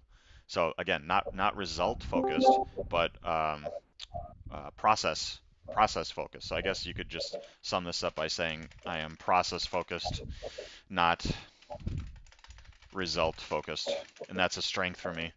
And that's a strength for me because I know that I am not going to get caught up about taking a loss. I'm going to get caught up about the things that I missed in my process that led to a winner that were incorrect actions on me. In other words, I'll be more upset about having a winner that I did the wrong process on than a loss that I did the correct process on, because I'm very process focused, not result focused.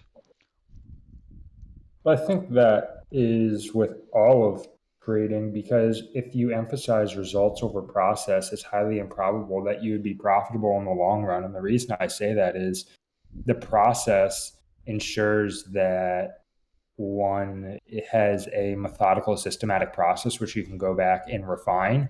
Since if Mm, you know why you were wrong each and every occasion, or for the most part, you can go back and say, okay, these are my trade criteria. mm-hmm, A to E were fulfilled.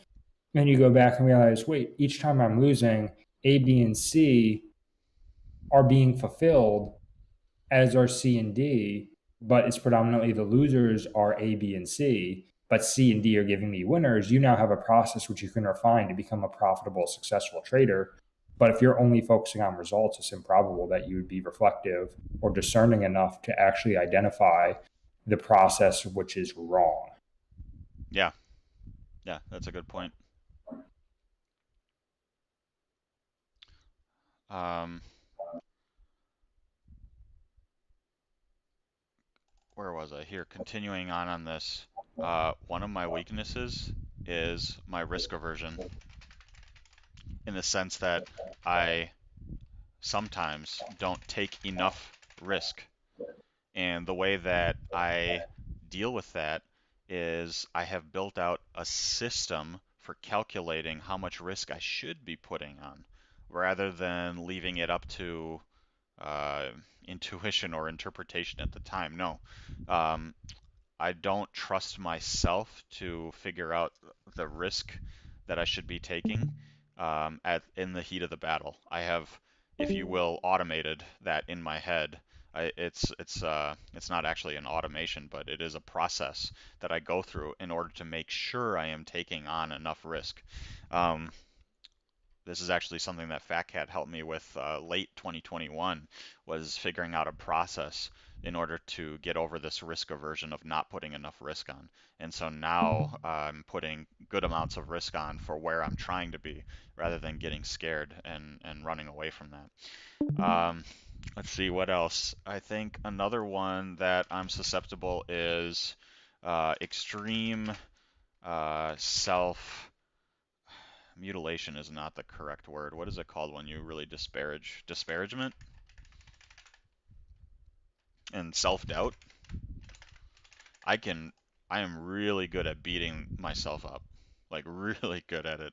Um, I can, and sleep affects me a lot. Like that's another thing. If I don't get enough sleep because of the kids, it can really affect my trading.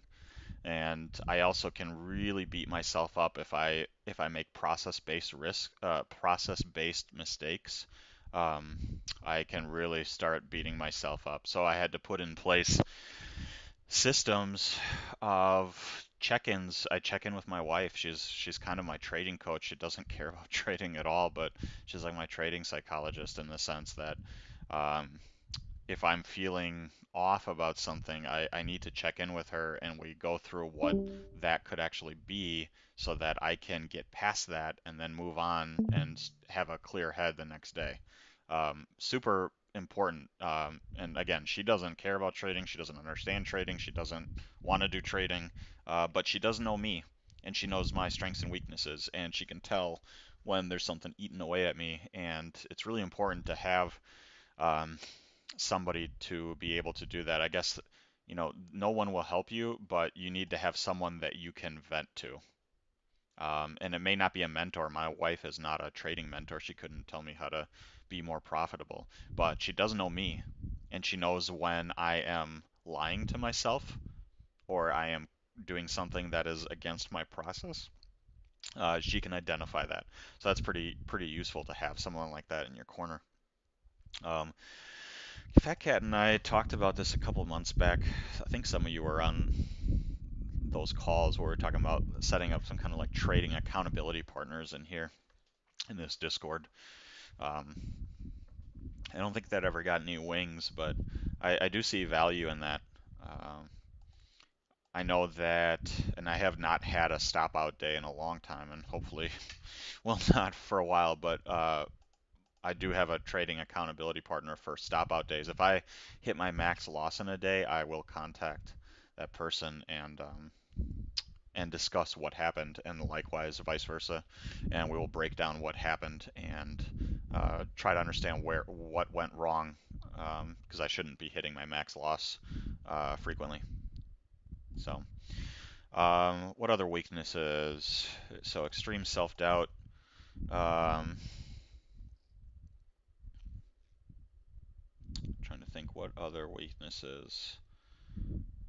And there's quite a few.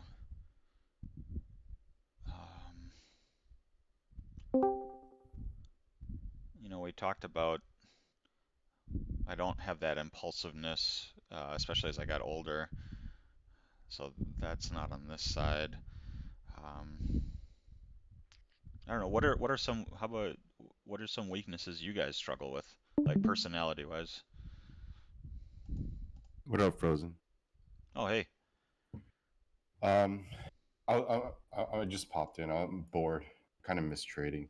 Anyways, That's a weakness.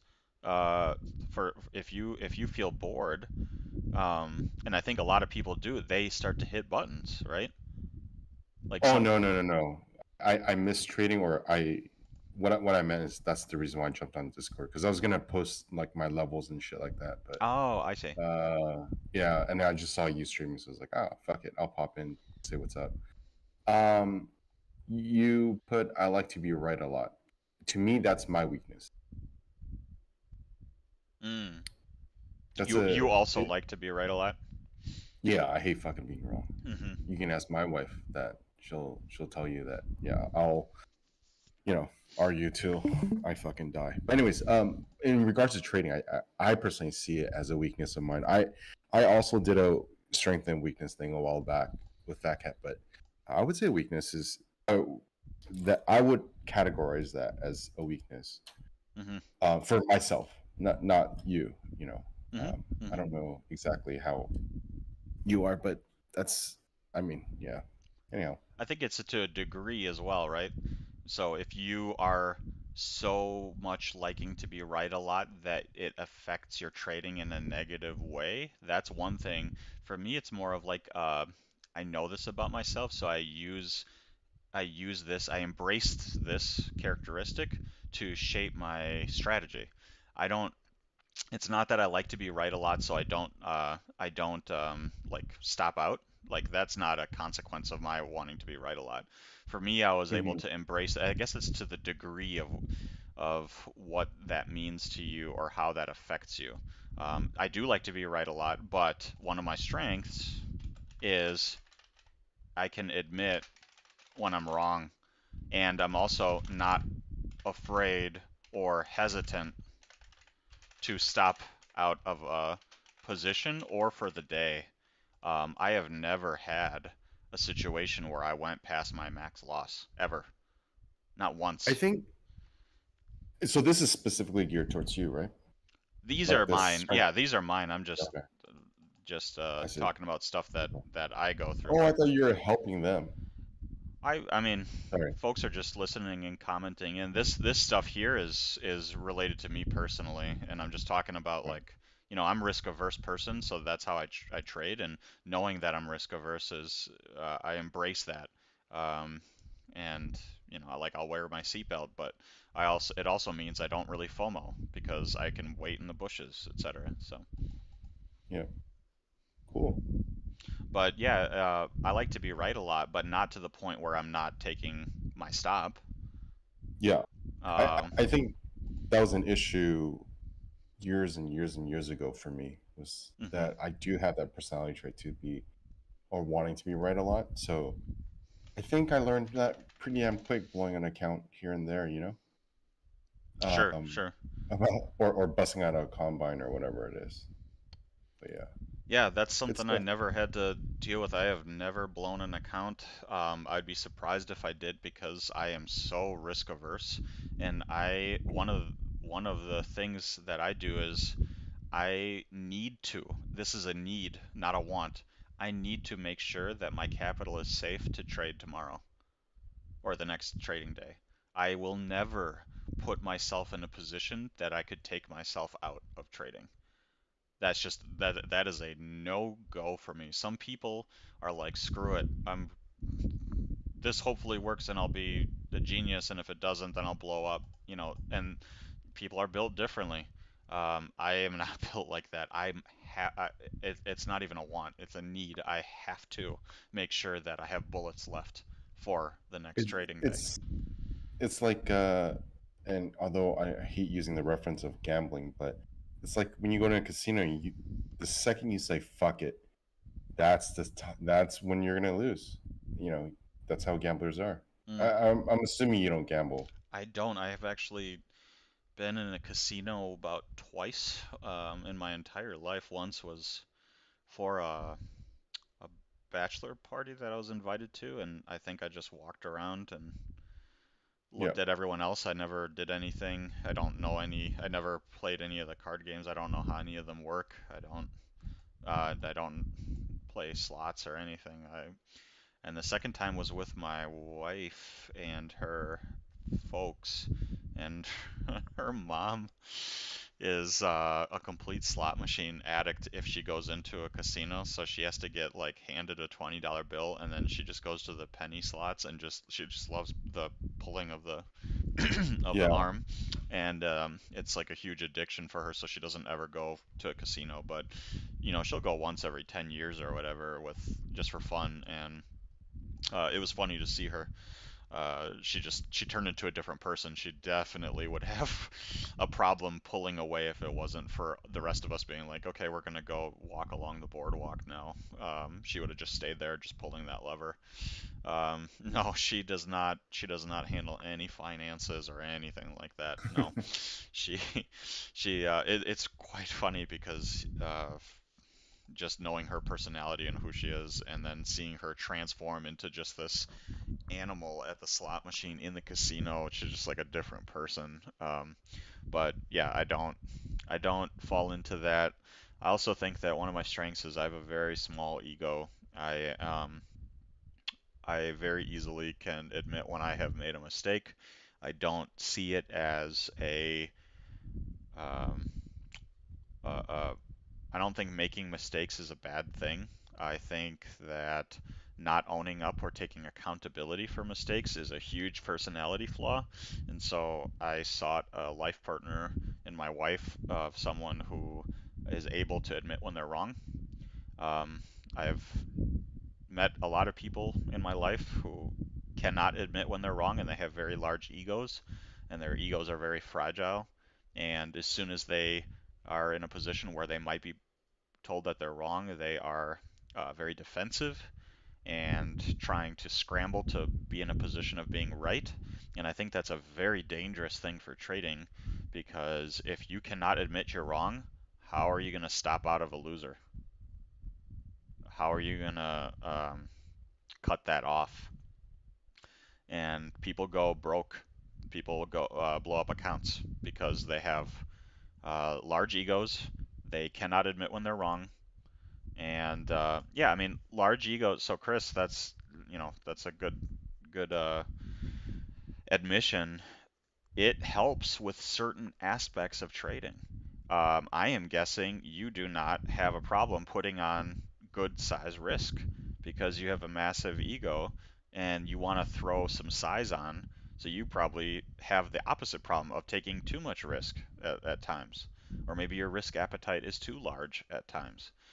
And that has its own set, and that just goes to show that's why you add too easy. That's funny. So I can't add to positions easily.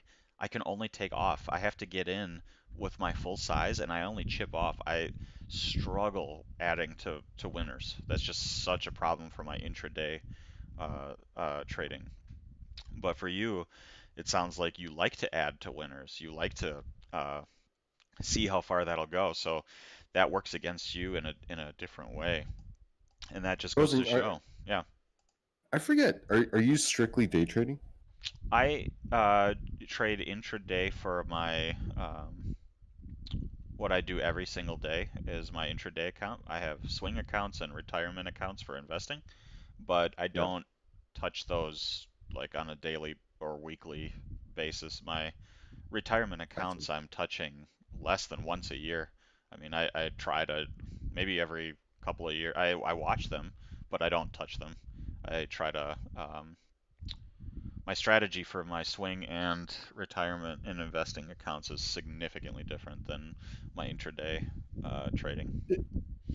Um, we could probably work on that, adding to winners, because I mean, I haven't really seen you trade too much, but I think adding to winners is extremely important. It is, but also I know it's a weakness of mine, so I've developed a strategy where I don't have to rely on it. It's like if that's a strength of yours, then that's great, and you should leverage that and embrace it. Is what I think. That's why I think this is such an important thing, is really understanding your strengths and weaknesses and who you are, because you can buy that signal or set of signals or follow that Warrior Trading or whoever it is, but they're not. That's not going to help you because they're going to have different strengths and weaknesses than you. And if you have a strength or weakness of adding to a position and they do the opposite, that's going to be a real spot of struggle for you. So for me, I designed my trading strategy around my weaknesses, including not being able to add to positions. I mean, we can easily add that. Not being able to add to winners to that. That's definitely one of my weaknesses. Now, all Yeah. these things can be worked on. I mean, you can focus and try to improve on them, and I think that's also a part of growth and part of the trader journey. But in terms of when you're starting out and you're just trying to figure out who you are and how you're going to do this, you have to start with what you have, what you're actually working with, what you live and breathe and bleed. And this is what I live and breathe and bleed. The reality is that I want to take profits really quickly. I can't hold on to trades for a long time. I don't add to winners well. I can really beat myself up, and I sometimes don't take enough risk. That's the reality of who I am as a person, and I built a strategy around that and use that. I leverage that to my strength, in the sense that I put those to work as an edge, and likewise for my strengths, the same thing. Don't I leverage those as edges as well. So. Yeah, I think it's different slightly just because I swing trade. So I can see how there could be a big hurdle if you're intraday trading. Yeah. Swings are an interesting beast and different. One of the troubles that I had with swing, so obviously for swing, this point right here, goes out the window because you do hold overnight. One of the things that I just could not get over was carrying overnight shorts in biotechs. That Mm. was a huge issue for me, and I actually had many chats with my wife about this, and um, the conclusion that we came to was that I will not carry low floats or biotechs short overnight in my swing account. That was the conclusion I came to. Can we talk about that? Yeah, Why is it that you can't? Or like, because I what are you won't be able feeling? to go to sleep. I won't be able to. I Oh, won't right. be able to rest. The nature of low floats and biotechs is that they can explode upwards in the right environment, in the right situation. And carrying them short overnight is extremely risky, and a very, very risky place to be. So my swing shorts that I hold overnight have to be in large caps that aren't going to take me out of the game, basically. So certain sectors, like we know that Apple is not going to quadruple overnight, um, most likely. That's just probably not going to happen. But But don't you have your stops in place? yeah, but if it's an overnight swing and Apple opens up the next day 4 times higher, it doesn't matter that your stop was way down there. You're not getting out there. It's not a 24-hour market. Market's going to open up and you're going to be insolvent. Mm, You're not going to get stopped out in pre-market if the right. thing gapped up. And that's the I think thing with that's these why. biotechs. Like you can have a day like this where it powers up, and then you maybe I don't know put a short here, but then the next day it opens up here, and your stop may have been here, but guess what? It didn't open there. It opened here, and now you're insolvent. And that's just too dangerous for my level of risk tolerance to be able to take on. So we talked many times, and we came to a decision to not carry any swing or biotech or low float swing shorts overnight, which affected my numbers on my swing account because a lot of profit comes from taking on those risky positions, but I could not swallow um, the risk. I couldn't sleep at Mm, night with those shorts on, so I had to stop taking them. okay. Because I Um, mean, mhm. yeah, no, because I was trading. This is like 3-4 months ago. Actually, 4 months ago. I was trading December contract for corn and wheat, and it was the same thing. You know, I that was the first time I ever traded not the current contract, but like way into the future. Mm. I saw a good opportunity to really buy at that price, and I can see what you mean, because it was like the bid price was way down there, and that was the only one out there, Hmm. and my account reflects on it, like the live open position. It was like, oh yeah, you're minus. I'm not gonna say that the amount because that would give away a lot of counting positions and account size and everything. But it was significant enough where I was shitting my pants for. Your open P&L was being calculated against the next best bid, which was way lower than your entry price. Is that my understanding? Yeah, so I So was it looked shitting like my you had pants. a huge open loss, Yes. unrealized loss, even though the market was far away from that best bid, which happened to be well below where your entry was. Okay.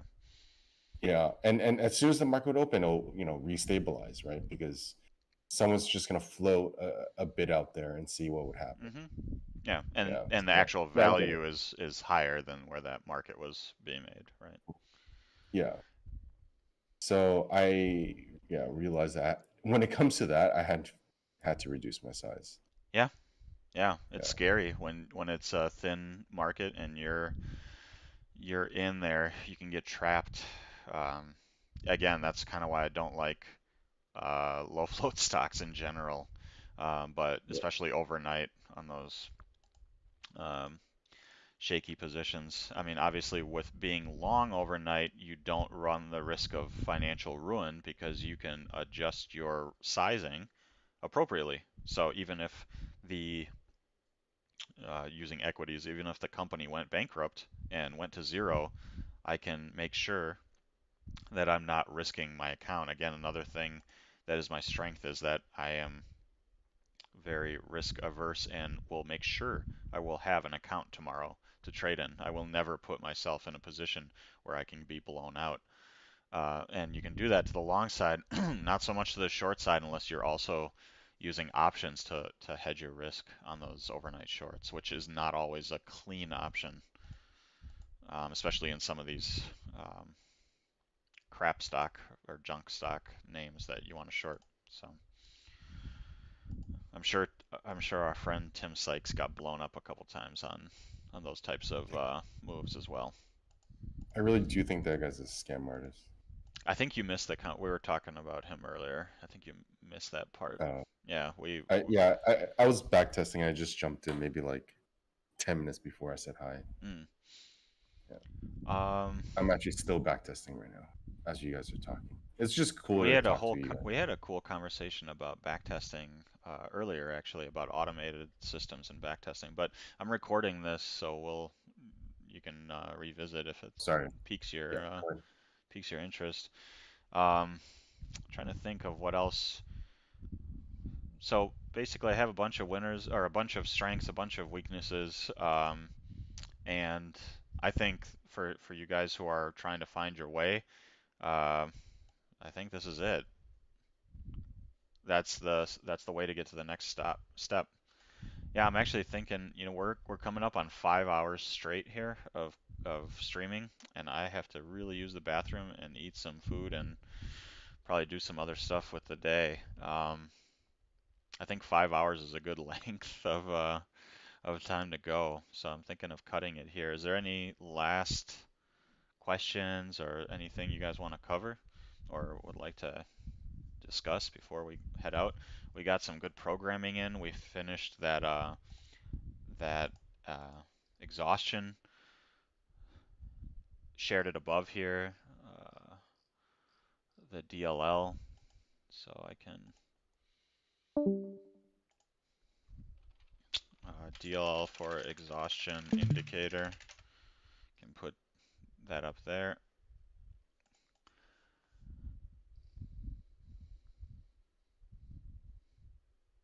Okay. Hey Frozen, are you familiar with trading PineScript at all? I I am forget not. if I have. No, Okay, I have not. that's cool. PineScript. What does it Similar look to like? Python. Supposedly similar to Python. Let's take a peek. This is what TradingView uses, right? Or TraderView uses? TradingView, yeah. TradingView. I mean, I program it, but I'm just not as good as I should or need to be in order to do what I'm trying to accomplish. So I'm sitting here manually backtesting this shit. Wonder if there's some examples. No, I'm not. I am not a PineScript trader, but it looks like it's their own. I just want some examples. Come on, guys. Pinecoders. Oh man, tough to find just a straight up example. No. Step-by-step guide. How to plot.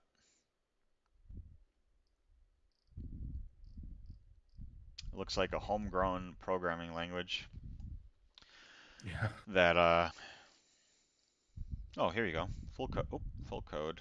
So this looks like it's a definition of a strategy called pair trades, and this is a comment, and this is a variable that is being set to some kind of input, and you can declare the title of probably what this looks like in the UI by putting title equals percentage, and then it looks like this is a default value maybe that you can set it to 5, and looks like this is a Python operator right here. PyScript's similar to Python. Is it? Yeah, it looks Yeah. like there's no terminators at the end of the line, no semicolons to terminate lines here. So it's just open-ended, and tabs and spaces probably matter here when you're Yeah, it writing does. PineScript. So yeah, very Python-ish in terms of it, but yeah, it looks like Python. It does. But no, I am not a Python, nor am I a PineScript developer. So, well, let's cut it there, guys. It's been 5 hours and 2 minutes, and appreciate y'all jumping on and doing this. So happy 4th to those of us here in the States. Stop recording, end stream.